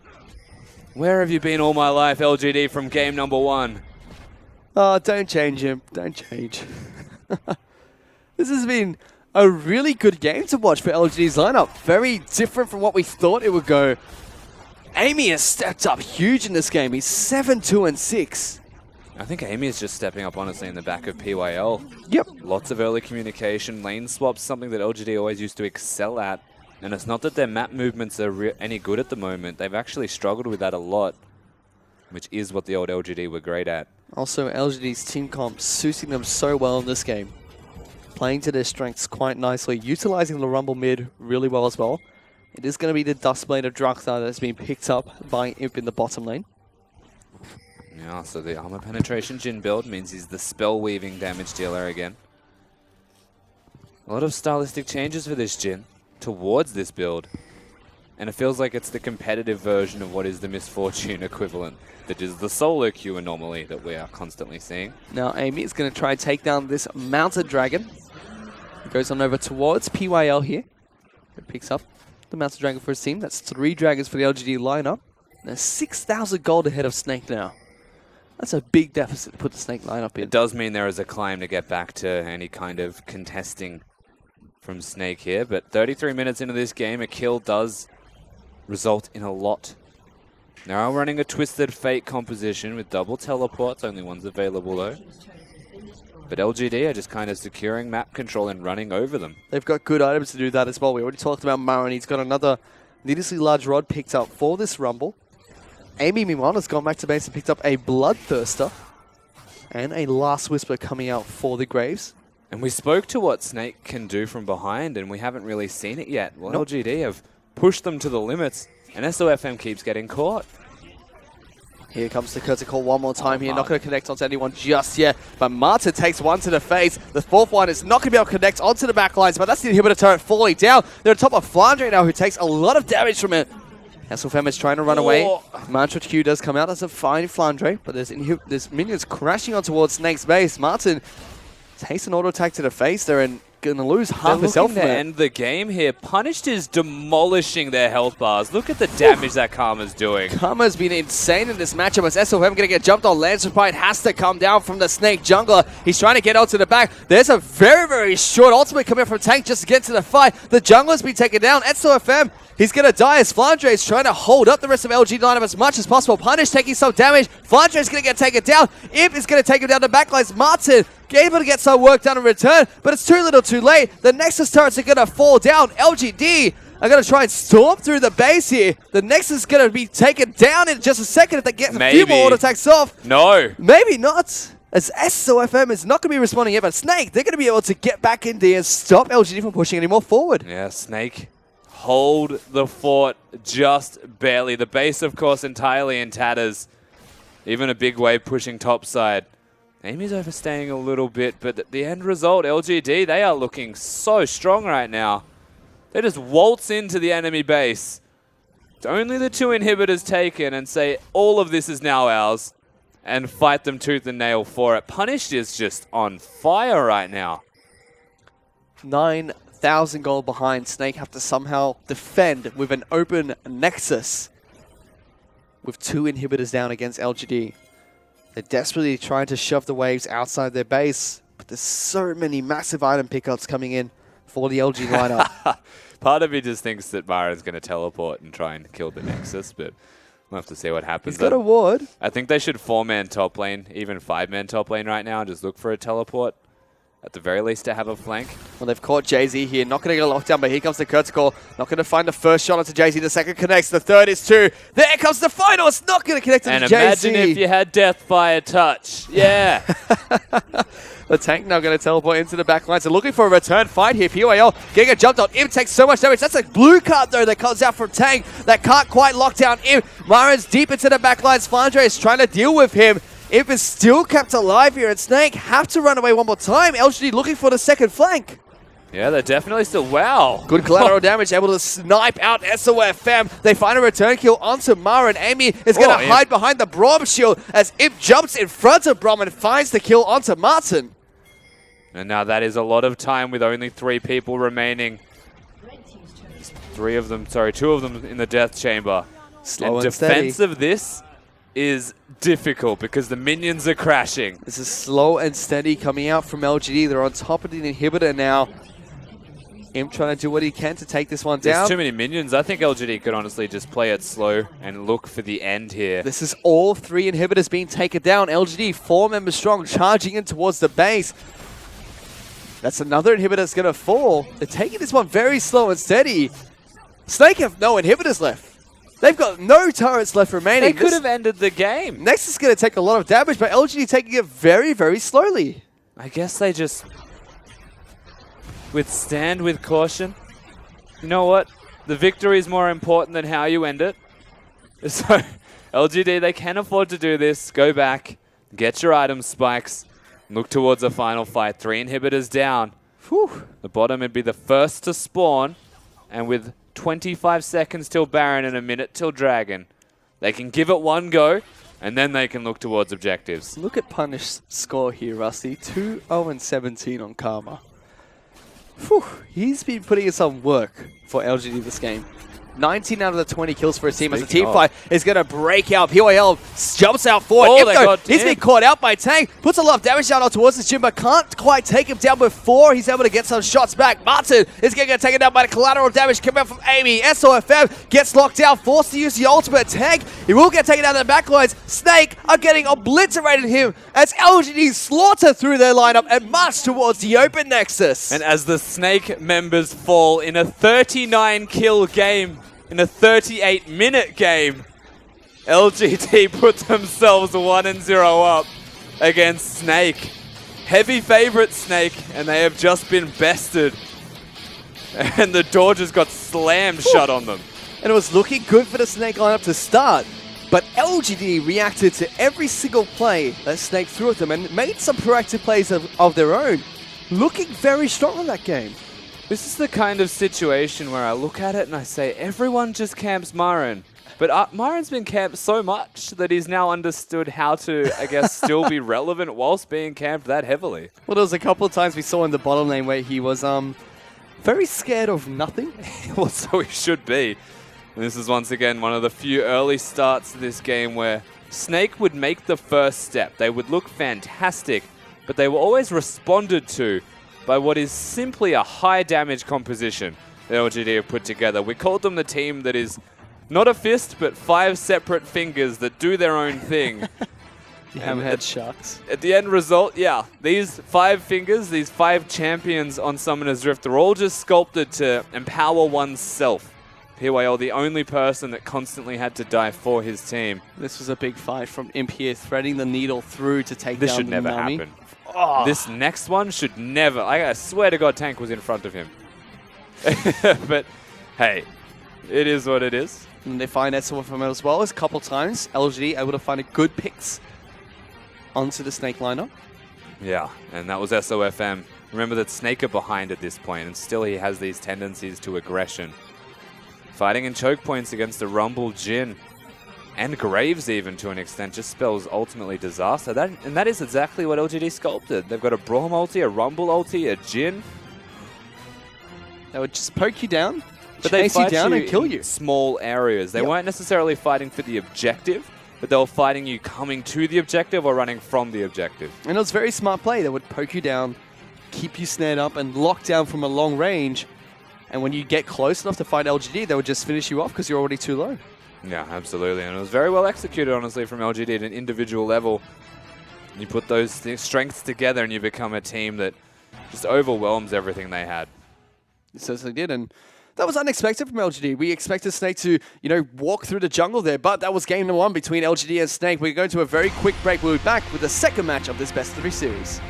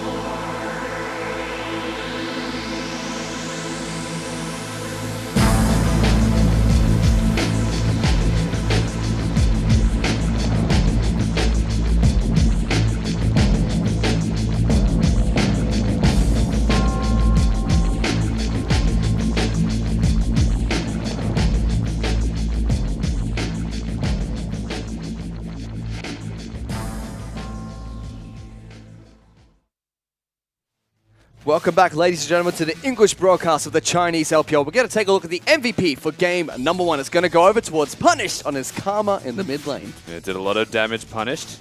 3-0-20, pretty much involved in every single kill that happened on Summoner's Rift. And it was honestly Punished that was capitalizing on the mistakes of the enemies, and that was through positional errors or overstaying their welcome, trying to get picks. Every single time we see the Karma, and this is the perfect example of it. LGD's bottom lane, they're caught out of position. There was like 4 people strong here trying to kill them. SOFM sitting on the bottom lane for no particular reason. This is where the turnaround comes in, because Punished finds an opportunity. Snake get cute. Jay-Z did not need to walk towards that bush to ward. Just one shots Jay-Z there. He was very crucial for the team composition to start the fights, to kite around fights, and to finish them off. The Karma pick was something we didn't expect going into the mid lane. It was cool to see in the mid lane, and Punish played it really well. He's been stepping up quite nicely as a mid laner for LGD. Yeah, he absolutely has been. I have to say, Punished has been one of the better performers of the team as we've moved into the LPL further and further, but the rest of the team really hasn't gotten around him properly. What we saw was Amy step up to the plate, be active. PYL was the closet MVP of that game because of all the things that he actually blocked with the Braum shield.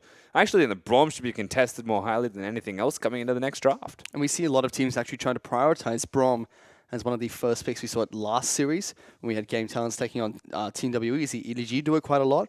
But I really have to commend LGD in that game. We had a lot of questions about them, not only the start of the summer split, where they've only been able to take one game, or one best-of-3 win, against OMG, especially due to the fact that they were doing what we criticized of them. They were making more proactive plays, especially through their jungle. They were reacting to the proactive plays from the opposite team, and just looked really solid coming to that game against Snake. Yeah, that's right. And Marin still did his same thing. May have got camped, but always going to be relevant. And I do think that whilst we commend Amy's performance, he definitely did work and was doing a lot of damage. I think it just comes down to PYL babysitting him. And as the shot caller of the team, as one of the experienced members of the roster as well, being able to leave Imp by himself occasionally and tell him what to do, tell Amy what to do, has worked out nicely. And this is the second game we've seen tonight where an interesting team composition being used on 6-11 has come out trumps. I mean, Snake, they played a little bit of a standard team comp with the addition of a different type of Snake style where they move around the map a little bit more.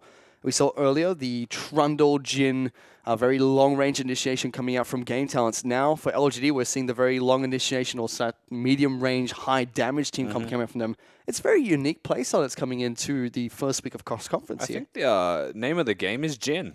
And that's the one thing we've taken from both of these series so far. Imp coming up clutch in game number 1, hitting big ultimates. Yep. Just having the wrong Keystone Mastery.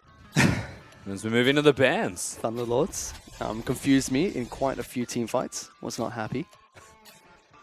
But we are heading into Champions Select for game number 2 between Snake Esports and LGD Gaming. We are going to see a Rumble ban coming out for Snake, targeted towards Marin here, and a Vladimir ban on blue side. Interesting. Yeah. Now, that could mean that either Snake don't play it, which should not be a thing, or they really respect LGD's Vladimir and they do not wish to see that.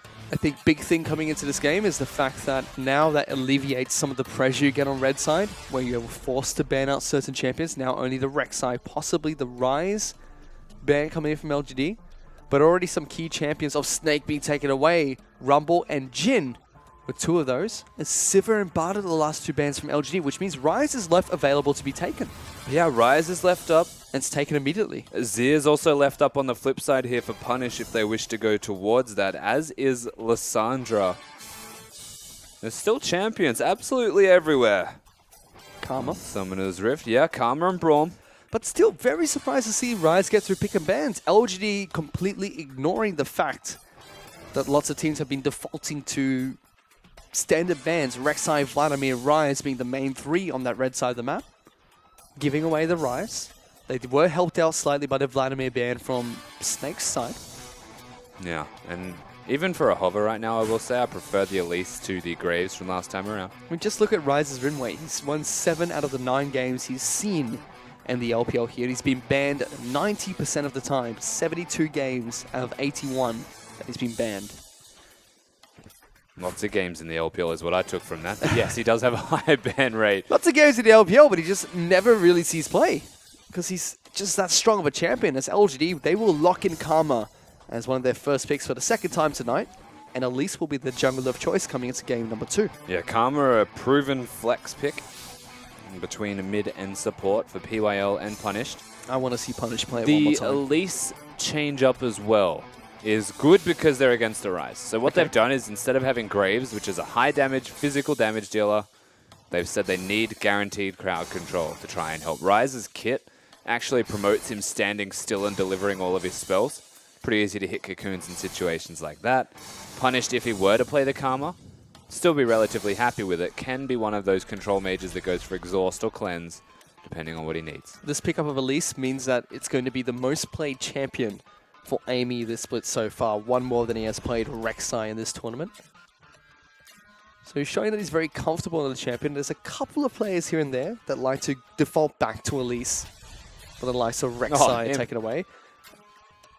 There's an insta-lock of Ashe going to come in from LGD in response to the Graves and Braum that came out from Snake. Yeah, they were hovering. Okay.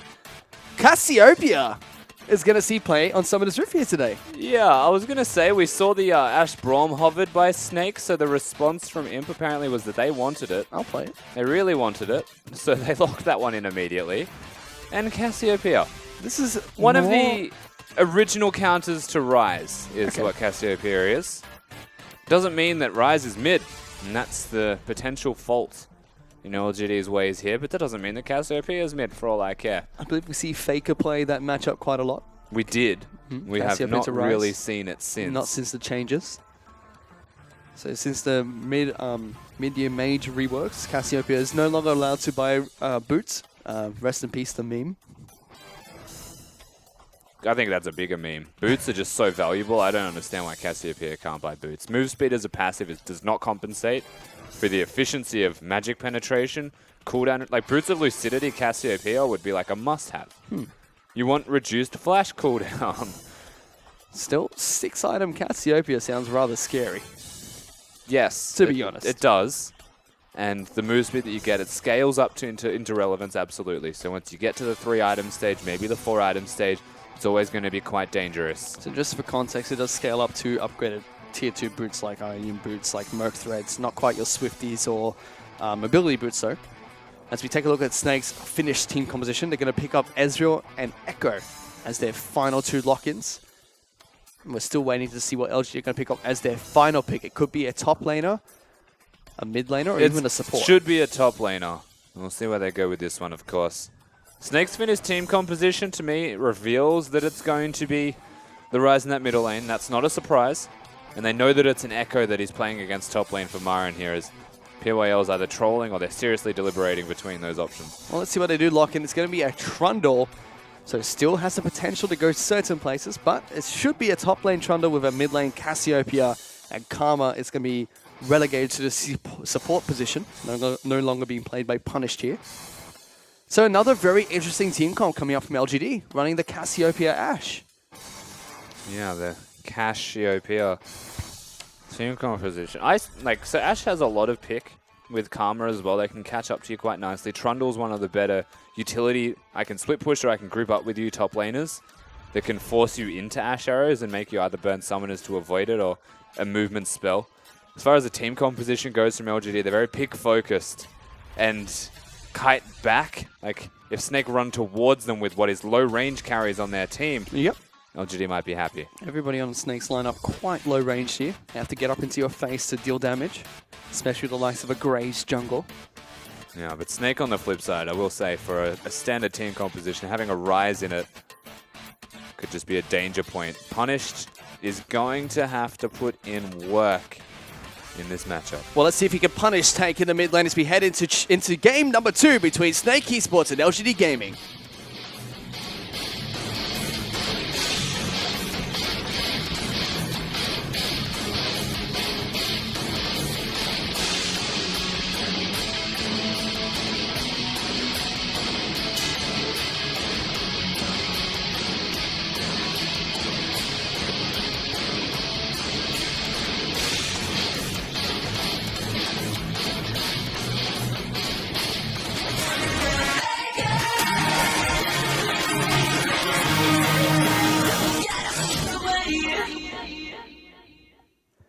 And we've loaded on to Summoner's Rift for game number 2 between Snake Esports and LGD Gaming. We're going to see another interesting team composition coming to the Rift this time round. Red side has had some interesting drafting phases at the moment, but LGD rocking the Cassiopeia, which is less interesting, more counter option. I did not have the word coming out of my mouth right just there. Cassiopeia has historically been picked into Ryze. Ryze is a forward-facing, low-range champion that wants to combo all of his burst. So even by making him turn around, you're potentially interrupting all of that combo, as SOFM's about to find people. Finds Marin. I need to stop mixing up these two. Yes, one has a T. One doesn't. One's got a capital R. Yeah. Look, that's on you. Just get it right. I'll try. We just took a look at the Keystone Masteries there. Nothing surprising, Imp. No more Thunderlords coming out for him. Yes, and this time he's also not playing Jhin. He's on the Ashe, so you would expect a standard Keystone Mastery, as LGD are going to work their way out onto the Rift in a standard pattern, which means we will have standard lanes, and Ashe, one of the strengths, and this is why I say Imp in this situation, very good 2v2 laner. And so is Karma for Poke. Just like that, no lane swaps coming out for these two teams. We're going to see standard lanes take to the Rift this time round. We had an interesting variation of lane swap taking place after Snake moved their AD carry and support to the top side of the map last game. Yeah. One thing Snake are always good at doing as well is actually making map movements, setting up their vision as Martin. There we go. That's the way. Jeez, he took most of his health. Thankfully, he has a relic shield. So we are going to see Amy start on the top side of the map. This is Welcome aggressive to SOFM. Finds Amy inside of the jungle, forces him off. Amy is still level 1 here. Graves is level 2. Took Gromp straight into red buff. This is something out of a solo queue cheese coming out from SOFM. He's a very innovative jungler. Ooh. He knows how to play to the enemy junglers. It's risky, but there's always high reward. So yeah, completely pushed out. Amy's response, though, should be to get level 2 as quick as possible and go to the enemy red buff. So we'll see how SOFM plays it out instead. Because this is going to be a bit of cross-map jungling now, with influences in different areas. It's been quite some time since I've seen a Gromp to enemy red start from any jungler. You know what I like about this game, though, when we look at LGD's drafting? Is the mentality that'll play towards these teams, knowing that Karma was mid in game number 1 and is now support. The expectation when you see a Karma now, because she was mid, is that it will hurt you. And so they may actually show a lot more respect to Karma without actually processing the difference. As we are highlighting the fact that Amy just rushed level 2 and went to the enemy red buff, which was smart. expected. But it was clever, yes. As a matter of efficiency, it was clever. I really like the start coming out from Amy. You can see SOFM already had to go back to base. Picked up a longsword for his troubles. Amy catched up on CS, got the red buff away, and is, quite frankly, doing fine down the jungle after a very early aggressive invade from SOFM. It'll ultimately be an even jungle between both of these two, and Graves, being a farm-heavy jungler, just tried something a little bit cute. And he at least got awareness of where the Elise is. Yep. And as good junglers would know, the Elise's immediate movement is to go to the enemy red buff. Once again, proactive from Amy, which is something we didn't expect coming into this game, which is good to see. Signs He's of always life. been a proactive jungler, just not a ganker. It's just very rarely been seen in lanes, and because Marin just gets consistently camped, that's been the biggest problem that LGD have always had. Well, let's see what he can do, because he's now on Elise, a jungler that is more well known for ganking. As SOM is going to continue with his hunt for Raptors and Krugs. Now actually going to find Punish in the mid lane. Slows him down with the red buff, but that's all he gets. Moves straight back for those Raptors. Raptors. Moves straight back for them. He 100% had those Raptors timed. He does it every game. He hates them. That's the only explanation I had. He doesn't like Krugs or Raptors on the opposite side of the map. He's also making his position actually quite vulnerable and very well telegraphed, however, to LGD. So their response could be fight, could be flight. But either way, they'll have knowledge. So Marin has to respect and will not die for it, at least, which is nice for Marin. Also feels like SOFM, by doing this, kind of forces Amy to play to the bottom side of the map. Doesn't force it, but because Amy wants to continue to farm instead of ganking, yes, it indirectly does. And Amy being Elise, still not looking for ganks, actually just wanting to farm. SOFM is able to farm up quite nicely here. It's about 5 CS ahead of Amy for now. Gone back to base for the second time already. Picked up his skirmishing blade as a jungle item. Yeah, so Cassiopeia with the new changes. Doesn't do a whole lot into a Rise with the W. It doesn't actually stop any movement because you don't have any. There aren't a lot of champions on the side of Snake that it will directly impact. There's Myron and Flandre. Ooh, that's a lot of damage. Flashes forward, tries to get that final bite. Can't find it. Both flashes burn up in the top side of the map. Immediate back coming out from Myron to try and capitalize on the huge creep wave he has. Yeah, simultaneous flashes to be fair from them, so they do well. Flandre in particular does well to reactively flash knowing that Myron will follow it. Myron's got a really big creep wave here building up. Flandre just trying to find whatever minions he can to farm up before heading back to base, it seems. Doran's Blade Start coming up from Myron here on the Trundle as well. Yeah, he'll probably go for the Ravenous Hydra Spirit Visage build also and continue to split pushes. Amy is, I'm going to say, predictably monitoring his Raptors this time around. Just loses the small ones, is able to smite away the large Raptor, gets the Raptor sense for it. There's Myron now up in the top lane, out of mana, can't duel Flandre as effectively. But still, I think this is the point of contention, and the camera does keep coming back towards this, but at any moment, the Cassiopeia could look to fight Tank, but Tank is also on the champion that has a 7 out of 9 games played win rate. Yep. Amy looking for a gank up top. Flandre has to be a little bit careful. The Spider Link's going to come out. He's got no flash here. Cocoon's still available. Misses the Cocoon there. Not able to lock down the Echo. The game of chicken pays off for Flandre. He didn't have a lot of wall to walk towards any further, so did have to try and make a guess. Pays off. Myron, of course, can't follow up, but Amy's finally showed his face on the map. And at the first time that he does, he's still behind 12 CS.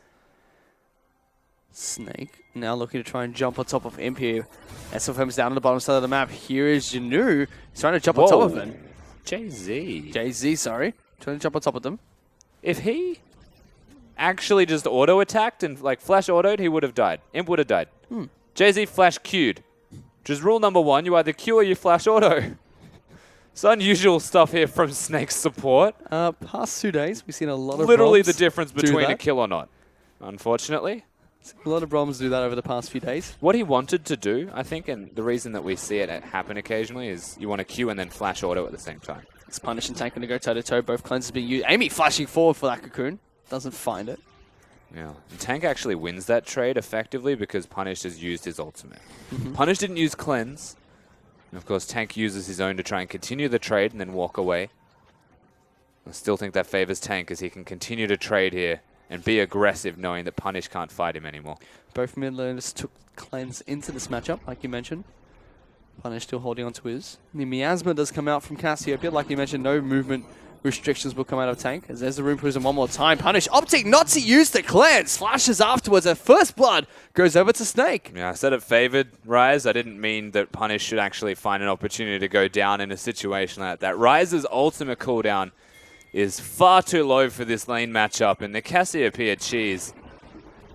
I'm calling it cheese because Cassiopeia is just not played anymore. Punish opted Yeah. not to use the Cleanse the first engagement when he used his ultimate. Opted not to use it again after being locked down. Instead uses the flash. I think that was a very poor play coming out from Punish, to be honest. Poor individual play. The end result, though, is Tank being Rise. No surprises, actually gets the kill. Strong champion. LGD, though, for the first time in what feels like forever, have a top laner that isn't being camped. Maybe this is the saving grace that they've needed after all. Marin's been able to run free, it seems, on Summoner's Rift for now. Running free on Trundle. He's got his Tiamat picked up, so probably going to look towards that Ravenous Hydra next, as SOM doing a little bit of counter-jungling of his own here. Trying to take blue buff away from Amy, who's been monitoring his camps. Skirmish to save actually Smite being used on top of Amy there. Interesting. As there's Cassiopeia and PYL trying to chase down SOM. Air Dragon joins the fight as well. Yeah, I see what PYL was doing there, just putting a bit of damage down. But most importantly, pushing them off the blue buff. If Tank joins the fight, then things may start to go a bit awry on the side of LGD. But SOFM is not done. He's also on a pink ward. It's a pink ward, SOFM. There we go. It's actually going to get tagged by that Miasma. Lots of damage coming out from Punish. Uses the Q and the quick draw to get away. So Cassiopeia still very dangerous in terms of damage dealt. Yeah, remember when poisoned now with the new Cassiopeia, they take bonus magic damage. The cooldown of the E is permanently low. But the damage is only there if they are poisoned. So good to see that movement from Punished. Curious as to what he's maxing because that was doing an awful lot. Let's see what he is. There's a toss-up between the E and the Q max from lots of Cassiopeias. Traditionally, it was always the Q. And you would assume it's Q again, simply because the E is low cooldown. It's a consistent source of damage, whether it's high or not. And it is the Q? No, it's E. Oh, it's E. Yeah, it's 4 ranks. Yeah. So Punish opting for more... And so, yeah, so the cool thing about that is, like, increased magic damage means that you can build resistances and tier as your first items. Okay. And still do a lot of bonus damage. Well, Cassiopeia does have to scale, and they can't buy boots anymore, so has to rely on her passive for movement speed. I don't mind it, honestly, and maxing Twin Fangs is very much a style choice. I can see the merit in it. As he missed those, and I think it was on purpose. Amy's been farming up a lot more in this game, but to be fair, SF has been doing the same thing on this Graves. Arguably much better for SF. Though as Flandre actually trying to go toe-to-toe against Zamara and just pops down the Subjugate immediately. The Pillar's going to come in to stop him. Locks down by the Power Lock Convergence. And Trundle will win that trade for now. Flandre thought he caught him napping. He wasn't napping. He was trying to just recall. And so now the problem is he has to stay for an extra wave and has no mana. But Flandre is being predictably aggressive in this situation. Amy could find a way in. Here it comes. Amy going to jump on top of him. Flandre actually forced to flash away. Power Convergence not going to land. Cocoon missing one more time from Amy. Really struggling on this Elise right now. Just cannot get it done. He's being proactive in needs certain to areas. calibrate. He just needs to hit that one ability. It's still a fairly even game between these two teams. Snake are slightly ahead in terms of gold due to the one kill they got in the mid lane earlier. Tank taking on Punish one-on-one. And about the 40 CS that we've seen between those two as well.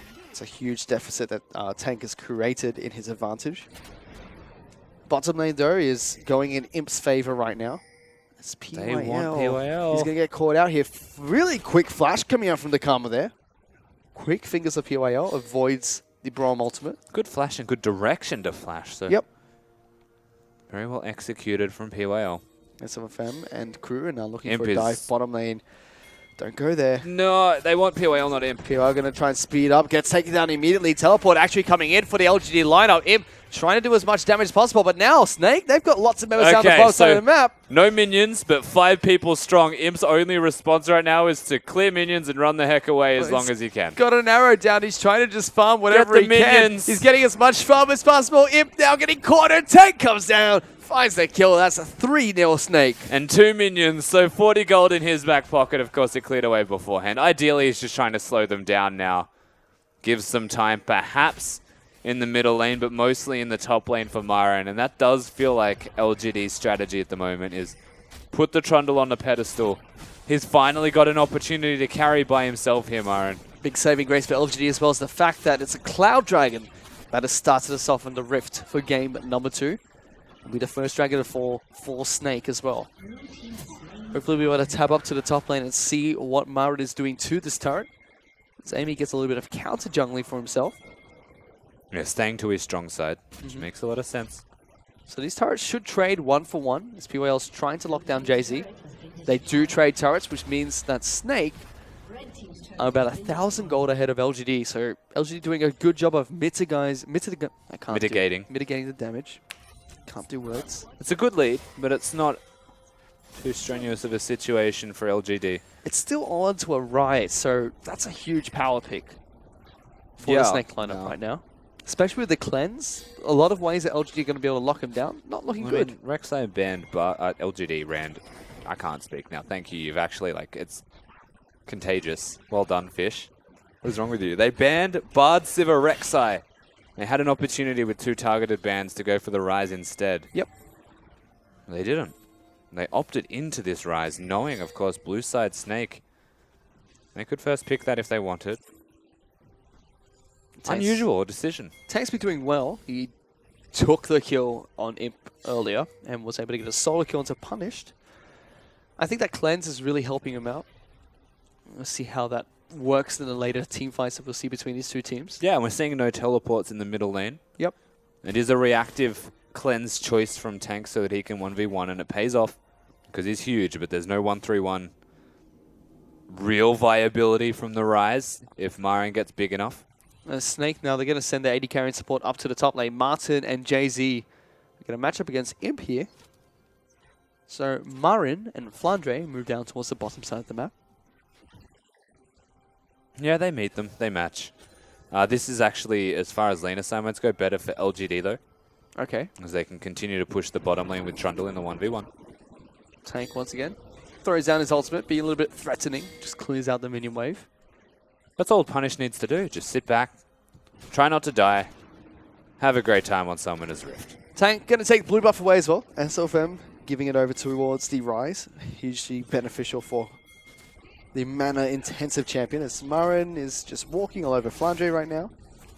Puts lots of damage down, but that's a 5-man squad of Snake trying to roam on towards this Trundle. Power Conversion is coming down. Going to get locked down by it, as well as the ultimate coming in from the got him. But that's a big ultimate coming up from Punish as they're trying to lock down Flandre, living with about 10 health. Amy has to try and flash away on top of that. LGD get a good team fight in response, as some of the spells are burnt across the board. No, Punish completely out of mana actually thwarted any further advances that LGD had. Otherwise, they could have found kills there, but they don't. And the end result is that a lot was used, but nothing was actually gained for these teams. In fact, LGD are slowly catching up in terms of gold here against Snake. The only huge difference that separates these two teams now is the single Cloud Dragon that Snake have at the moment. It's gone down to about 500 gold only in Snake's favor. Yeah, still, there's not a big difference between these teams. And Yep. again, farm value for the top laners, farm value for the AD carries. Middle lane's just trying to be diffused by Punish. And for what it's worth, that was meant to be a lane that he does well in. At least does well later. Looking at draft, the Snake does have a place. Albeit a small one. And speaking of place, That is very aggressive coming from Jay-Z on top of him there. Forces the flash and a teleport that does eventually get cancelled there coming out from Marin. Now looking to try and see if they can find a dive. SOFM is in very deep there. PYL takes a lot of damage, but now they're trying to dive the turret. A lot of LGD members are up here. Punish does get locked down. Forced to use the cleanse. Is able to take down Jay-Z, but Tank is just walking all over the Cassiopeia. Forced to use the stasis. Actually, not a stasis coming out from him. So he just randomly turned gold there, but the rest of LG just getting cleaned up underneath this turret. A double kill comes in for Martin, and there's nothing that Amy could do. no, Snake just get completely walked over. Oh, sorry, Snake completely walk over LGD. The idea from Marin, by cancelling his teleport, actually causes a lot of problems. Yep. And yes, never mind, that happens. But yes, it works out in the bottom lane. They get themselves a turret. Marin is still the major win condition. We'll see how he plays this one out. This could be a kill. He's trying to take down Flandre here. The pillar not going to slow Flandre down enough. He actually goes back in for more. He's looking to try and fight this struggle Really, there. Flandre? Power Convergence is going to go down, give him a little bit of a shield. Marin not afraid to go toe-to-toe against this Echo, and I don't blame him. Yeah, no, Marin definitely still had the upper hand in that situation. As always, the aggressor went ahead. Marin definitely pushing his luck this time around. Whew. The rest of LGD are the problem point. Yep. Everybody's suffering except the Trundle. And that was because the teleport was cancelled. It's bad To news be bears blunt. across the rest of the LGD map. What they did well in Game 1 has just been undone slightly in this game. They're still mitigating the damage dealt by the Snake lineup, but they're not being proactive in creating their own opportunities. But they're also just the big item spikes on the side of Snake, so they were happy to bridge that gap and play it cool, calm, and collected. Ryze has 2 items, Ezreal has 2 items. The Echo probably not going to die as often anymore, given what he has in his back pocket as well.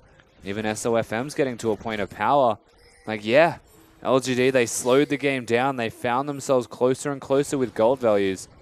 But right now, in relative strength, I'm looking at Snake and saying they are just super far ahead. We're approaching the 20-minute mark in the game. Dragon and Baron are going to spawn at the same time here, so 2 major objectives will go back up on the map. Snake seem like they have control over Summoner's Rift. We'll have to see if they're able to control the pits as well. Still have a 2,500 gold lead mark for themselves. Yeah, definitely doing well.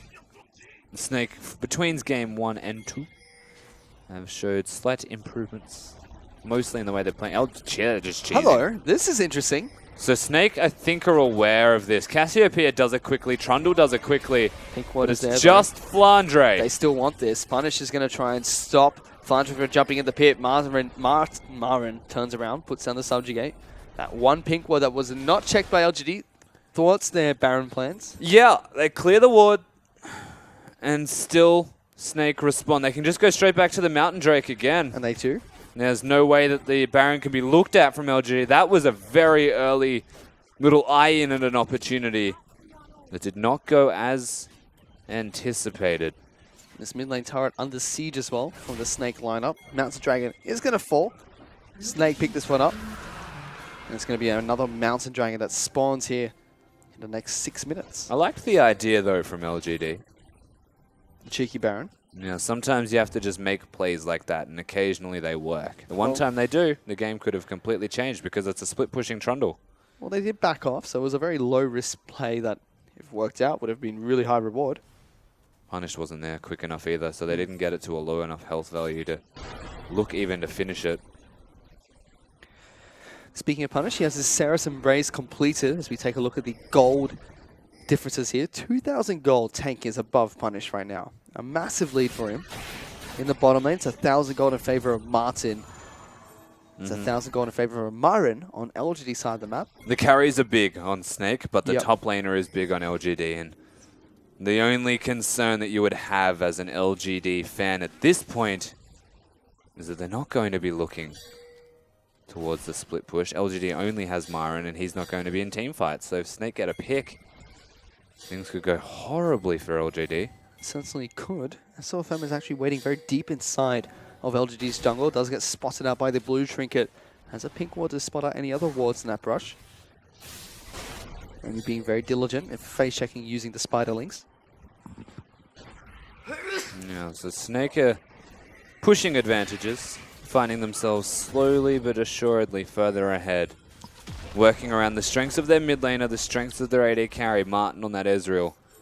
Something that he does treasure quite dearly. Martin has 2 major items in a recurve bow. Imp is still sitting on that Essence Reaver and the components of a Zeal, not even a Zeal item. Struggle street for this Ashe right now. We're just waiting for an Ashe Arrow as well. Yep. Very rarely finding these opportunities to get in and get a pick at all, and that's what LGD definitely want to have. It's still yet to be seen. And I guess they can consider that a safe decision, knowing that sooner or later Marin will become quite overwhelming in a 1v1. But how long, and what will they lose between now and then? Because that's their big win condition, is hold the fort, win the 1v1.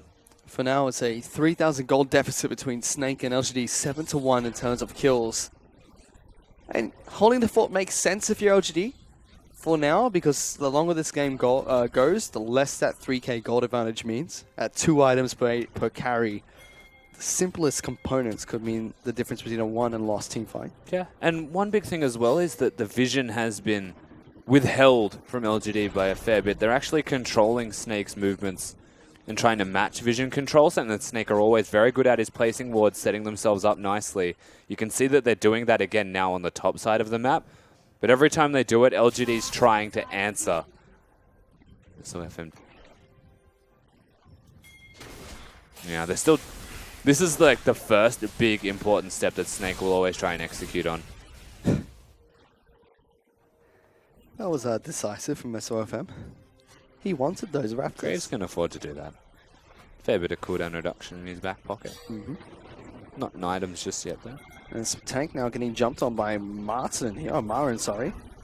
Immediately regrets the decision as the Trundle takes a lot of damage, pops down to subjugate rather early. Jay-Z takes a lot of damage in return. Yeah, Braum easier to kill. Remember, that is a finished Guardian Angel for tank right now on that rise. And aptly named is the mid laner for Snake, because he's probably not going to die anytime soon. I still think giving over the rise here, a very poor decision from the LGD lineup. I think we've established that. Oh, it's a disaster. With an over 80% ban They rate. just spot the Arcane Shift coming out from Ezreal. There's the arrow is still going to connect onto the tank. Forces the cleanse from the rise. The flash as well. So 2 major summoner spells burnt on tank. Still quite clever to have that cleanse in the first place. Yep. LGD can rinse and repeat that strategy. Myron with no ultimate, though, means that he's not a tank. He's going to have a little bit worse time in that side lane. The Snake can now afford to be the aggressors, knowing the big cooldowns have been burnt. It's a little bit quieter between Snake and LGD now. Contrasting games 1 and 2, yeah. Yeah. I mean, there was more kills than there was time on the clock in game number 1. It was a bloodbath, game 1. This is a farm fiesta. And they've slowed it down. It's a And minute. that favors Snake. It's a minute till Dragon spawns. It's going to be another Mountain Dragon that comes up. Snake are going to be able to take down this mid lane outer turret, increasing their gold advantage to 4,000. So slowly creeping ahead of LGD. And it feels like LGD, at least for the first time in a while, whilst losing the game, have got a win condition that they can try and play towards at the very least. Win condition? Yeah, Marin.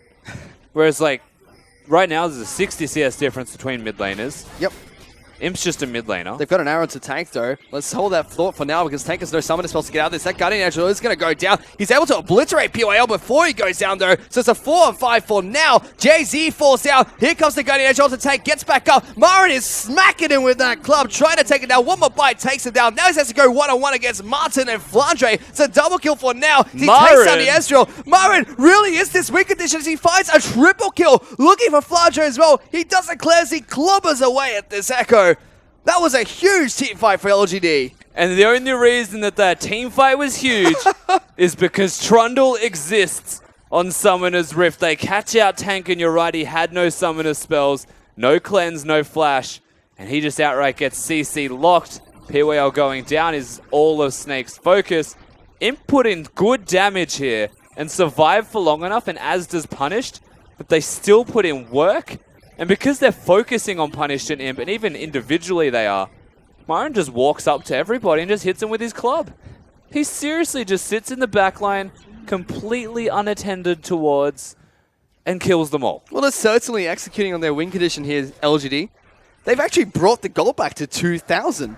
They've halved the deficit that Snake put them in. There's another Mountain Drake up, though. Snake having one of those. Might want another. I still think that when Summoner spells are back up, that was honestly just Snake playing foolishly around their lack of cooldowns on Summoners for tank. SFM has been spotted out here. Hawkshot going to show that he started on this Mountain Dragon. LGD Ash has arrow. not to go in. Yeah. So they're going to give away the Mountain Dragon. There's going to be another Cloud Dragon that comes up here. Now Marin has teleport, he has flash still, and he has his ultimate backup. 3 big items completed for the Trundle. Yep. He is monstrous. He's a tank. He does a lot of damage with that Ravenous Hydra. Especially when the Frozen Domain is put down underneath everybody else. Tank is still a force to be reckoned with, even without his Guardian Angel. With the cleanse back up, he can get rid of the Ash Arrow and stop the repeat initiation coming in from LGD. Yeah, thankfully LGD can back up that crowd control with more crowd control and cause Tank to not be able to cleanse everything. So it's very particular with what he has to use it on. LGD still not out of this game by any stretch. Down a lot of Drakes, though. They've got all their eggs in the Marin basket as well, though. Which is a little bit scary, seeing how the gold is distributed on Snake's lineup quite evenly. The carries are big. Flandre is decently sized. SOFM doing well. He's got a rapid fire cannon. That's an interesting one. Yep. SOFM. It's not too bad, rapid fire cannon, a bit of extra range. I don't blame him given how low range their team composition is, and we already spoke to the strength of Cassiopeia being ultimate into low range carries. More often than not, you'll find it'll at least do damage and apply the slow, if not the stun. You see Cassiopeia has picked up 3 major items there. Ceres Embrace, Morello, Nomicon, and the Abyssal Scepter. Doesn't have to spend money to pick up boots because it's banned on the Snake. Yeah, but that move speed will be scaling up decently well by the level 15 mark. Actually be quite happy with your current position if you were Punished. As LGD, realistically you would think, just want a posture to defend the Baron, but Marin is showing that he's got some proactivity still available to him. Actually wants the enemy red buff before he tries split pushing. Should be able to take this one down. Tank and Jay-Z making their way towards that. Seems He like a walked fighter over for a it. ward. He's, yep, on top of that. Doesn't decide he cares. Now gets it. Now cares. He wants them to see what he's doing to their base. Or to their jungle, sorry. You see this red Is it buff? Mesa This is Chist? my red buff. Close to the clock as well. Like this, I honestly, like we keep harping on about it, but it's the only thing that LGD have going for them right now. That Trundle is ridiculous, and they have a facilitative bottom lane. It's a Karma Ashe. They're not meant to be the hyper carry team with a Lucian anymore. Ashe just needs to hit that arrow, and we'll still be doing a lot of late game damage, but it's a cooldown reduction build. Yep. For the purpose of more arrows. Let's see how Imp can use that. Does have the Hurricane built up here. Looking for his next major BS sword item. Does have the Quicksilver Sash already picked up as well, so we'll be able to get out of some of the crowd control that will be present on Snake's lineup. Yeah, and punished about 10 CDR off the cap also. The Zonias would be able to round him out nicely, but might want to Rylai's first. Again, looking for utility, looking for tanky AP routes. Does have the Actually need the option. void stuff. Does have the option of going for a 6th item instead of boots on the Cassiopeia as the later this game goes. So late game kind of favors LGD in that sense, but Snake still have a rise. That's like 55, maybe minutes. That's pretty far down the pipeline. Well, the way LGD been playing reminds me of Team WE right now. They're just hunkering down in There's their base. just like They're so in the few bunker. options for them though. Amy's down so far. He only has components in comparison to big items. They might be looking. Teleport's actually coming in. Mara, he's on top of tank here, trying to duke it out with him. The Trundle's soaking up a lot of damage as Flandre. Flandre. He's going to get melted down. Forced to use the He's ultimate gone. very early there. He's bottom. He's gone back down to the bottom lane, so disengaging quite nicely. Uses teleport there. He didn't mean to run that far away, but he took so much damage from Imp. It worked. It worked for LGD. It didn't work for Flandre. They can now pressure. Look towards perhaps the Baron. Think about how quickly they'll take this one down still. Cassiopeia, Trundle, Ashe. Pretty good. At least as 12% base Flandre's damage. back. They actually might get a pick onto Imp here. They are able to get the slowdown. Martin going aggressively forward with that Arcane Shift to slow down Imp even more. He's taking a little bit of damage, even more being dished out by SFN. They're just trying to poke out LGD for now. They can disengage. Doesn't have his subjugate up just yet. The battle is for the inside track of the middle lane that Snake have got. So keep the jungle control, push the mid lane turret, force LGD to walk the long way. This should mean more gold in the back pocket for Snake with a cheeky little rotation here. And they are going to walk that long way back into the lane. Arrow actually coming out from Imp. They're going to land on top of Flandre. Gets locked down on top of the Miasma there. He's going to get locked down even further. So that's a good ultimate from Punish. Locks down Martin. Takes a lot of damage. Flandre forces his ultimate to come back, but Jay-Z's already taken down. LGD get 2 picks in that team And Marin's fight. not done. He just flashed over the wall. He's looking for it. He's slowing down Martin. Going one-on-one against the Ezreal one more time. He's going to have to Arcane Shift. Doesn't get off the wall. Martin, he's able to take. He's going to get taken down by Marin there. LGD get 3 picks. They've got their eyes set on the Baron buff. Martin misses the execution twice with the flash and the E. That just means that LGD on the back of big picks. You can see the credit that's due for Punish picking Cassiopeia. Marin is going off right now, zoning them all away. And the Rise did nothing in that last fight. Tag couldn't get anywhere close to the carries of LGD. That was really good play coming up from LGD. That was insane. They lost a turret for it, LGD, but the reactive play still there. Cooldown reduction from the Ashe, giving arrows left, right, and center, is helping out a lot for this team.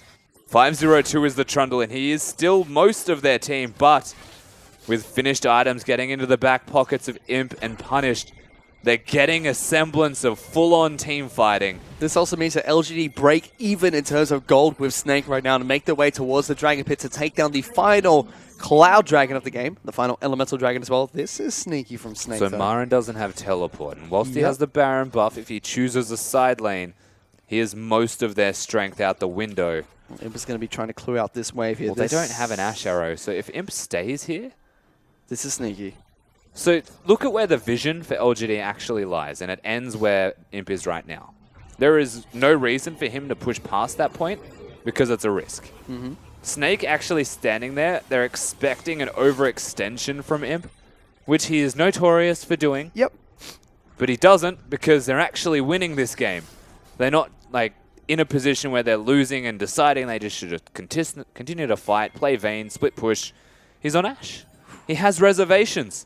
It's amazing, I know. Gives us some time to take stock of the items that have been picked up here. Marin on his Trundle.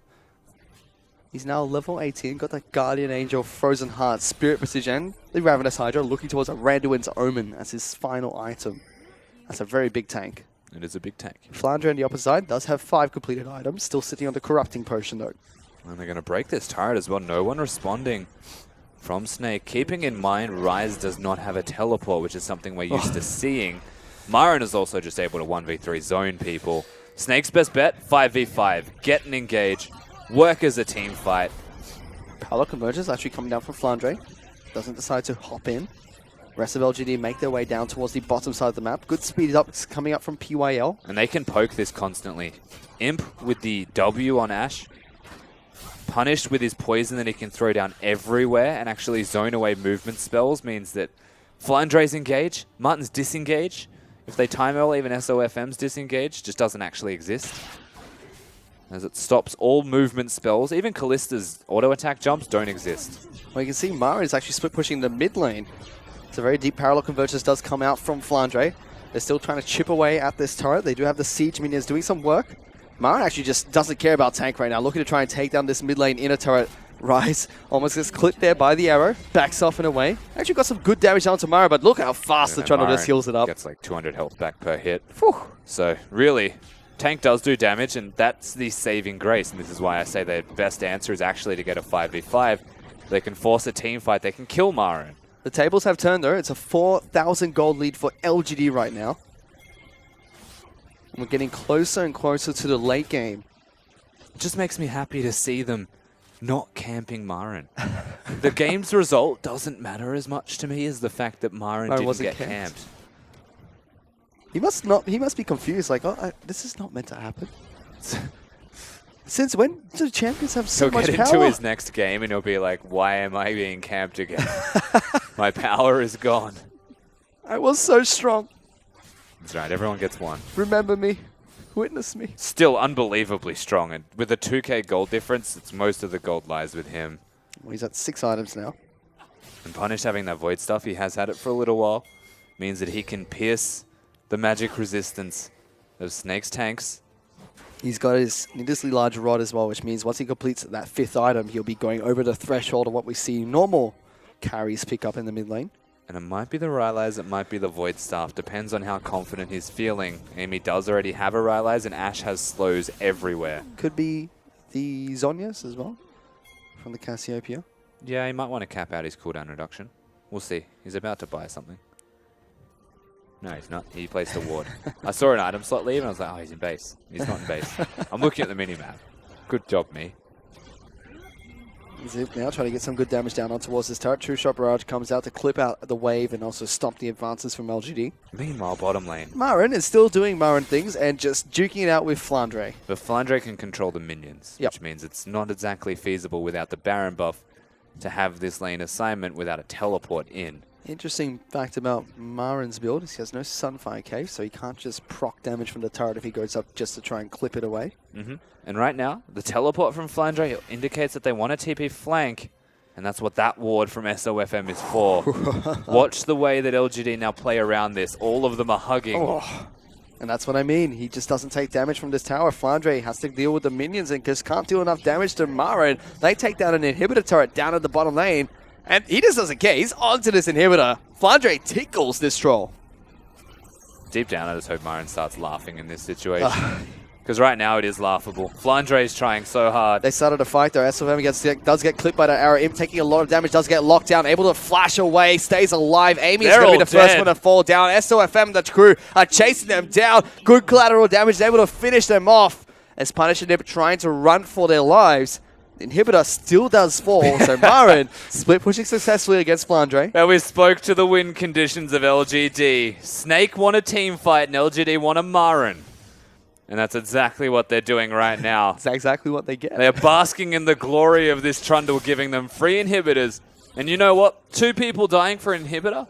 pretty much worth it every single time. There's no Elder Drake, there's no Baron yet. They'll all be up for it. But that's a big thing as well. Baron will be coming up in 40 seconds, and that's the Baron inhibitor down on the bottom lane, taken by LGD. Gives them lots of control if they go for this pit. Yeah, meaning the furthest away, Flandre have to teleport for it. Yep. Only one teleport on their team as well means the pressure is there, but the way Snake are currently assigning their lanes looks like they want the Elder Dragon. So Punish to pick up a Rylo's Crystal Scepter on this Cassiopeia, so it's capped out at 5 major items. We'll look for the 6 very shortly, but Snake, they're looking to try and take down this Elder Dragon rather quickly. LGD, they're going to be able to collapse on this one. Parallel Convergence actually going down. PYL is grouped up with the team, still waiting on Amy. No, so no smite for the LGD lineup. They're going to try and fight Snake, though. JZ takes so much damage. SLFM, he's got the Elder Dragon. That's a 3 augmented dragon buff coming out. Marin, he's going huge. He's still alive. He's still alive. He's not getting taken down. Martin trying to do what he can, but that's such a huge troll. And LGD find 4 kills there. Only SOFM left alive. Nobody taken down on LGD's lineup. And Snake, welcome to the Trundle passive. The man does not die. SOFM, the saving grace. Oh, he is able to one-shot Imp there. But now he's going to have to go against the rest of the crew. Amy tries to go up the air. He's trying to go up against PYL, but the rest of the crew comes out. Valiant effort to pick up a double kill, but that's an ace coming in for LGD. Instead of 5 people, there's now 3, and Imp is missing. It does look like they'll have enough time to at least hit one of the turrets. 5 seconds on JZ. They have enough time for at least one. 5 on Minions JZ. are here, so these will now die quicker. There's no longer backdooring in effect. 14 on Flandre. It's very possible that LGD could just end the game here. JZ going to do what he can. Does have the ultimate to try and slow them down even longer. 6 seconds for Flandre to come back alive. But here goes the turret. The turret's gone. Nexus is being worked on by LGD. They're able to pick up another win here, back to back, as they take down Snake in their first game of cross-conference. LGD. We said don't sleep on them. They're a team that on their worst days are the worst team in their group, but on their best days could kick it with the best. And Snake, second in their own group. They go down to LGD, who are 1-4, now 2-4. It's just deja vu one more time here. One of the first things that Spawn told me when I came to this country is LGD, you're always going to be one win away from getting back into playoff contention. LGD are like a box of chocolates. You never know which one you're going to get. Thank you, Forrest Gump. Seriously? LGD, they're the most confusing team in LPL history. And a well-deserving bow for them. Actually demolishing Snake in a 2-0. Oh, great game one from LGD. They fixed a lot of the flaws that we criticized them about time and time again leading up to this game against Snake. Game 2, it looked like those flaws were resurging one more time. But you talked about it time and time in that game. LGD had a win condition. It was Marin. They executed on it perfectly in Game 2. And the thing is, like, LGD are notorious for when they're losing a game and they don't know what to do. They didn't have PYL, to be fair, for the first part of this split. Yep. They just fight you. Like, they just fight you until they lose. It'd make the game exciting, but the result was always going to be predictable. Always going to be the same. Yeah, there was never going to be a comeback. Yet we come into this game, and they have that win condition. They realize that Trundle is their way to actually win. They play around the Trundle, and you have to give them credit this time because they let Marin shine. Marin is definitely not out of form. He's finally not camped, and we finally see him carry a damn game. And you know, that was 2 very unique team compositions coming out from LGD. Game 1, the very long-range, long-damage team composition. Game 2, the Cassiopeia into the Rise, very teamfight-esque team composition that relied on Marin getting ahead there.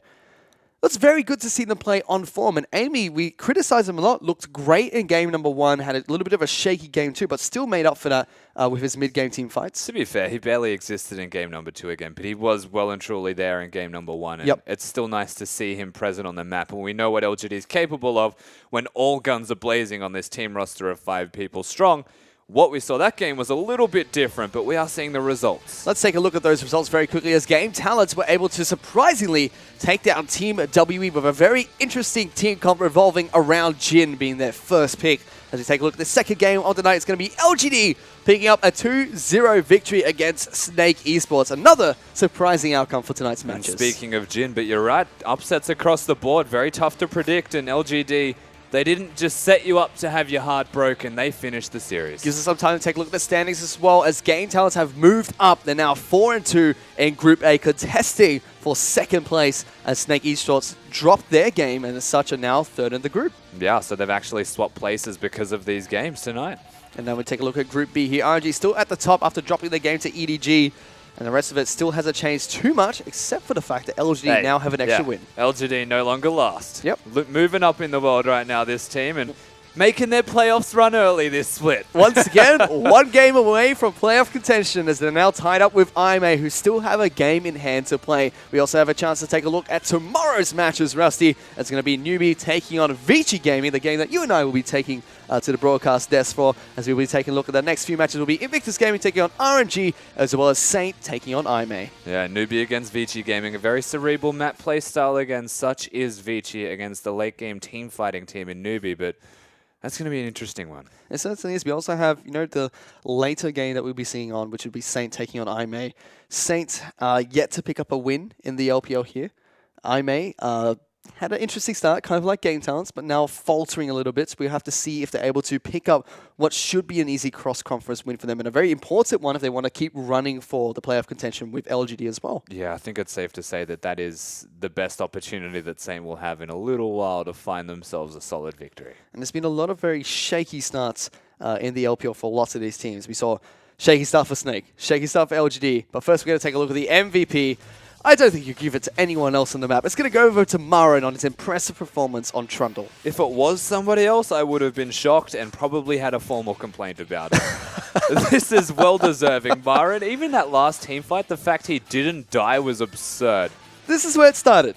This is where it started. He got a triple kill here. No one's even dealing. He just presses R and doesn't die. He just smacks people, bobs up and down in terms of size as the sub-G8 is going off. And for what it's worth, one of the strengths that the Trundle does provide in games like this is because he was ahead, he hit a mid-game fight where he does a lot of damage as well as being that big tank because he's ahead. And the end result is that they actually give LGD an opportunity to snowball it out. And he played fantastically there. LGD played to that win condition really well. And we look at the other side of this of the rift. Something we didn't really get to touch on is Snake. They played well. Game 1 and Game 2, they were in that game all the way till the end. They were never just completely demolished out of control. But just something felt missing. They looked completely different to when they played Invictus Gaming last week. SOFM wasn't the same jungler either, I think it's safe to say. He felt a little bit out of sorts. Game number 2, he came back, and I think SOFM looked standard in game number 2. Yep. But Tank didn't roam around the map, and the biggest thing to me is that he just did not have teleport. Something that Tank has been always great at doing, and we saw glimpses of it in the first game that they still lost, was being that Twisted Fate or Lysandra, someone that runs teleport, because they gave him Rise, but then they countered the Rise with Cassiopeia and Ashe. Force a cleanse, Tank wasn't the same either. So what can we expect from this Snake lineup? Because it feels like they have to change something to try and get back to where they were before. Because it just didn't work out. LGD, this was meant to be a huge mismatch. Amy up against SLFM. It didn't pan out that way. It was eventually an LGD looking really good coming into this game. Is that basically what happened? LGD is looking better than Snake looking worse? Yeah, I think that's the easiest way to summarize what this series looked like. LGD, obviously, they have so much potential that when we finally see them all show up to play, it's a pretty dangerous thing for anyone to play against. Snake didn't look entirely what we're used to seeing of them. The bottom lane wasn't necessarily being that janitorial bottom lane that we're used to. They were getting caught a little bit, but Snake still a lot of promise. And just like that, LGD are able to pick up another win here in the LPL. Unfortunately, Masters KDA has been demolished by Imp and his friends in the LGD roster. But that's all from us here tonight. It's been a fantastic night of LPL action. On behalf of myself, Rusty, our entire production crew, thank you guys so much for watching. We'll see you guys tomorrow.